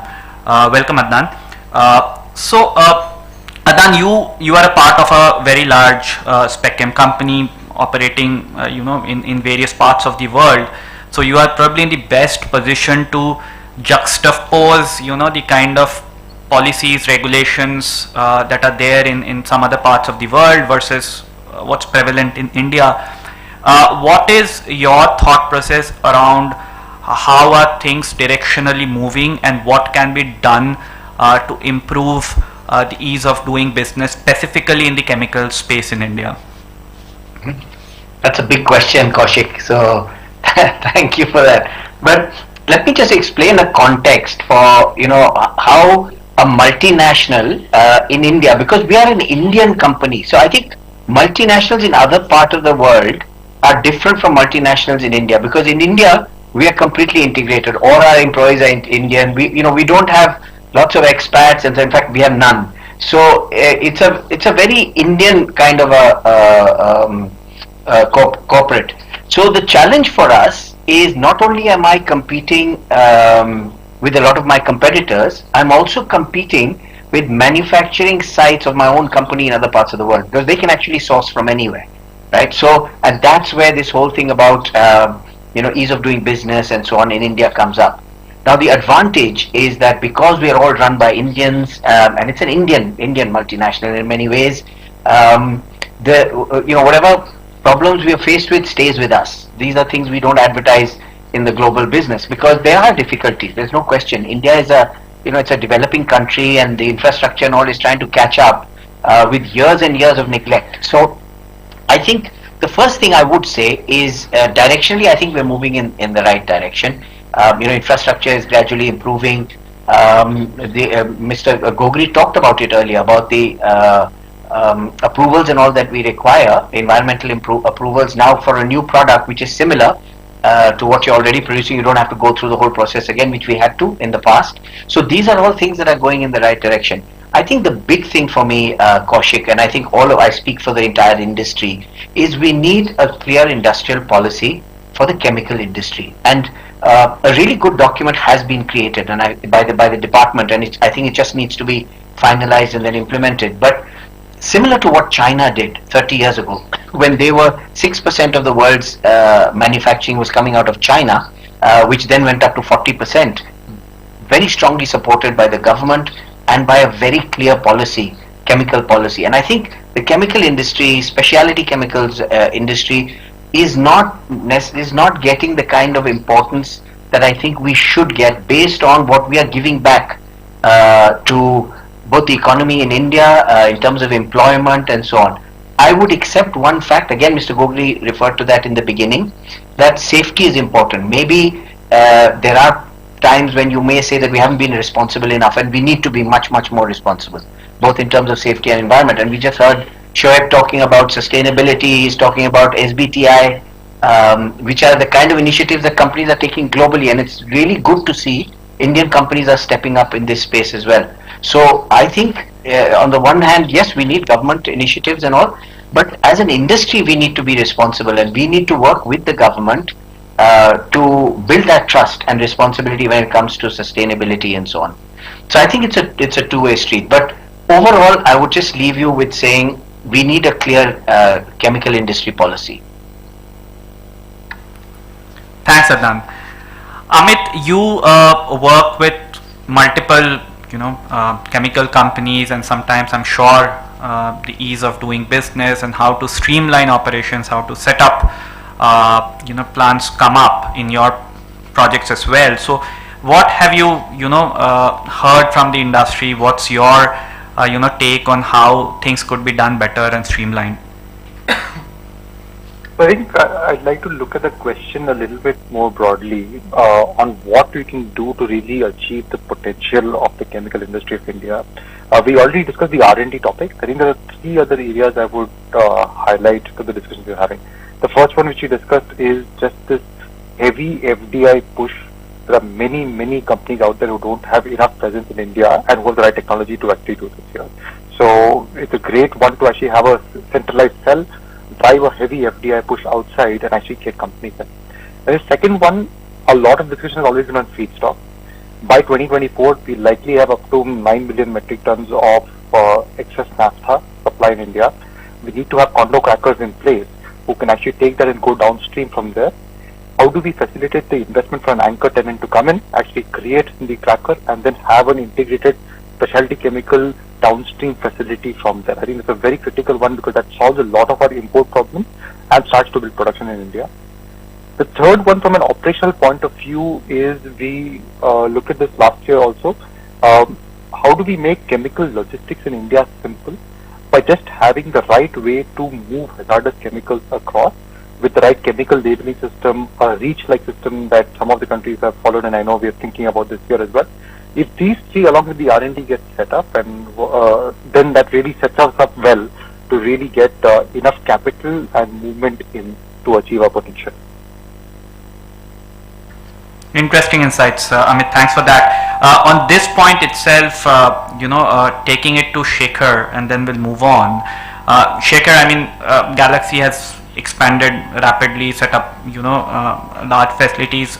What's your take on some of the suggestions that you might have to just improve the ease of doing business? Shekhar, you are on mute. Sorry.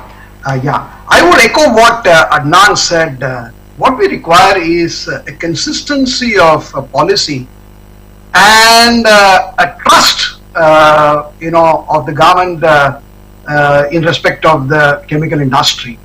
And particularly, I'm sure government has all the data in terms of evaluating the performance on various fronts of a particular chemical company. And how do you reward those companies who are doing their business ethically, whether it is with respect to a zero effluent discharge, or with respect to creating foreign exchange for the country, where their performance with respect to exports is continuously going up. And so government can certainly enable by ensuring that these companies are not subjected to the various roadblocks. Also at the ground level, decision making has to be faster, because like it or not, we need to go to the various government authorities for various permissions.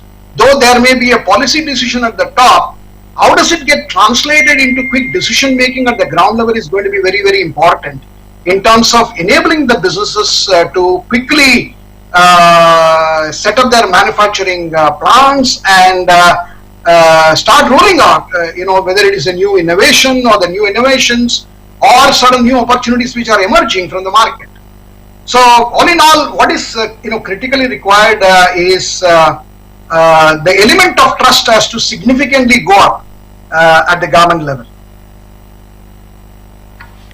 Thank you, Shekhar. So moving on to the next question, which is quite close to my heart, being an investment banker, and we have debated this in multiple forums in the past as well.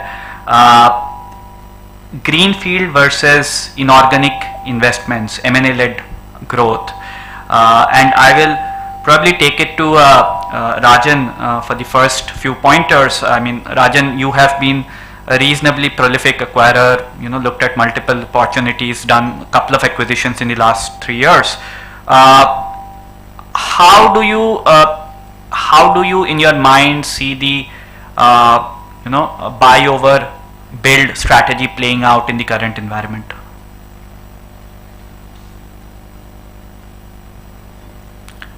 Rajan, you are on mute. First and foremost, we don't necessarily just think about it as build or buy. I think it's a question of what at a particular point of time makes sense and how quickly can we scale the business. If the build strategy can yield scaling up, that would be the right thing to do. If you require buy to also scale up, I think so. Combining both is critical. I mean, we grew till about 3 years ago. We grew with only build. We had extensive, investments in R&D, in people, in technical talent, whatever it took to grow the business. And at some stage, I think, as even Amit mentioned earlier in his presentation, we actually saw it about 3 years ago that supply chains, customers will want supply chains closer to them, and it will not matter whether it's in Europe, in America. So that's how we started looking at acquisitions overseas. And the obvious reasons for acquisitions are either you acquire a market platform or you acquire a technology platform. So our whole focus was on acquiring a market platform to essentially gain a certain position in our market segment. So that's the reason why we chased acquisition, but we have not stopped looking at greenfield also. I mean, we are still doing our own build also. But as scale starts growing bigger and bigger, then the build becomes a little more difficult to catch up and to generate that kind of growth. So if you're particularly growth hungry, I think buy becomes a strategy all the way through to take it forward if you can find the acquisitions. And Kaushik, you helped us in a couple of them, and the issues we acquired a company in the UK recently, but in India to acquire a company, I think the issues as well as I know it. Let's not get there. Let's not spend too much time on discussing those. I think that's the only thing I can say. Thanks, Rajan. Moving on to the next question, actually, I think it's much more intrinsic to the industry. Scaling up businesses in India, we see many of the businesses grow quite rapidly in the first stage and reach a 200 to 300 crore size, and then to take that next leap of growth becomes a challenge for the entire ecosystem. My question would be, the first question would be to Vinati. I mean, obviously yours is a business that has now reached a different scale, but what are the few things that an entrepreneur in this space has to keep in mind while building out the organization so that scalability is not a challenge? See, I mean, starting from the beginning, of course, talking about chemical companies, the challenges what we face in India compared to abroad, for example. One is the number of approvals that we require. Now, this is, of course, it's much higher than the approvals required, say, in China, for example. So, which is very time consuming. Now, but this is I'm talking about starting from the beginning and scaling up to, say, the first 200 crores. That is just one issue. Second is also the availability of raw materials. India, I mean, we are a net crude importer. That makes it very restrictive for us to get into a lot of downstream chemicals. Thirdly, infrastructure, lack of infrastructure. These are all points that have been spoken before, I'm sure. Lack of zones, like how China has.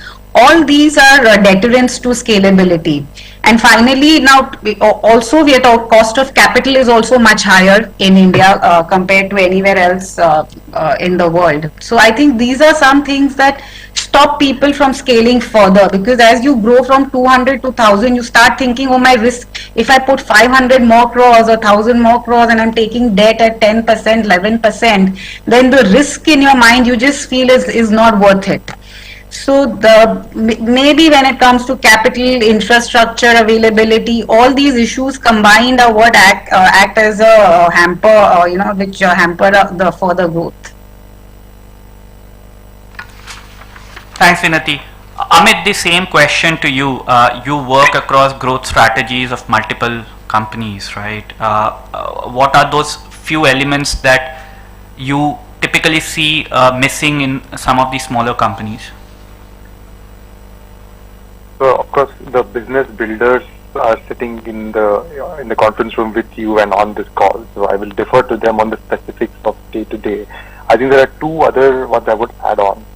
One, the technology availability to move from a 500 to 1,500 crores and finding the right partner, that can start to become an issue at that point of time. And there we've seen people do multiple things. There are some people who have actually gone and acquired small technology companies in Europe or the US and then really built up their businesses. That's really one way to do it, or of course look at process licensing agreements. But the availability of technology sustainably and for them to reproduce is an important one which can stop them, in addition to all the discussions we had. The second, actually, I think a lot of it is talent, and a lot of it is talent on the front end. Business development at the 500 to 1,500 crore range, particularly for specialty chemicals with our exports business, requires strong talent in Europe and the US and Japan and other countries where you want to be building out. And managing, getting the talent on board and really driving success there, moving from a manufacturing and core technology mindset to a marketing and selling mindset. That's the second one, which is a barrier which some companies do great at, some companies are in the process of actually getting better. Thanks, Amit. We'll just wrap up this discussion with the same question to Siddharth, and I want to ask him this because his has been a company which has grown very rapidly. Siddharth, what are those few things that you would like to advise budding entrepreneurs in this space to be focusing on? You're on mute, Siddharth. I'm sorry. Of course, I started the company in the year 2007, so I think relatively a newer company compared to other panel members. As Vinati mentioned, of course, the initial problems were the same. cost of capital, which was extremely high, and it is more higher when you are a greenfield company. So compared to an existing organization, this is how the banks work. And it becomes very, very difficult for a startup companies to really borrow money at such high cost and then set up manufacturing setups. And of course, because the markets are new, the segments are new, it becomes more and more difficult to cater to such high growth, high interest rate, plus the infrastructure issues. The government policies are not absolutely cordial with somebody who's doing a startup. But saying all that, what has really helped us over the last few years is more or less technologies. If your technologies are well in class, state of the art technologies are there, then I think there is no hurdle in setting up large capacities. Going forward, we work on the Chinese strategy that if the technology is right, we set up global scale plants rather than setting up multiple plants, because the cost of setting up multiple plants is much higher than setting up one large facility. And this is the vision for our company, is that if we are through with some technology, we would want to be top 3 producers globally of our products. Thanks, Siddharth. Guys, with this we'll conclude the panel discussion, but before we throw open the floor to Q&A, I would like Mr. Deepak Mehta, the chairman of FICCI National Chemical Committee to share some insights on how he's viewing the industry and the growth prospects of the specialty chemicals space.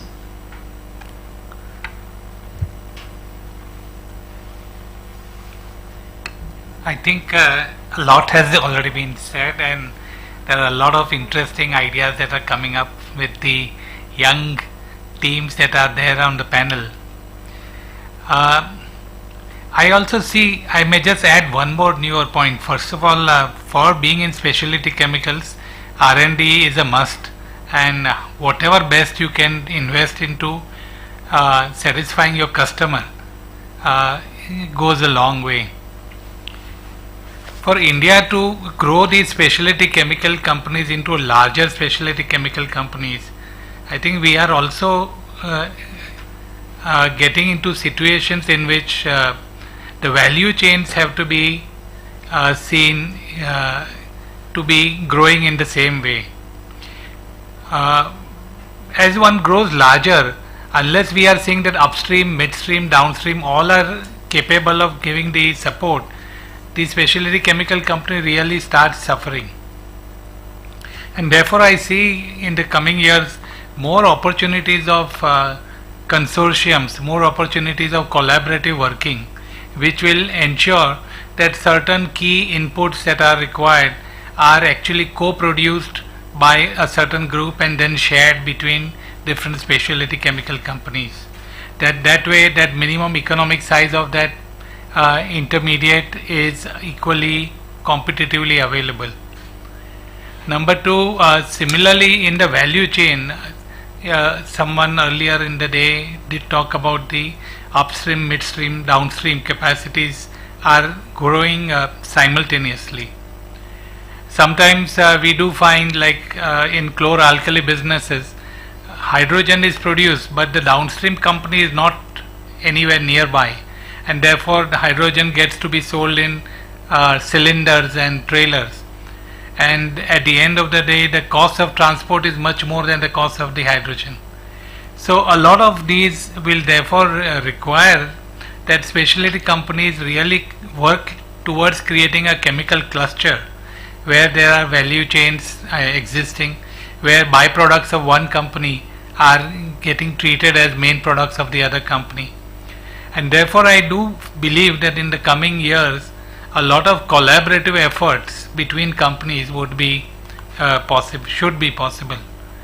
I remember many years ago for one product there were 2 competitors, Deepak and one more company, Dharamsi Morarji, and between us we decided to both close down our facilities and one of us focus on making one part of the product, the other focus on making the downstream part, but both would double up the capacities. So that way we depended on each other, but together we were a stronger force to compete with international players.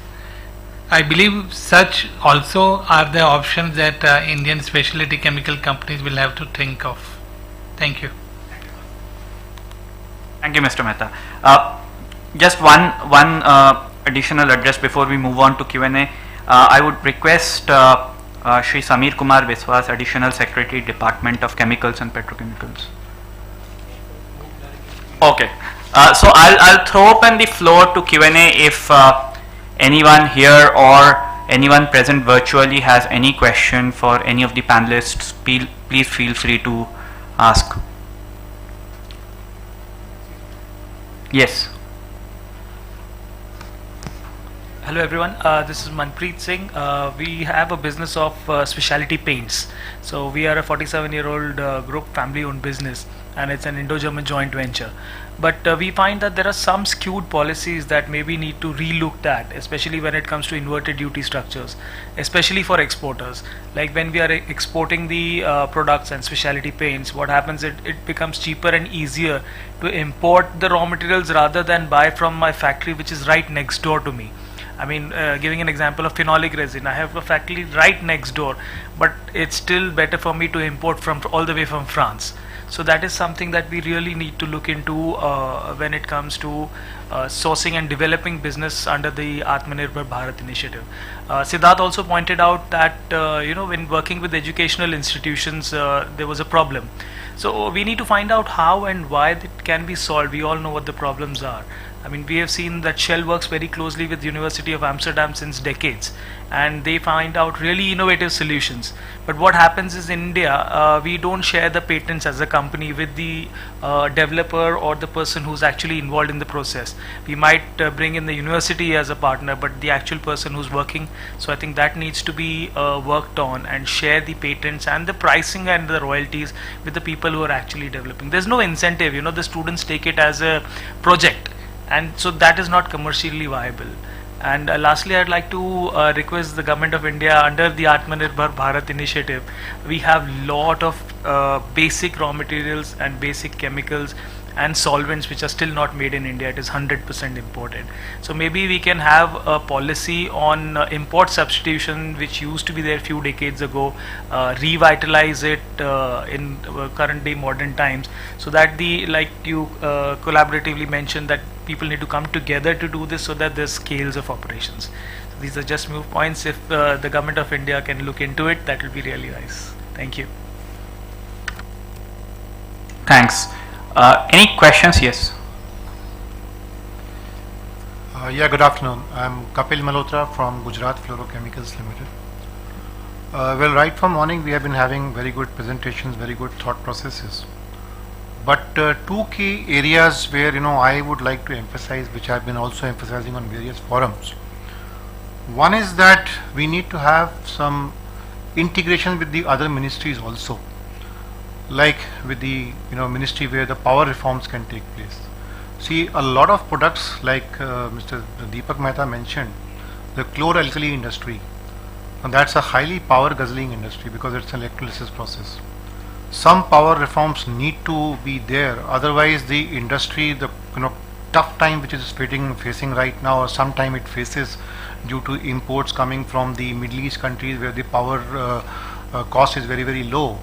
So that's one area I think where we need to really look for, that how to integrate with the other ministries to also aid the chemical industry. That's one. The second point which I would say is that just on the lines of ECA, which is a European Chemical Agency, where it keeps on upgrading the various specifications for a lot of chemicals and specialty chemicals, to see to it that the cheap chemicals which are not environmentally friendly and also might be having some detrimental health hazards on the human beings are somehow stopped. In India, I think the BIS forum needs to have certain upgradations of various standards which probably are 20, 30, 40 years back written, and they have not been upgraded. And we still see that despite whatever we do from some of the places like China or some other countries, we see a lot of cheap reprocessed or chemicals coming in India which might not be actually be used in other parts of the world, and so they become a dumping ground for a country like India. And that's where, because of the cheap prices, some of the basic ingredient raw materials itself are not manufactured in India. I think these are two key areas which I think no one has touched upon, which I thought I will touch upon at a moment. Sure, I think fair comments. Any other comments or questions that the forum has here?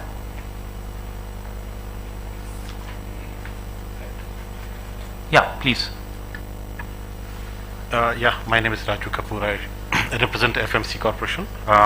See, one of the things which we thought India is a very potential place for bringing in the global manufacturing of agrochemicals into the country. One of the challenge that we face today is that the regulatory approvals and the patent statuses don't talk to each other. So while my product is under patent, there's a regulatory approval given to it through the Central Insecticide Board, and on that basis there are people who have come and violate the patent. There are distinct cases of people having violated, and then there are obviously, it's almost like abatement to violate the patent. So that becomes a huge challenge, because if you bring in the newer technology here, for sure it's not going to be respected in the regulatory system and all. So if that could be addressed, sir, by way of either taking an affidavit from the applicant, the Me Too applicants of any agrochemicals, where they define, where they very clearly state that they are not violating our patent, or they would not be commercializing the product or attempting to commercialize the product during the patent tenure. So that would give a lot of comfort to global companies to come and invest here. Just a point for you. Thank you, sir. Thank you.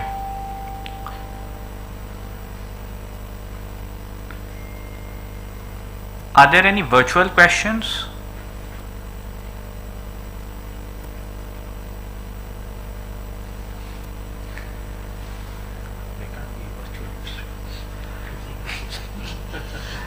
Can I ask you a question, Kaushik?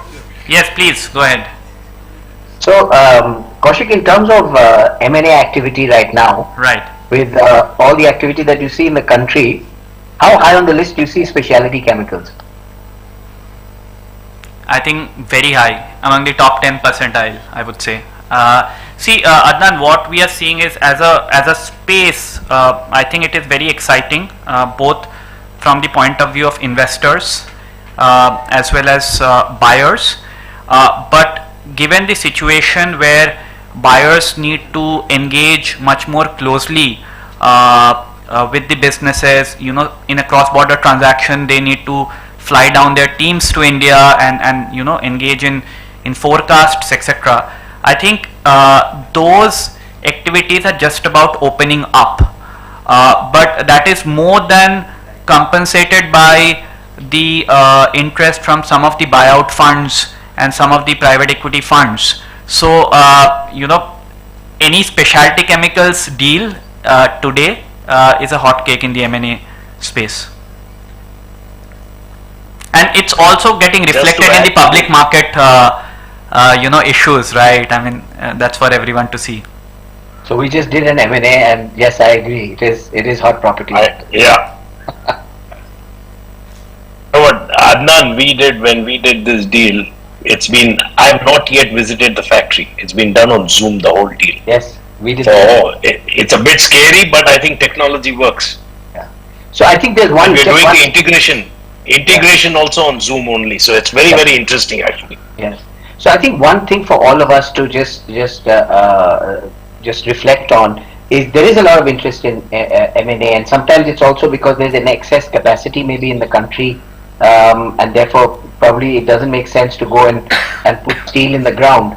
But it is also a reflection. I think Vinati also talked about it. It's deterrent to some of the things of growth.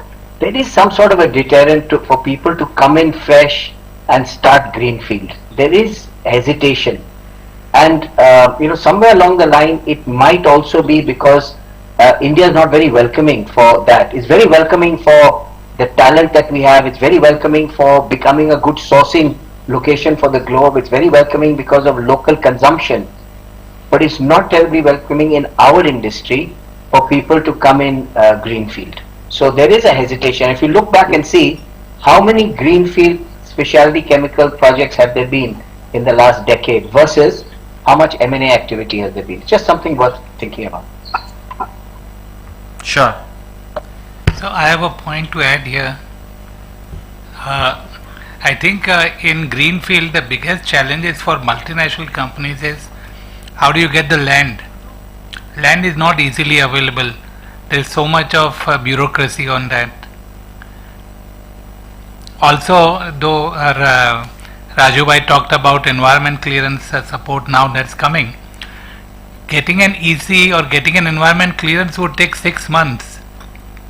I would rather buy a company which already has these than to try and put up a company.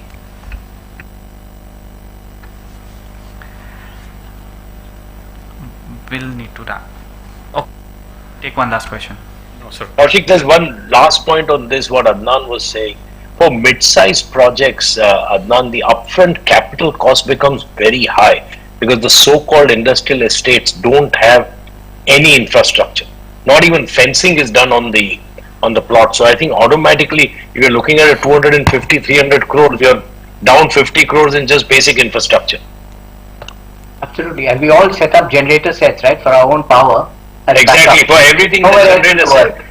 Nowhere else in the world. Generator set, zero discharge, liquid effluent treatment plant, that itself takes away enough capex.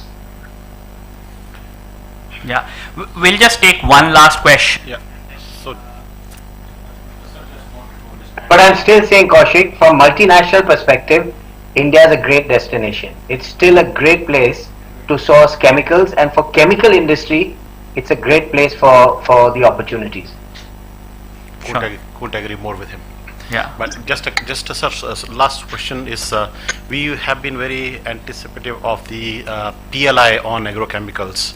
So I wonder if you would have any updates on that.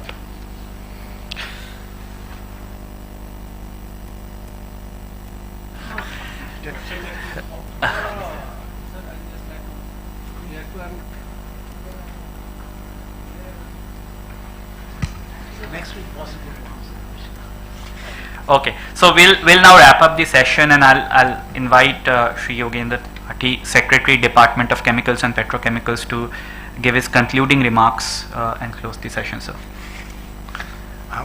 Friends, it's been a long day, but a very interesting and enlightening day, and especially this session on specialty chemicals. The initial report from the Boston Consulting Group clearly confirms the felt fact that specialty chemicals were probably the least affected areas in the COVID times. And as it very clearly came out, some segments of the specialty chemicals did have advantages which accrued to them in terms of overall business. And if I remember rightly from the presentation, the biggest sufferer was the oil producing activity related specialty chemicals. So if I take that into account, I would say that specialty chemicals within the country would possibly have had no negative impact. Most likely as a sector as a whole would have grown in the year 2020 in COVID. If I take out from the presentation which was done, which indicated that there is going to be a CAGR of about 4 to 5% globally for the specialty chemicals in the year 2023, that basically clearly indicates that the opportunities in terms of CAGRs for the specialty chemicals in the country is going to be much higher, because that has a relationship with the GDP growth globally. So in case of the GDP growth, which is projected by IMF in 2023 to be about 4.5, and the specialty chemicals growth is supposed to be about 5% or 4.7%, if I remember rightly from there. If GDP growth in this country is going to be about 7.3 or 7.5 as per IMF forecasts, and these are not Government of India forecasts, these are IMF forecasts, specialty chemical growth should be exceeding 11 or 12%. I'm talking about common sense statistics with the small multiplications. That clearly indicates, and this actually, if we look at this macro figure, this actually I would say would still be an understatement, because impact of the focused attention of the government on infrastructure projects, the PLI schemes in various sectors like the electronics or various other sectors, and specialty chemicals play a very important role in each of these segments, which came out in the presentation itself. So I would say that we are looking at a scenario in next 3 to 4 years at a growth rate of 10 plus for sure, could possibly be reaching, if I'm, hopefully I'll be right, probably about 15% per annum in this country. And that's where I would say is the opportunity, which is very clearly on the horizon. In fact, it's very interesting to note that we have our own, typically very creative Indian solutions. One of them was mentioned by Mr. Mehta about how do you bring out scales. The two of the partners got together and they came to scales, and I'm sure both of them are doing well in their respective sites. If I look at some of the answers which came, which clearly indicated that from one's own ingenuity, one looked at how do you evolve into a particular molecule, convert into a particular chemistry, see who are the customers whom you are going to approach, and actually work towards that in a very focused manner. So we have that example. I think if I remember the names rightly, it was Mr. Siddharth. Yeah. And it's not just one, if I heard him rightly, over a period of about 10 to 12 years, he has had success in at least 4 or 5 products. I would prefer to call it that way. I really don't know what would be your specialty chemical technical word for that, but if I look at the spectrum across, this kind of a strategy has been adopted by 4 or 5 more entrepreneurs in the country.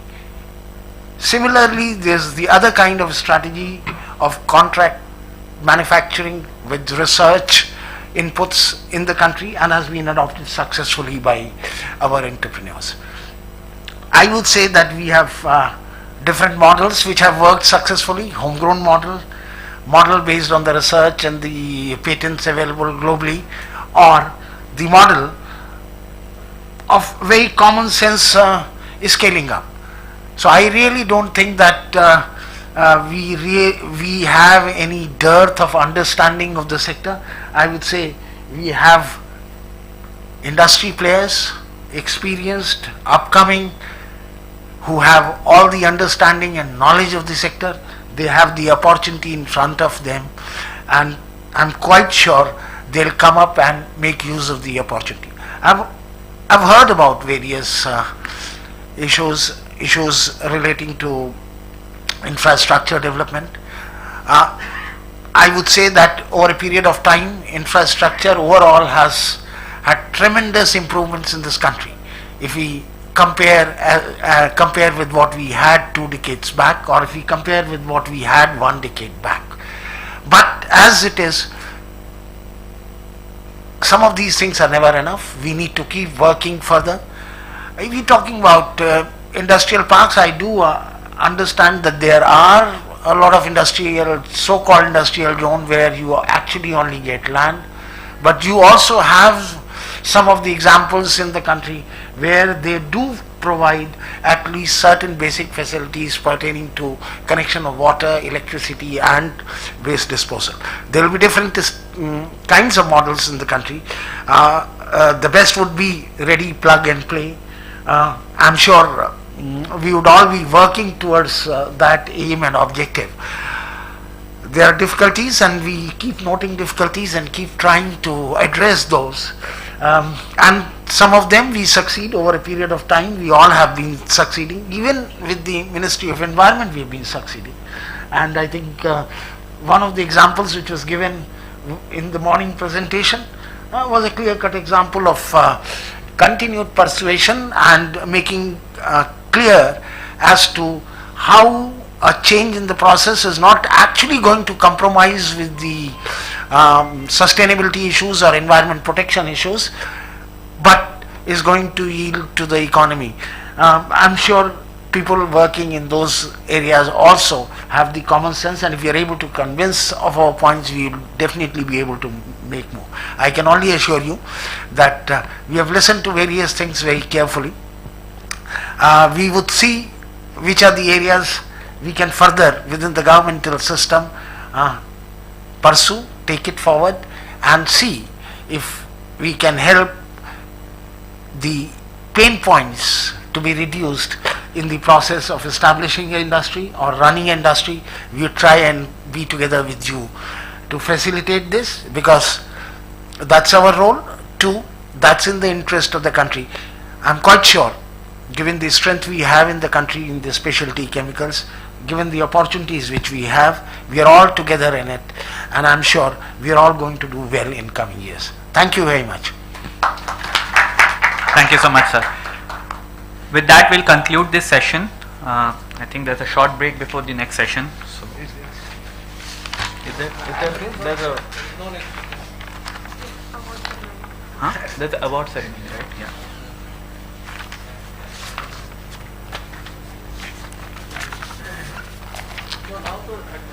There's a award ceremony.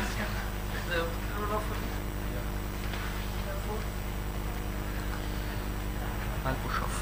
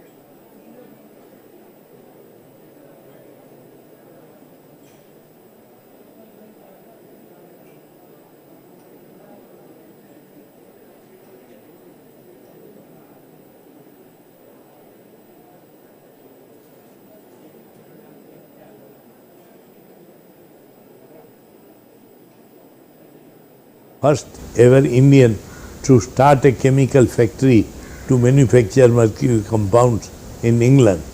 And for our process, which was patented, we got a royalty from a British company. In those days, India was not very advanced in chemical industry, and most of the chemicals were imported in India. We developed a process.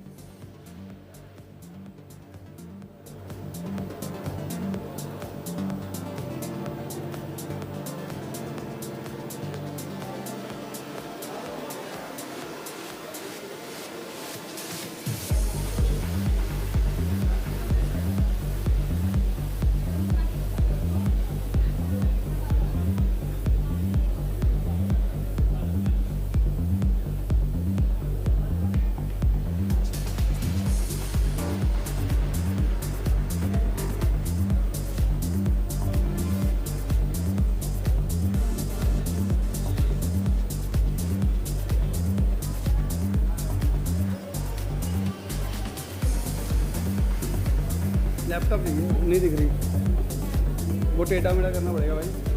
Laptop हाँ, battery है उसमें।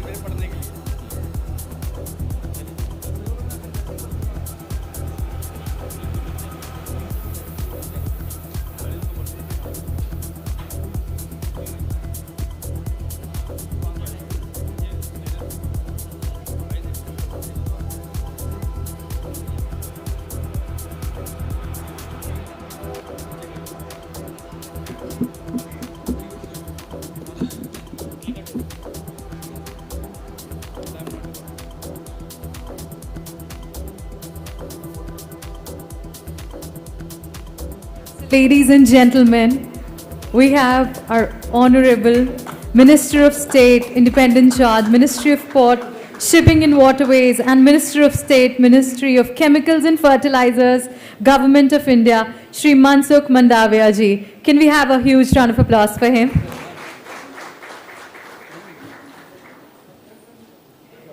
I'd request everybody to be kindly seated.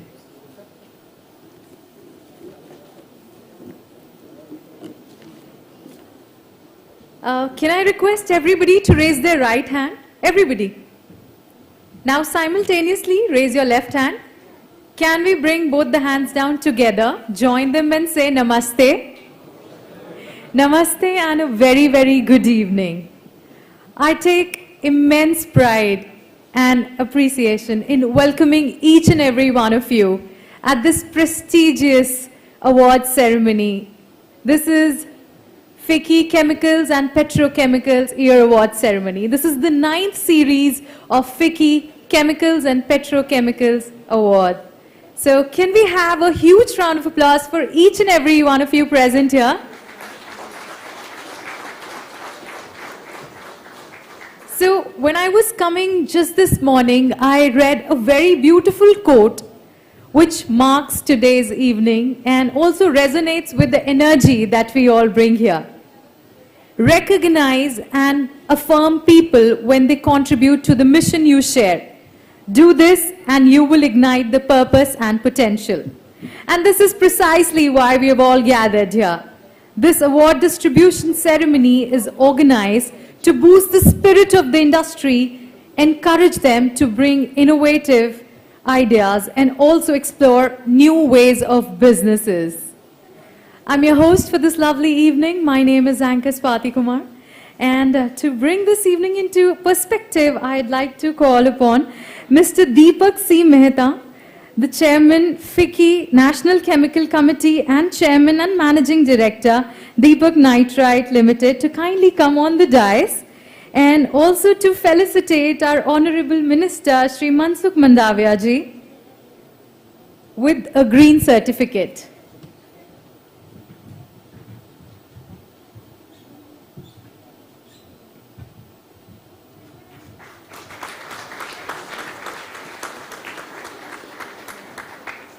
We also have Shri Yogendra Tripathi ji, IAS Secretary, Department of Chemicals and Petrochemicals, Ministry of Chemicals and Fertilizers, Government of India. Can we have a huge round of applause for him? Shri Samir Kumar Biswas, IAS Additional Secretary, Chemicals, Department of Chemicals and Petrochemicals, Ministry of Chemicals and Fertilizers, Government of India.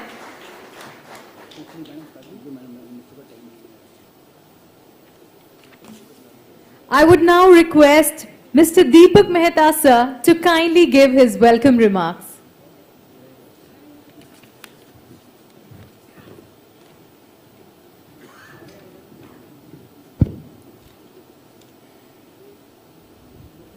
Respected Shri Mansukh Bhai Mandavia ji, Honorable Minister of State for Chemicals. He is a Minister of State for a lot of other departments also, but we always have him as our captain.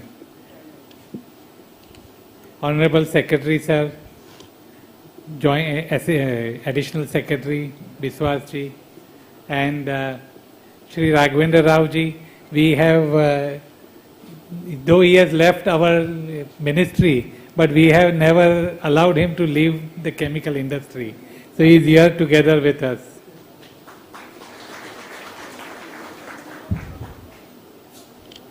Many years, about 6-8 years ago, we had Mr. Huntsman, who was in India. He is the brother of Peter Huntsman. Peter Huntsman runs Huntsman Industries. Mr. John Huntsman was actually at one time also bidding to become President of United States. He was then the ambassador to China. But he was here, and Mr. Kamal Nanavati had a very small luncheon meeting together with few of us and him. And after talking about politics, we were asking him that now that Narendra Modi ji had become the Prime Minister, we were saying, okay, Mr. Huntsman, what would you recommend?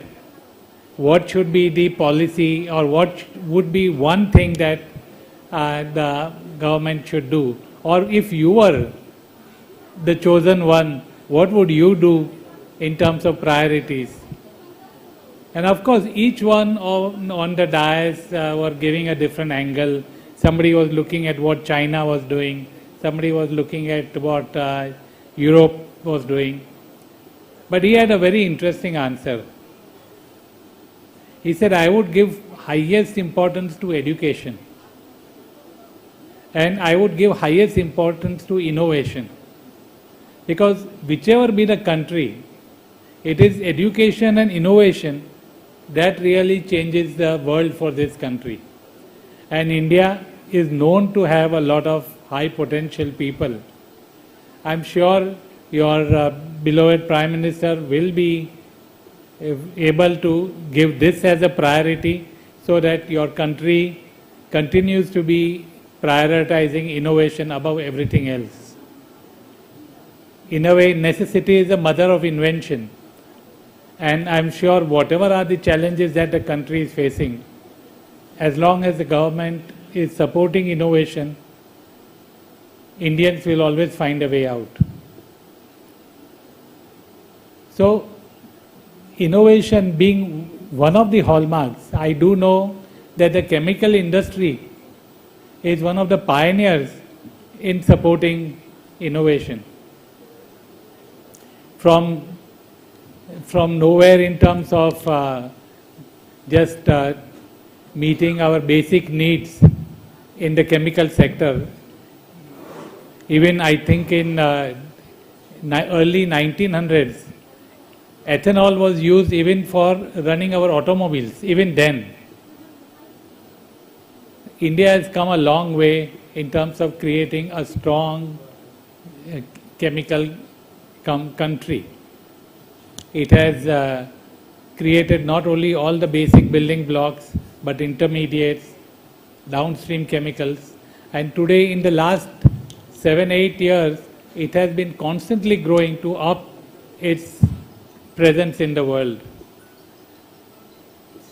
Just a few years ago, we were having one of these India Chem conferences, and our then Honorable Minister, he asked me, and we said India is the 7th largest in the world. And he announced that very soon, in the next 5 years or 7 years, we will see that India becomes the 5th largest in the world. So today it's already the 6th largest in the world. And we are moving forward. Now the top 4 countries that are there, China, USA, Japan, and Germany, and maybe France somewhere. One of our greatest strengths is also our own liability, which has now become our greatest asset, and that is our people. India is becoming one of the largest markets for chemical sector.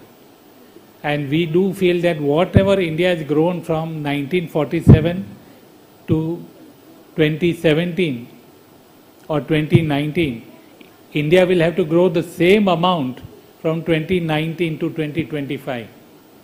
In a sense, we took all these years to come up to $160 billion. And in the next 7 years, the Indian demand itself will double from 160 billion to a little over $300 billion. And actually the race is on in terms of how much of this demand will come out of imports and how much will come out of domestic production. We have under our able leadership of Mansukh Bhai, of Sadanand Gowda ji, the chemical industry has been getting a lot of support, a lot of encouragement to quickly grow and to reduce this gap between demand and supply. Today, if India is growing, with today current imports are around $40 to $45 billion. But as the country grows from 170 billion to 300 billion, we will have to see that over $120 billion new investment is coming up. Only then we will be able to ensure that the demand, that even if imports double, we will still have a lot of capacity required to be coming up in India.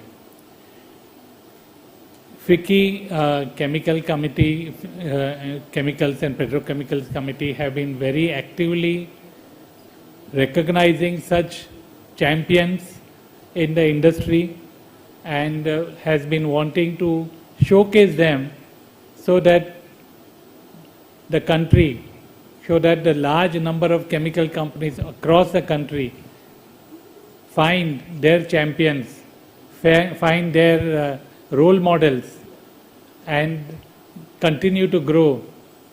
And therefore today's function of identifying such stalwarts, such role models, such champions and recognizing them, that is the intention.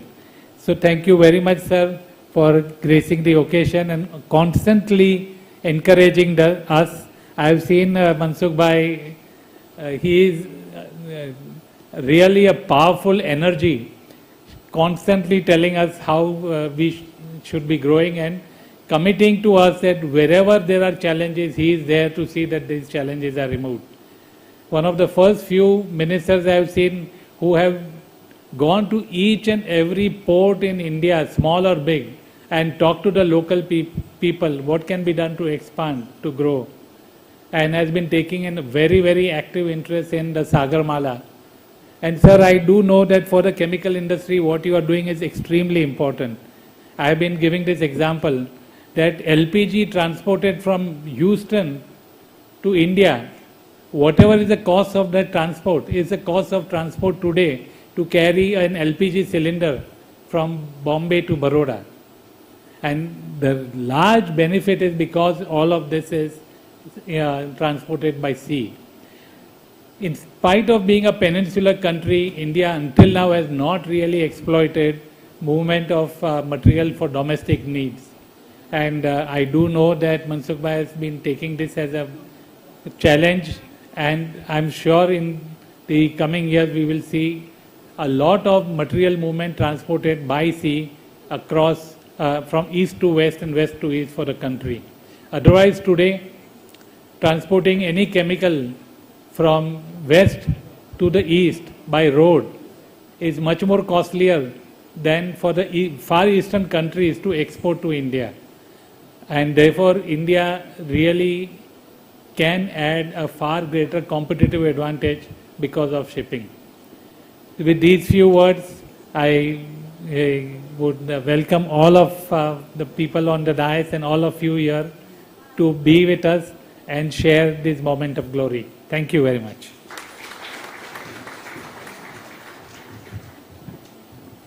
Thank you so much, Deepak sir. I'd now like to request Shri Yogendra Tripathi, IAS Secretary, Department of Chemicals and Petrochemicals, Ministry of Chemicals and Fertilizers, Government of India, to kindly address the gathering.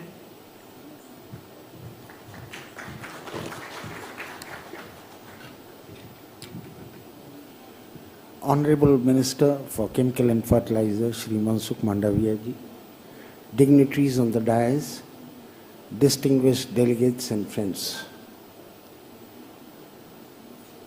All of you, one way or the other, have had a long day, and we have been discussing various aspects of chemical and petrochemical sector, opportunities and challenges. This conference of 3 days is an enlightening experience, sharing of ideas, understanding each other between the government and the industry. It gives us a kind of opportunity to both the sides to understand each other well. This process would go on for next 2 days, and I must say that this interaction is highly useful, would give us confidence to be able to move together forward. I would not really take time in discussing any aspects of the sectors which we have been discussing and we would continue to discuss. But I would like to express my gratitude to all those delegates who have taken time out, decided to come out physically and make this event in that sense a very successful event. Because given these times of COVID, all of us have our hesitations. So I would like to salute each one of us, each one of you who's physically present in the conference to have come, express the confidence in our initiative. Today's function now is celebration of the achievements of different people on different aspects of chemical and petrochemical sector. I would like to congratulate each of the winners and wish that the idea of innovation, the idea of taking the industry forward gets further encouragement with this recognition, this initiative of FICCI in that sense to provide the encouragement to innovation, provide encouragement to work further for the sector is an excellent initiative, and I'm sure it would succeed in its objective. With these few words, I would not like to stand between you and your awards. Thank you very much.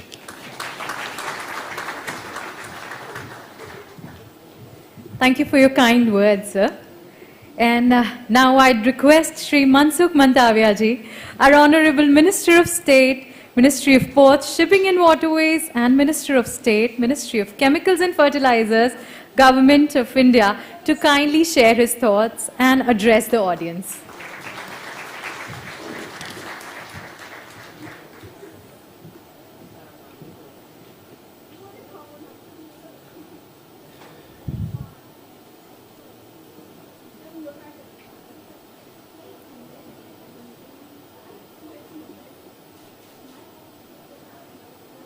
आज के award ceremony में हमारे बीच में उपस्थित secretary chemicals and petrochemicals Shri Tripathi ji, हमारे मित्र दीपक भाई, राघवेंद्र राव जी, हमारे एडिशनल सेक्रेटरी जी, सभी उपस्थित इंडस्ट्रीज प्लेयर भाइयों एवं बहनों, वैसे तो सुबह में मुझे आना था लेकिन गोड़ा साहब आए थे तो मैं नहीं आ पा सका था, लेकिन मेरी बातचीत हुई, मुझे बताया कि इनॉग्रेशन सेशन बहुत अच्छा रहा और लोगों ने उत्साह से उसमें पार्टिसिपेट भी किया और मेरे पास खुशी भी व्यक्त कर रहे थे। इंडस्ट्रीज में जो उपलब्धि है, स्टार्टअप है जो मैं देख रहा था, और जो आपके इनिशिएटिव है या तो आपका परफॉर्मेंस है, उसके आधार पर अभी अवार्ड देना है। हर साल इंडिया केम के रूप में सब इंडस्ट्रीज प्लेयर मिलते हैं। स्वाभाविक होता है कि जब एक विषय के लोग इकट्ठे होते हैं, मिलते हैं, बातचीत करते हैं, डिबेट करते हैं, डिस्कशन करते हैं, तो उसमें से कुछ आउटपुट आता है और यही आउटपुट अगले दिनों में इंडस्ट्रीज का फ्यूचर पाथ को डिसाइड करता है। आज के दिन में क्या स्थिति है, गवर्नमेंट के सामने रखने वाला इश्यू क्या है और इंडस्ट्रीज को आगे बढ़ाने के लिए क्या करना चाहिए, ये उसमें से एक निष्कर्ष के रूप में निकलता है। और हमारी गवर्नमेंट, मोदी गवर्नमेंट कभी टोकन नहीं सोचती है, हम कॉम्प्रिहेंसिव विचार करते हैं और टोटल सोचते हैं। टोकन बहुत चला भाई, एक साइड से कोई एफर्ट लिया गया, दूसरी साइड से आपको सपोर्ट नहीं मिला, हम प्रोडक्शन बढ़ाने के दिशा में आगे बढ़ गए, लेकिन प्रोडक्शन बढ़ाने के बाद उसको एक्सपोर्ट करना है, उसके लिए विचार नहीं किया जाए। इंडस्ट्रीज को आगे बढ़ाना है और एनवायरनमेंट सेव करना है, तो इंडस्ट्रीज और एनवायरनमेंट दोनों को बैलेंस करके कैसे जाना चाहिए। जो पहले से यही स्थिति से देश का डेवलपमेंट हुआ होगा, सारी दुनिया ने क्या किया है, केमिकल्स इंडस्ट्रीज है, ज्यादातर कोस्टल लाइन पर होती है। जैसे आपको डीप सी हैजार्डस वेस्ट को रिमूव करना है तो आप डीप सी डिस्चार्ज कर सकते हो। आप हिंटरलैंड में इंडस्ट्रीज डेवलप करें, वहां से कार्गो आपको मूव करके पोर्ट पर लाना होता है और पोर्ट से आपको एक्सपोर्ट करना है, तो लॉजिस्टिक कॉस्ट आपकी बढ़ जाती है। और जब मैं प्रेजेंटेशन लेता हूं, या तो हमारे सामने या तो बड़े बड़े प्लेटफॉर्म पर बड़ा प्रेजेंटेशन होता है तो कहते हैं हमारी लॉजिस्टिक कॉस्ट 14% है हमारे जीडीपी के सापेक्ष में, और दुनिया की एवरेज लॉजिस्टिक कॉस्ट 9% है, हम 5% अप है। ये निकाला, लेकिन उसके लिए कोई मॉडल आइडेंटिफाई किया कि उसका सॉल्यूशन क्या है। दुनिया के साथ आप कंपैरिजन करो, करना चाहिए, लेकिन मॉडल आपकी कंट्री और आपके रिसोर्सेज के अनुसार होना चाहिए, तब जाके आप आउटपुट लेके आएंगे। और किसका सॉल्यूशन करना है? क्या इंडस्ट्रीज के संदर्भ में मैं मिनिस्टर हूं, मेरे ऑफिसर्स है, हम लोग यहां बैठ के डिबेट करते रहेंगे, पॉलिसी बनाते रहेंगे तो आपका इश्यू का समाधान हो जाएगा? मैं मानता हूं कि जी नहीं, आपका इश्यू है और उसका सॉल्यूशन आप ही दे सकते हैं। इसलिए मोदी जी ने तय किया है कि कोई भी पॉलिसी तय करो, कोई भी डिसीजन लो, उसके पहले स्टेक होल्डर से कंसल्टेशन करके हमारे सामने पहले लाओ। इंडस्ट्रीज क्या मांगते हैं, क्योंकि जिसको इंडस्ट्रीज चलानी है उसके पर मैं कोई कानून बना के, कोई रूल्स रेगुलेशन या पॉलिसी तय करके आपके पर थोप दूं तो इंडस्ट्रीज उससे, मैं तो इंडियन प्लेयर को अभिनंदन करता हूं कि ऐसी स्थिति में सालों तक चला, लेकिन भी आप डट के इंडस्ट्रीज में लगे रहे और देश को आगे बढ़ाया है। और दोस्तों, देश को आगे बढ़ाना है, क्या कोई सरकार बढ़ा सकती है एकली? क्या कोई ऑफिसर्स देश को आगे बढ़ा सकता है क्या? दोस्तों, कोई इंडस्ट्री चाहे अकेले कि भाई हमें डेवलप हो जाना है, हो सकते है क्या? नहीं। मोदी जी ने कहा कि सब में सभी की भागीदारी होनी चाहिए। देश के 130 करोड़ जनसंख्या जब एक स्टेप आगे बढ़ती है, तब जाके हिंदुस्तान 130 स्टेप एक ही टाइम में आगे बढ़ जा सकता है। लेकिन 130 स्टेप एक साथ में आगे बढ़ाने के लिए क्या करना चाहिए, कैसे सोसाइटी को तैयार करना चाहिए, आवश्यक होता है, जो हमने इंडस्ट्रीज सेक्टर में किया है। Our government is pro poors, pro farmers, but industries friendly government. हम जानते हैं, हम चाहते हैं आत्मनिर्भर भारत। क्या है आत्मनिर्भर भारत? आप कभी मत सोचो कि हम केवल मेक इन इंडिया कर दे और हम सारे चीज कोई दुनिया से इंपोर्ट ही ना करें, ऐसा नहीं हो सकता है। एक ग्लोबल टाइम में सारी दुनिया में हमें एक्सपोर्ट भी करना होता है, हमें इंपोर्ट भी करना होता है, लेकिन एक्सपोर्ट इंपोर्ट का बैलेंस करना है, एक्सपोर्ट बढ़ाना है, इंपोर्ट कम करना है, वैल्यू एडिशन करके आगे बढ़ना है। क्रिटिकल रिक्वायरमेंट तो देश में ही होनी चाहिए। क्रिटिकल रिक्वायरमेंट के पर हम ये कोविड में हमने देख लिया, my self looking pharma ministry also, तो हमने देख लिया कि क्रिटिकल रिक्वायरमेंट से जब 1990 में ग्लोबलाइजेशन का समय हुआ, तब दुनिया ने ऐसा सोचा कि चलो भाई, दुनिया के लोगों का जीवन धोरण को अप करना है, उसकी लाइफ लाइन को अप करना है, तो क्या करना चाहिए? तो दुनिया को कंपटीशन में डालो, और सारी दुनिया कंपटीशन में जो सस्ता बेचे वो कंज्यूमर उसका यूज आसानी से कर सके, ये दिशा में 19 में ये पीरियड में एक दशक में सारे दुनिया में क्रेज चला, और उसमें WTO आया, उसमें कई number of type of agreement आया और दुनिया ने एग्रीमेंट साइन किया। लेकिन पिछले 10 साल से उससे लोग हटने लगे, क्योंकि सभी का एक्सपीरियंस ऐसा रहा कि कोई कंट्री ने, हर कंट्री का मॉडल अलग होता है, क्योंकि मैं सारा देश का रिसोर्सेज क्या एक सेक्टर में लगा सकता हूं? क्या इंडिया नहीं लगा सकता, क्योंकि मुझे पॉवर्टी एविलेशन का भी काम करना है। हिंदुस्तान को सारे देश में सस्टेनेबल डेवलपमेंट की दिशा में जाना है। मैं हिंदुस्तान अपने रिसोर्सेज, जैसा कई कंट्री ने अपने कोस्टल लाइन पर देश की सारी शक्ति को लगा दिया, तो एक सेक्टर में वो आगे बढ़ गए, it's okay, but it's meaning is not that they develop to all parameters। ये सभी पैरामीटर में आगे नहीं बढ़े, क्योंकि ये रिस्ट्रिक्टेड कंट्री है, तो आपके उसमें अंदर क्या चल रहा है पता नहीं है, तो एक ही पारा देख के हम उसका कंपैरिजन नहीं कर सकते। मैं आपको लोकल लैंग्वेज में कहूं तो, सरल भाषा में कहूं तो, कछुआ और रैबिट्स की जो वॉक होती है, रैबिट्स शॉर्ट टाइम के लिए स्पीड दौड़ लेता है, लेकिन वो थक जाता है, और कछुआ सारे दिन एक ही टेबल से, एक ही सिस्टम से चलता रहता है, अल्टीमेटली वो जीत जाता है। ऐसा पंचतंत्र की कथा में आता है। हिंदुस्तान की स्थिति यह है दोस्तों, हिंदुस्तान जीतने वाला है, हौसला बना के रखना। और ये आत्मनिर्भर भारत के तहत हम जो पीछे छूट गए हैं एक कंपटीशन में, और दुनिया ग्लोबलाइजेशन से हट गई है, और सब अपने क्रिटिकल रिक्वायरमेंट अपने ही देश में कैसे फुलफिल हो, इस दिशा में आगे बढ़ने लगे हैं, तो उसको हम कैसे एनकेज करें दोस्तों, उसमें हम आगे हैं। और समय पे हमने आत्मनिर्भर भारत के माध्यम से क्या है भाई, एक बार पेनिसिलिन, मैं जब स्कूल में था तब पढ़ता था कि पिंपरी में पेनिसिलिन का सबसे बड़ा प्लांट है। मेरे एज के कोई होंगे तो पढ़े होंगे, गुजरात में खास करके my self belong from Gujarat, तो गुजरात के लोग हैं, उन्होंने पढ़ा होगा अपने सिलेबस में। क्यों ये प्लांट बंद हो गया? क्योंकि कंपटीशन में हम नहीं टिक पाए। वो लोग वहां अपनी शक्ति और अपना रिसोर्सिस, गवर्नमेंट रिसोर्सिस का यूज करके बड़ा प्लांट बन गया और वहां डंप करने लगे हिंदुस्तान में। तो हम एक कंपटीशन से बाहर निकल गए, तो हमारा केमिकल्स, हमारा एपीआई इंडस्ट्रीज खत्म हो गई। फिर हमें उसको रिवाइव करना है तो क्या करें? तो उसको फिर से रिवाइव करना है तो वर्तमान समय में जंप लगाना है। अभी समय हमारे पास नहीं है तो क्या करना है? पॉलिसी में रिफॉर्म करो। कैसी पॉलिसी करनी चाहिए, इस दिशा में हमने काम चालू किया। तुरंत ही मुझे प्रोडक्शन बढ़ाना है तो पीएलआई स्कीम लाना शुरू किया। दोस्तों 2 लाख करोड़ की पीएलआई स्कीम को बजट में मंजूरी दी है। 2 lakh crore rupees PLI scheme क्यों लाए? क्योंकि वेट नहीं करना है, दुनिया के साथ हमें आगे बढ़ना है। दूसरा, दुनिया का मार्केट की बात बाद में करो भाई, हिंदुस्तान छोटा मार्केट नहीं है। हिंदुस्तान में हमारी जो इकोनॉमी जिस तरह से आगे बढ़ रही है, इससे यहां इंडिया का डोमेस्टिक मार्केट दुनिया की बराबरी का होने वाला है, क्योंकि 130 करोड़ कंज्यूमर है।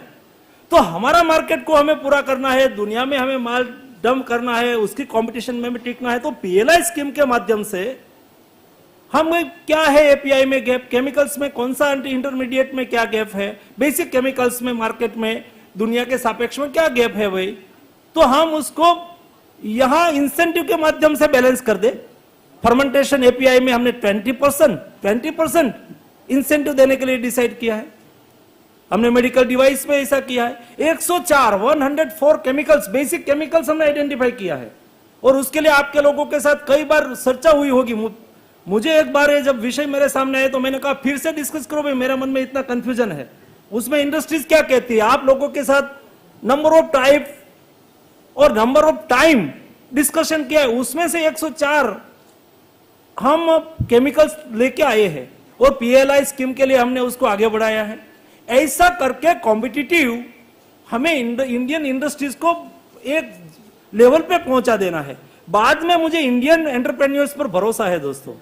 आज जो इंडिया की आज ऑल टाइप ऑफ इंडस्ट्रीज में, इंडिया में सभी में तेजी है, क्योंकि एक ग्लोबलाइजेशन के समय में और ये जो कंपटीशन 90 के समय से बदलकर 2021 में ये स्थिति आ गई कि भाई ऐसा नहीं सस्ता दे वहां से ले लो, ऐसा नहीं, स्थिति को बैलेंस करना है दुनिया को। इंडिया आज, आप जाओ टेक्सटाइल में, आज के दिन में मंदी है, तेजी है। आप ब्रास इंडस्ट्रीज मेरे गुजरात में जामनगर में है, तो 3-4 साल से वो मंदी में चल रही थी। तो अभी वो मुझे बता रहा था कि बहुत तेजी है। मैंने कहा क्यों, पहले क्यों तेजी नहीं थी? तो कि एक्स कंट्री कंपटीशन में आए थे, वो सस्ते डंप करते थे तो लोग हमारे से नहीं लेते थे। तो मैंने कहा क्या आज उन्होंने प्रोडक्शन बंद कर दिया? तो कहना प्रोडक्शन बंद नहीं किया है। तो मैंने कहा क्यों आपसे ले रहे हैं? तो कहना महंगा है तो भी इंडिया से लेना है। ऐसा क्यों हुआ? इंडिया की मोदी जी की जो विदेश नीति बनी दोस्तों, शायद कोरोना क्राइसिस के दरमियान आपको ऐसा लगा होगा कि लॉकडाउन है, सब लोग अपने घर में है। जी नहीं, भारत सरकार के एक मंत्री अपने घर में नहीं बैठे थे, रात दिन देश में प्रोडक्शन चालू रखवा के, फार्मा सेक्टर से प्रोडक्शन करवा के, इंडिया की रिक्वायरमेंट फुलफिल करके 120 कंट्री में हमने मेडिसिन दी थी। आज भी हम सारे, हमारा प्रोडक्शन वैक्सीन का कितना हुआ, क्या प्रोडक्शन में कमी है, बढ़ाना है तो कितना बढ़ाना है, चलो भाई सीरम इंस्टीट्यूट इतना बना रही है, भारत बायोटेक इतना बना रही है, चलो भाई कैडिला कितना प्रोडक्शन में आ रही है, हमारा प्रोडक्शन बढ़ेगा। इंडिया की कितनी रिक्वायरमेंट है, इंडिया को भी रिक्वायरमेंट को भी देखना है और दुनिया को भी देना है। आज के दिन में 42 कंट्री में इंडिया ने वैक्सीन दे दिया। उसकी इफेक्ट क्या होती है? आप लोग इंटरनेशनल प्लेयर है, अब दुनिया में जाते हैं दोस्तों। आप जाएंगे ना अभी पोस्ट कोविड, और आप जब कोई एयरपोर्ट पर जाएंगे, मुझे यूरोप का एक्सपीरियंस है, वो लोग उसके ऊपर किसी ने उपकार किया है तो थैंक यू बोलने का उसका नेचर होता है। और जब हाइड्रोक्सी क्लोरोक्विन किसी के पास नहीं थी, हिंदुस्तान ने किसी को ना नहीं कहा और सारी दुनिया को हाइड्रोक्सी क्लोरोक्विन दिया था। और आज ये ही मेडिसिन इतनी ही इफेक्टिव है। आप जब दुनिया में कोई भी एयरपोर्ट पर जाएंगे, इमिग्रेशन में जाएंगे, आप इंडियन पासपोर्ट पर वो थप्पा लगाएंगे ना, आप इंडियन हैं इसलिए कहेंगे थैंक यू इंडिया। जब हमारे देश में मेडिसिन नहीं थी तब हिंदुस्तान ने हमें मेडिसिन दी। इतना ही नहीं, हिंदुस्तान के पास शुरुआत में, मैं एक ग्रुप ऑफ मिनिस्टर्स का मेंबर था, हम 3-4 मंत्री रेगुलरली वीकली बैठते थे जब यहां लॉकडाउन चल रहा था। तो शुरुआत में हमारे पास भी पीपीई किट नहीं थी, हमारे पास वेंटिलेटर नहीं थे, हमारे पास मास्क नहीं थे।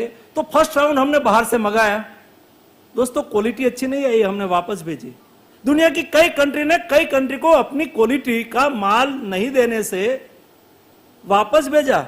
हिंदुस्तान के एंटरप्रेन्योर्स पर, आप लोगों पर मुझे गौरव यह है कि कभी आपका माल रिजेक्ट हुआ हो और दुनिया में हिंदुस्तान की बेईमानी बेइज्जती हुई है, ऐसा आप लोगों ने कभी नहीं होने दिया है। दोस्तों ये दुनिया में आज के दिन में शाख बढ़ी है, हिंदुस्तान की आज महंगा है। और मान के चलना अगले दिनों में बायलैटरल कोऑपरेशन के आधार पर दुनिया आगे बढ़ने लगी है। माल महंगा है, सस्ता है, थोड़ा वो छूटेगा, ये विषय ही नहीं चलने वाला है। इसलिए ये स्थिति का और ये एनवायरमेंट इंडिया कैसे एनकेस करे उसको देखते हुए पीएलआई स्कीम लेके आत्मनिर्भर भारत को हम आगे बढ़े। कॉम्प्रिहेंसिव हमारा डेवलपमेंट है, स्टार्टअप आए। क्या आज ही इंडियन यूथ, इंडिया में कभी मैन पावर ब्रेन पावर की कभी कमी नहीं थी, आज ही हमारा यूथ में ये स्टार्टअप की भावना बन गई, ऐसा नहीं था। कोई उसको हाथ पकड़ने वाला नहीं था, उसको कोई पूछने वाला नहीं था, और यही हमारा ब्रेन पावर दुनिया में चला जाता था और दुनिया उसका उपयोग करती थी। पेटेंट हमके यहाँ करवा के रॉयल्टी वो लोग लिया करते थे। ये समय गया। आज मेरे ऑफिस में एक यूएस से काम करता हुआ लड़का यूएस में काम कर रहा था, तो उन्होंने मुझे, इंडिया आया तो मुझे मिलने के लिए आया, तो उन्होंने मुझे जो बताया और उसका नॉलेज था, तो उन्होंने मुझे कहा सामने से कि साहब आप मुझे कुछ काम दो, मुझे दुनिया में काम नहीं करना है, मेरी क्षमता है मुझे इंडिया में उसका यूज करना है। ये लड़का आज मेरी ऑफिस में काम कर रहा है।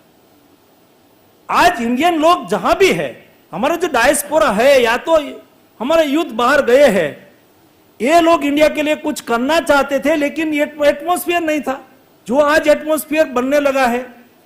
और मोदी जी ने तय किया है, केवल देश चलाने के लिए हमने सरकार नहीं बनाई है दोस्तों, देश तो चलता था, आज भी चले और काल भी चलता रहेगा। देश को बदलना है और नया भारत बनाना है, जो भारत में ये समृद्धि हम इसलिए सोच सकते हैं कि ये समृद्धि एक बार देश में थी, साइंस भी ये देश में था। 5000 साल पहले मैं एक म्यूजियम में गया था और मैं एक लोथल में बहुत बड़ी एक हेरिटेज कॉम्प्लेक्स बना रहा हूं। हम हमारी विरासत को नहीं समझेंगे तो हमारा भविष्य कभी सुनिश्चित नहीं होगा। 5000 साल पहले हम कितना सभ्य थे। हमारा यहां लोथल में पोर्ट था, उसका डॉक आज के दिन में है। 5000 साल पुराना विश्व में कहां भी डॉक हो तो ये लोथल में है। और ये डॉक लोथल का जब उत्खनन किया गया, उसकी ट्रीट ऐसी थी, विंड फ्लो से ही साफ हो जाती थी। उसका वाटर हार्वेस्टिंग सिस्टम थी, उसका कंस्ट्रक्शन वर्क इतना मजबूत था, से एकदम साइंटिफिक था।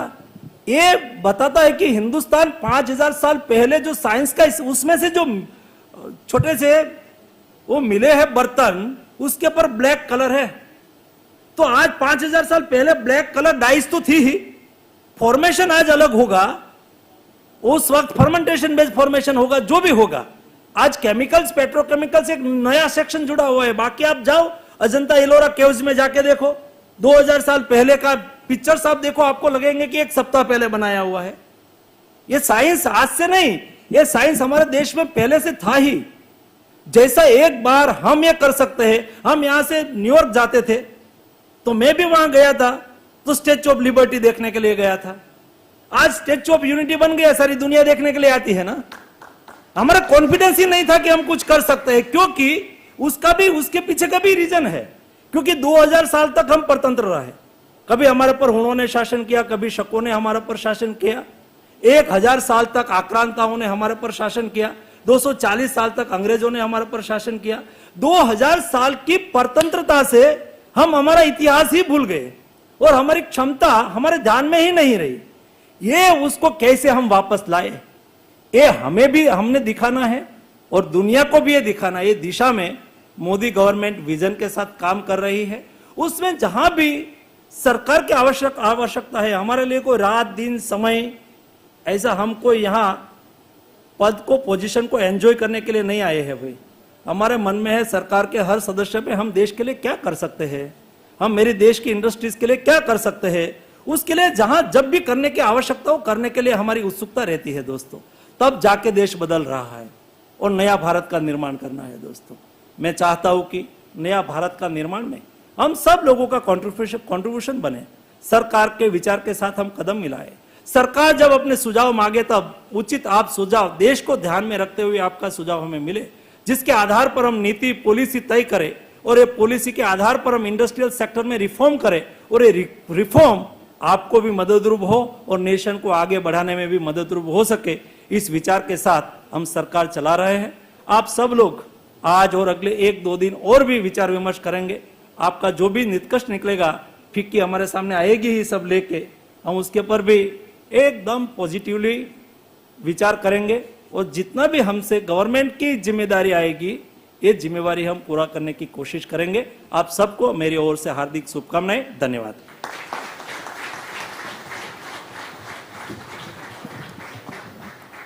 Thank you so much, sir, for the words of wisdom and inspiration. Thank you so much. Can I now request Mr. Gaurav Gupta, PwC, the knowledge partner of the event, to kindly come on stage and proceed with his award ceremony presentation under different categories.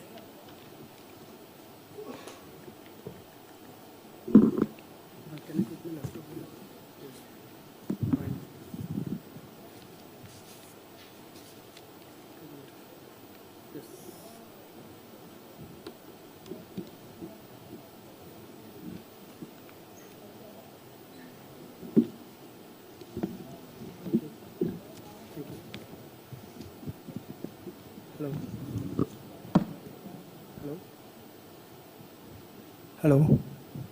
Good evening, everyone. So we would like to start our presentation on FICCI Chemicals and Petrochemicals Award 2021. So in the first slide, I'll give you an overview of this year's award, how it has been evaluated and who all has nominated and who are the jury committee members of it. So FICCI holds the Chemical and Petrochemicals Award like biennially to recognize individuals and companies for their contribution towards the development of society and industry. Like earlier years, FICCI invited applications from eminent players this year also across the chemicals and petrochemicals industry. A total of 67 companies shared their nominations for the 14 award categories under different segment categories of chemicals and petrochemicals. These award categories have been evaluated by the jury committee comprised of the following members and evaluated the awards along with FICCI and PwC team. The jury committee team was chairman by Mr. P. Raghavendra Rao, former Secretary, Department of Chemicals and Petrochemicals, Mr. Manish Panchal, Head of Business Development at DuPont Sustainable Solutions, Mr. Joy Shah, Founder and Chief Consultant, Innovate Protect Solutions India, Professor Gurmeet Singh, Vice Chancellor, Pondicherry University, Dr. Sameer Degan, President, NACE International, Professor Anup K. Ghosh, Professor and Head, IIT Delhi, Mr. Siddharth Mitra, ex-ED Petrochemicals, IOCL.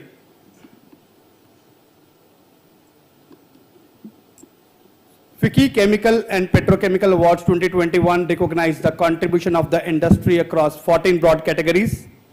So, like earlier years, this year the categories have been similar, but we have introduced a new category, digital and technology enabled company this year, following the trend the industry is following these days. So this award we feel that it's important to give considering the digitalization of the industry is happening. So I'll go to the first category, that is Product Innovator of the Year.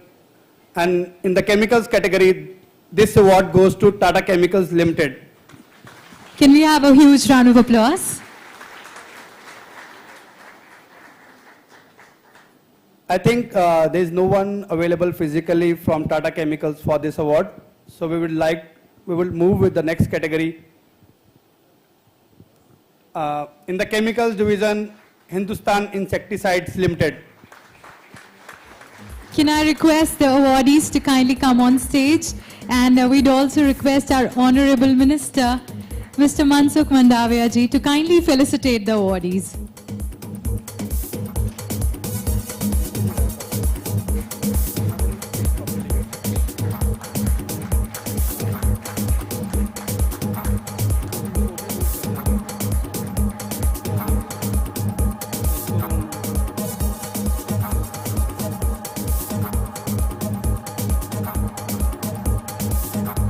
Congratulations.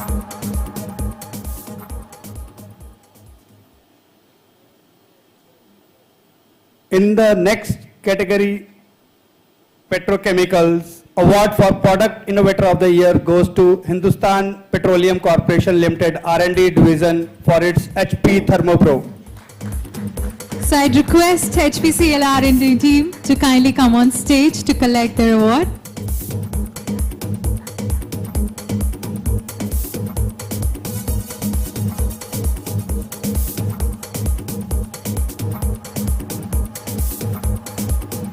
Can we have a huge round of applause for them?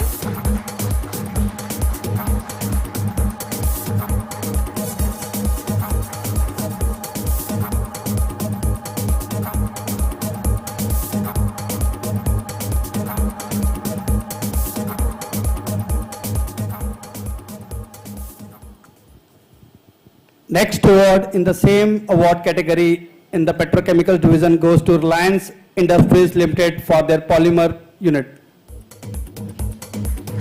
Reliance Industries Limited, congratulations. Kindly walk up to the stage.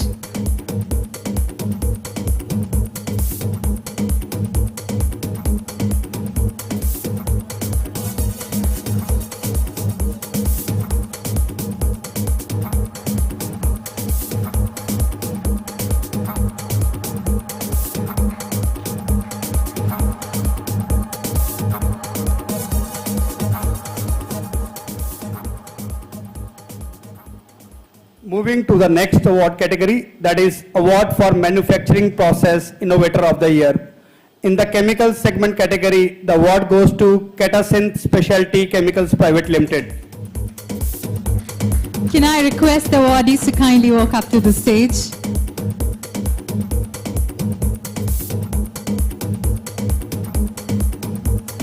Can we all cheer up the awardees, please? Thank you so much.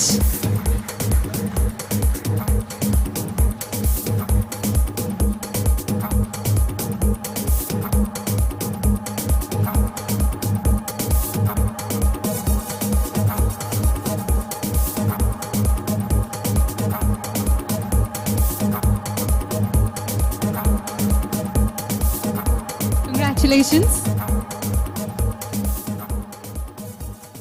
In the same award category, the second award goes to Kumar Organic Products Limited. The awardees kindly walk up to the stage.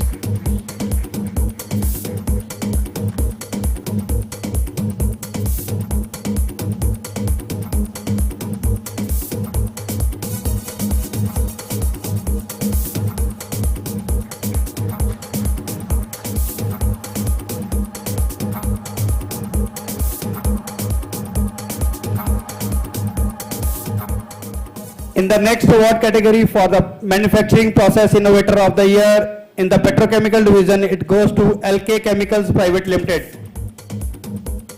Can we have a big hand for LK Chemicals Private Limited?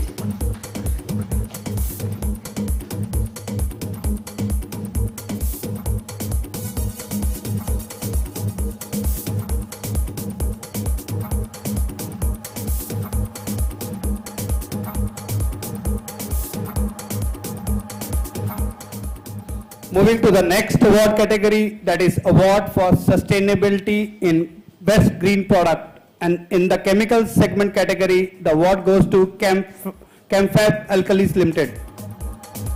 Congratulations, Chemfab Alkalis Limited.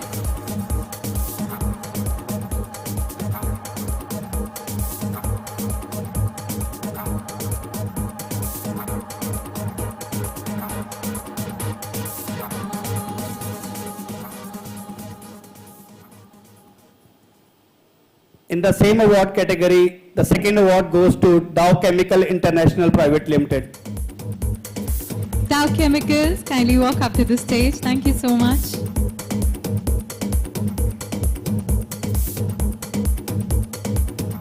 Can we have a big hand for this lovely lady here?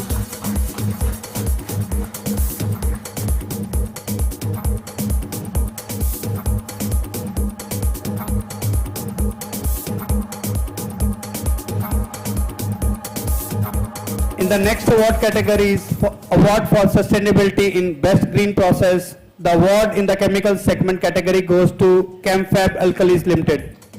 Congratulations.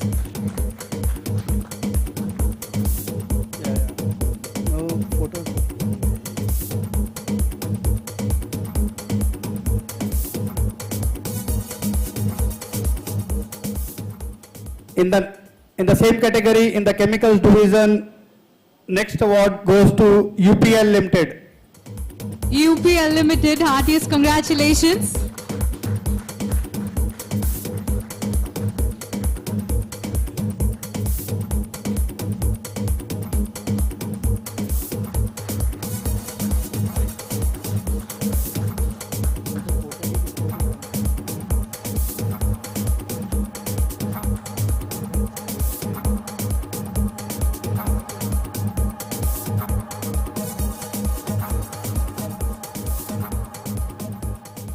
Award for sustainability in best green process petrochemicals goes to Bharat Petroleum Corporation Limited. Bharat Petroleum Corporation Limited, R&D.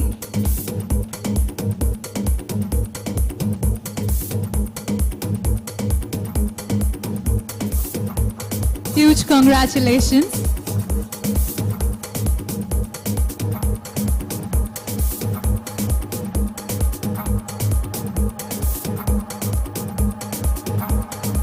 There is a special appreciation award in the same category goes to Engineers India Limited. Engineers India Limited. Can we have a big round of applause for them?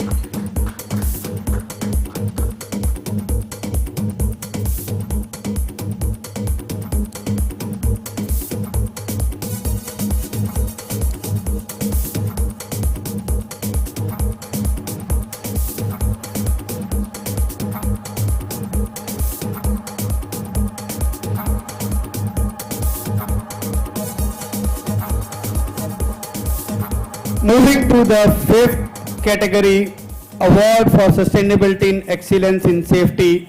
In the chemicals category, it goes to Lancex India Private Limited. Lancex India Private Limited. Can we have the award winners walking up to the dais? They are not available physically, so let's move on. In the chemicals, again, it goes to Thirumalai Chemicals Limited. I think even they are not present here, but let's acknowledge them by a big hand. In the petrochemicals category, it goes to ONGC Mangalore Petrochemicals Limited. Heartiest congratulations, ONGC Mangalore Petrochemicals Limited.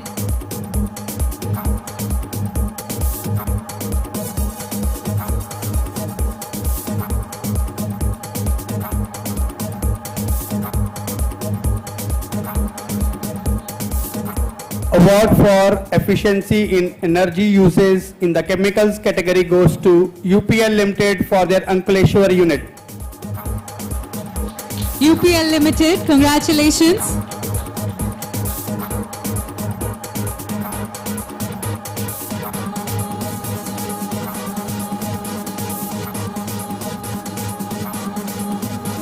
In the chemicals category, award for efficiency in energy uses goes to HPCL Mittal Energy Limited.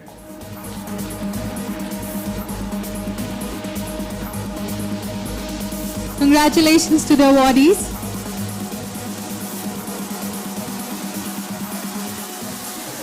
Can we have a big hand for this team?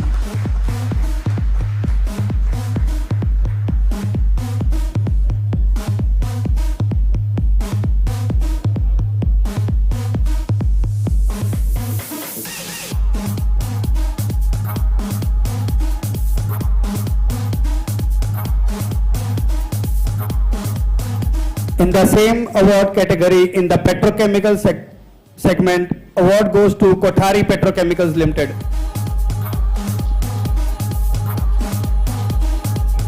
Heartiest congratulations to the awardees.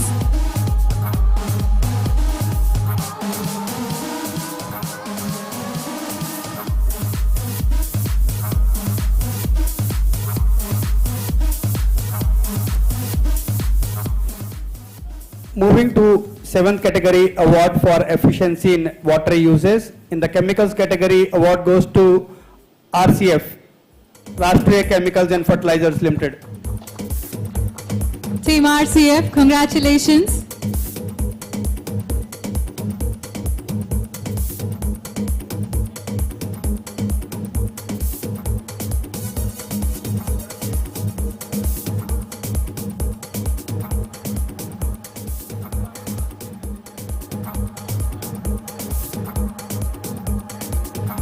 For the petrochemicals, award goes to Reliance Industries Limited, Nagothane unit. Reliance Industries Limited. Can we have the awardees walking up to the dais?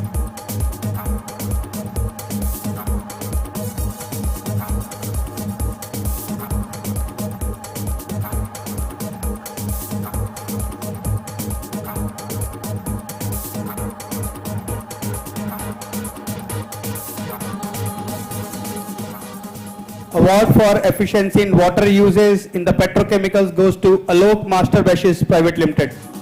Congratulations to the awardees.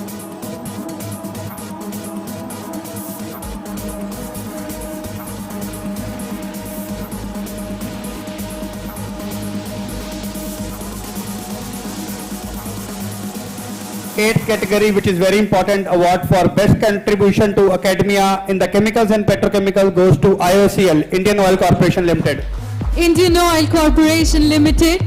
Congratulations.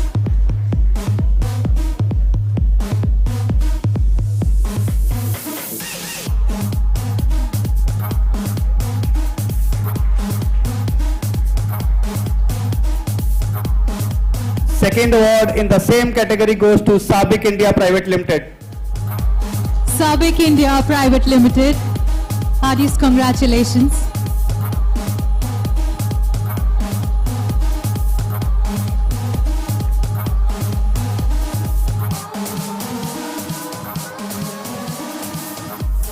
Ninth category, award for commendable work for changing public perception. In the chemicals category, award goes to Crop Life India. Congratulations, Crop Life India. Can we have the awardees on stage?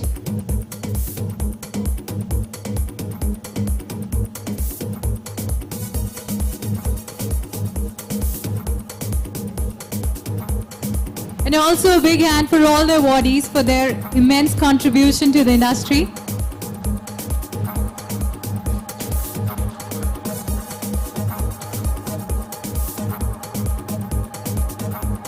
In the petrochemicals category, award goes to Reliance Industries Limited, Nagothane unit again.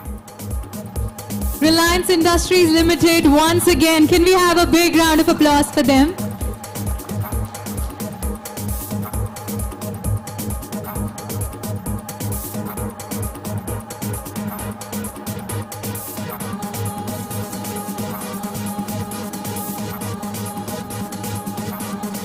Coming to 10th category, considering the important factor of sustainability nowadays, award for most important environment friendly company goes to Godrej Industries Limited, Ambernath unit for the chemicals category.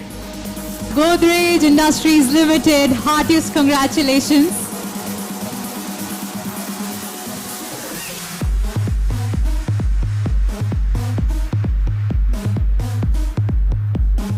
In the petrochemical award goes to GAIL India Private Limited, Pata plant.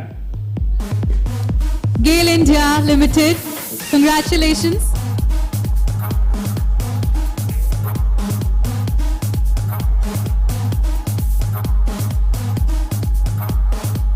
In the same category, another award goes to Brahmaputra Cracker and Polymer Private Limited.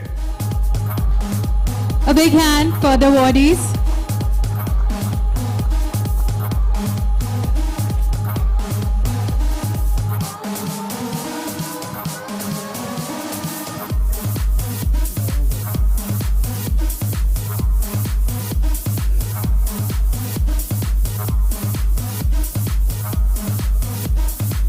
Moving to 11th category, award for Company of the Year in the chemicals category goes to Aarti Industries Limited. Aarti Industries Limited, heartiest congratulations.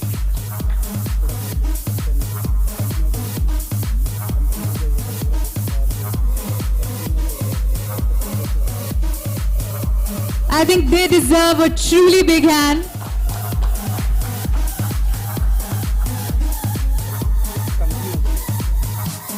They are the Company of the Year.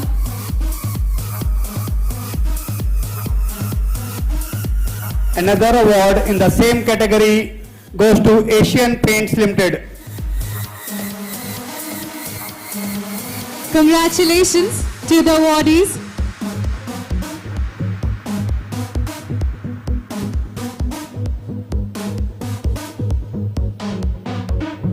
In the petrochemicals division, award for Company of the Year goes to Reliance Industries Limited.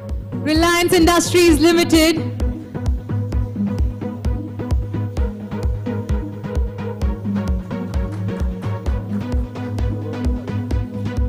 Let's have a huge round of applause. I think they totally deserve the appreciation for their amazing contribution to the industry. Another award in the same category goes to Indian Oil Corporation Limited. Company of the Year, Indian Oil Corporation Limited. Once again, I think a big hand for all these awardees.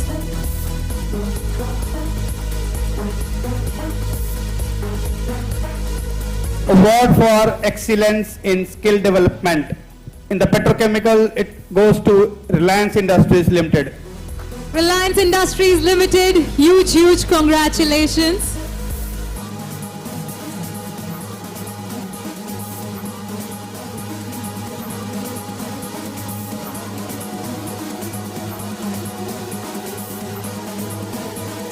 The new category we introduced this year, award for digital and technology enabled company. In the chemicals category, it goes to FMC India Private Limited.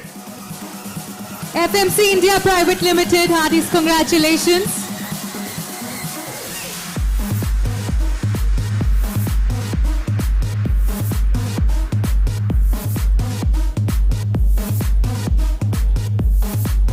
In the petrochemicals category, this award goes to HPCL Mittal Energy Limited. HPCL Mittal Energy Limited. A big hand for all these awardees and for the entire team here.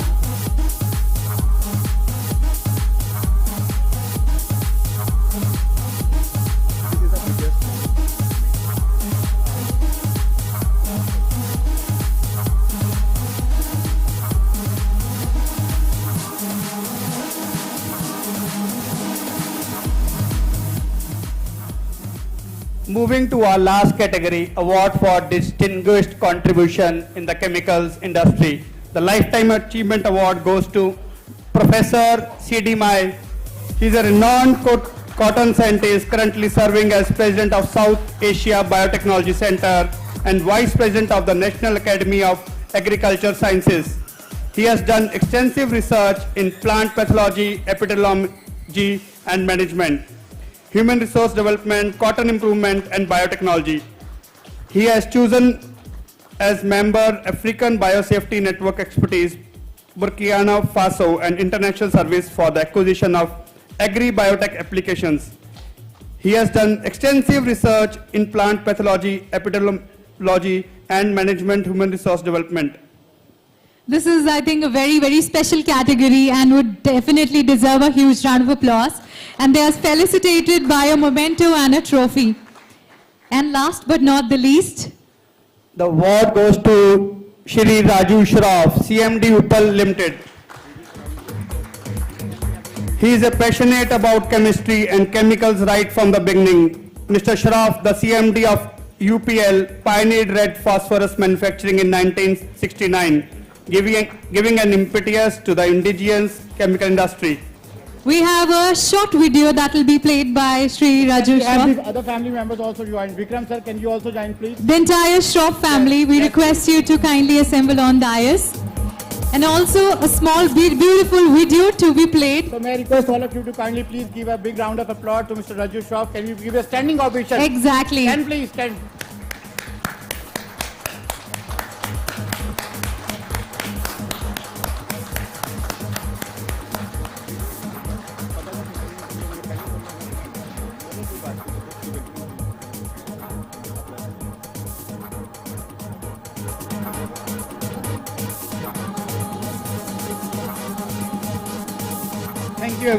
Thank you everyone. Have a good evening. I must thank fellow industrialists who have organized to honor and felicitate me for the Padma Bhushan Award for the year 2021.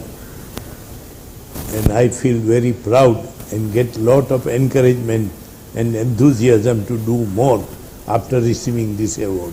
I have received this award for my achievement in industrial development, particularly in agrochemicals. Mid-50s, we developed a new process for manufacturing mercury salt, and I was the first ever Indian to start a chemical factory to manufacture mercury compounds in England. And for our process, which was patented, we got a royalty from a British company. In those days, India was not very advanced in chemical industry, and most of the chemicals were imported in India.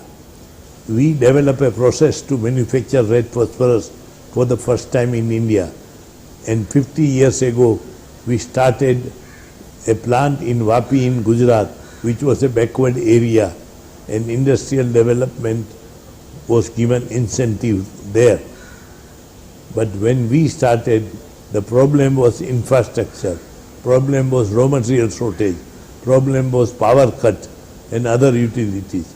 And with hard work and tough decision, we overtook all the hurdles and we could expand our business. The process for manufacture of red phosphorus was considered not only very difficult but very expensive. And because we were successful, we got President Gold Seal for indigenous development of technology in 1972. After we got a gold seal, we got more encouragement, and our team always concentrated in innovation, chemical process. You see, in India, agrochemical industry has a very bright prospect. We are quite advanced in agriculture, and we concentrated more on crop protection chemical to meet the India's demand. See, after economic liberalization in India in 90s, we saw a chemical factory which was financially in difficulty, and we purchased that company, and within 2 years we can turn it around. This experience gave us a lot of experience and knowledge in running the international business. And because of that, today we have acquired more companies in Europe, in USA, in Latin America, in South Africa, in Vietnam, China, Japan, Australia, and other countries. So today we have presence in 130 countries where we market our agrochemical products. We are today the 5th largest agrochemical manufacturer in the world. And with this award, we have got lot of encouragement and enthusiasm to grow faster. See, in India, we may not be very strong in fundamental research, but Indian industry is very advanced in innovation and improvement, and that is keeping India ahead of others in the world. And we hope there is a very bright future of chemical and agrochemicals in India. Thank you. Thank you so much, Mr. Shroff. Truly deserving Lifetime Achievement Award for your expertise and experience. Thank you so much. And now we've reached the last leg of the event. It is said that magic begins the moment you start believing in yourself. When you can do that, anything is possible. On this note, I'd like to thank all our dignitaries for sparing their honorable and precious time for all of us. Thank you so much. Can we have a big hand for all our dignitaries here on stage?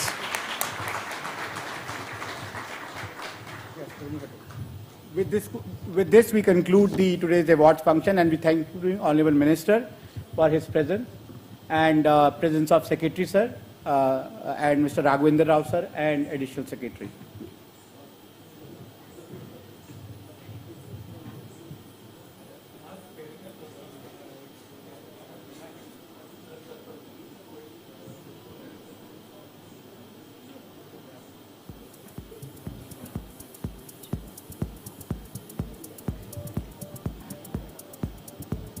Thank you so much, everyone, for your precious time, and especially our Honorable Minister. Thank you so much.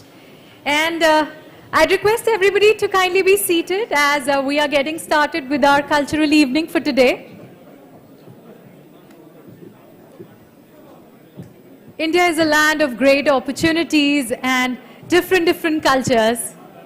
We will be witnessing a sheer display of rich culture of India in the form of a folk dance. So, can I request the entire dancing team to assemble on stage for a beautiful folk dance performance? And rest everyone, I'd like everybody to be seated as we are starting with our cultural evening for today.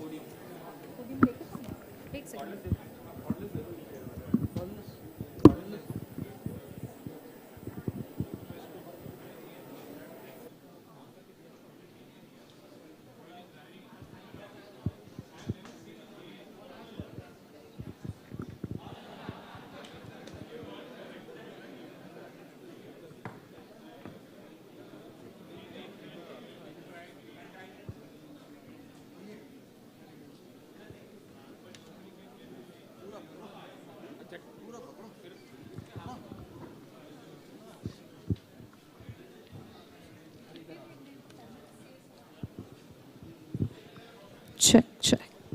What an insightful day has gone by. And I'd like to thank each and every one of you for making this day a grand success. Thank you so much once again. And we have the cultural evening starting now.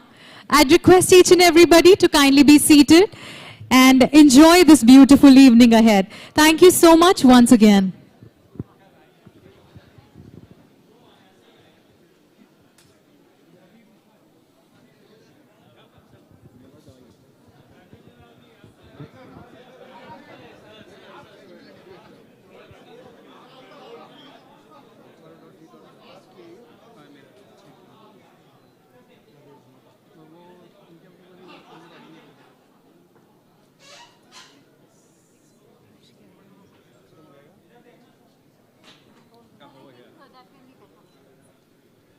इधर देखिए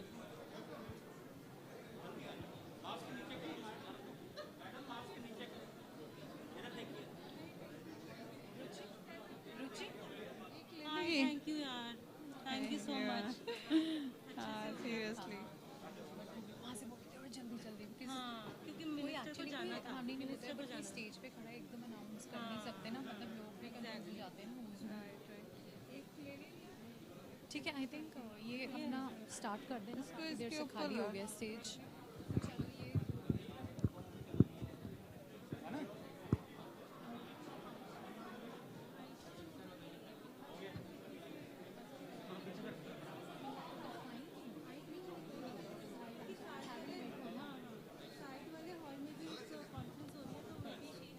अच्छा अच्छा, okay okay.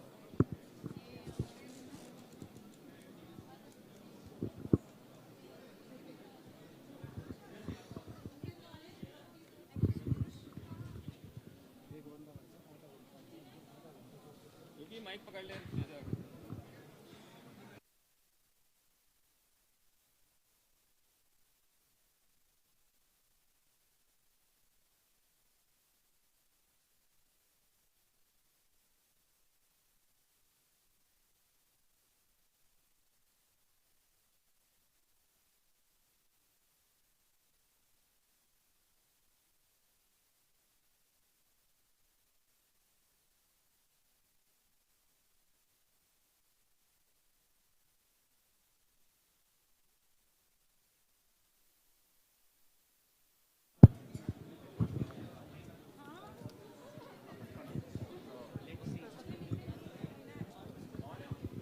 Check 1 2. I'd request each and every one of you to kindly be seated, make yourselves comfortable, as we are now starting with our cultural evening. So let's all enjoy this beautiful evening together ahead. Thank you so much and enjoy yourselves.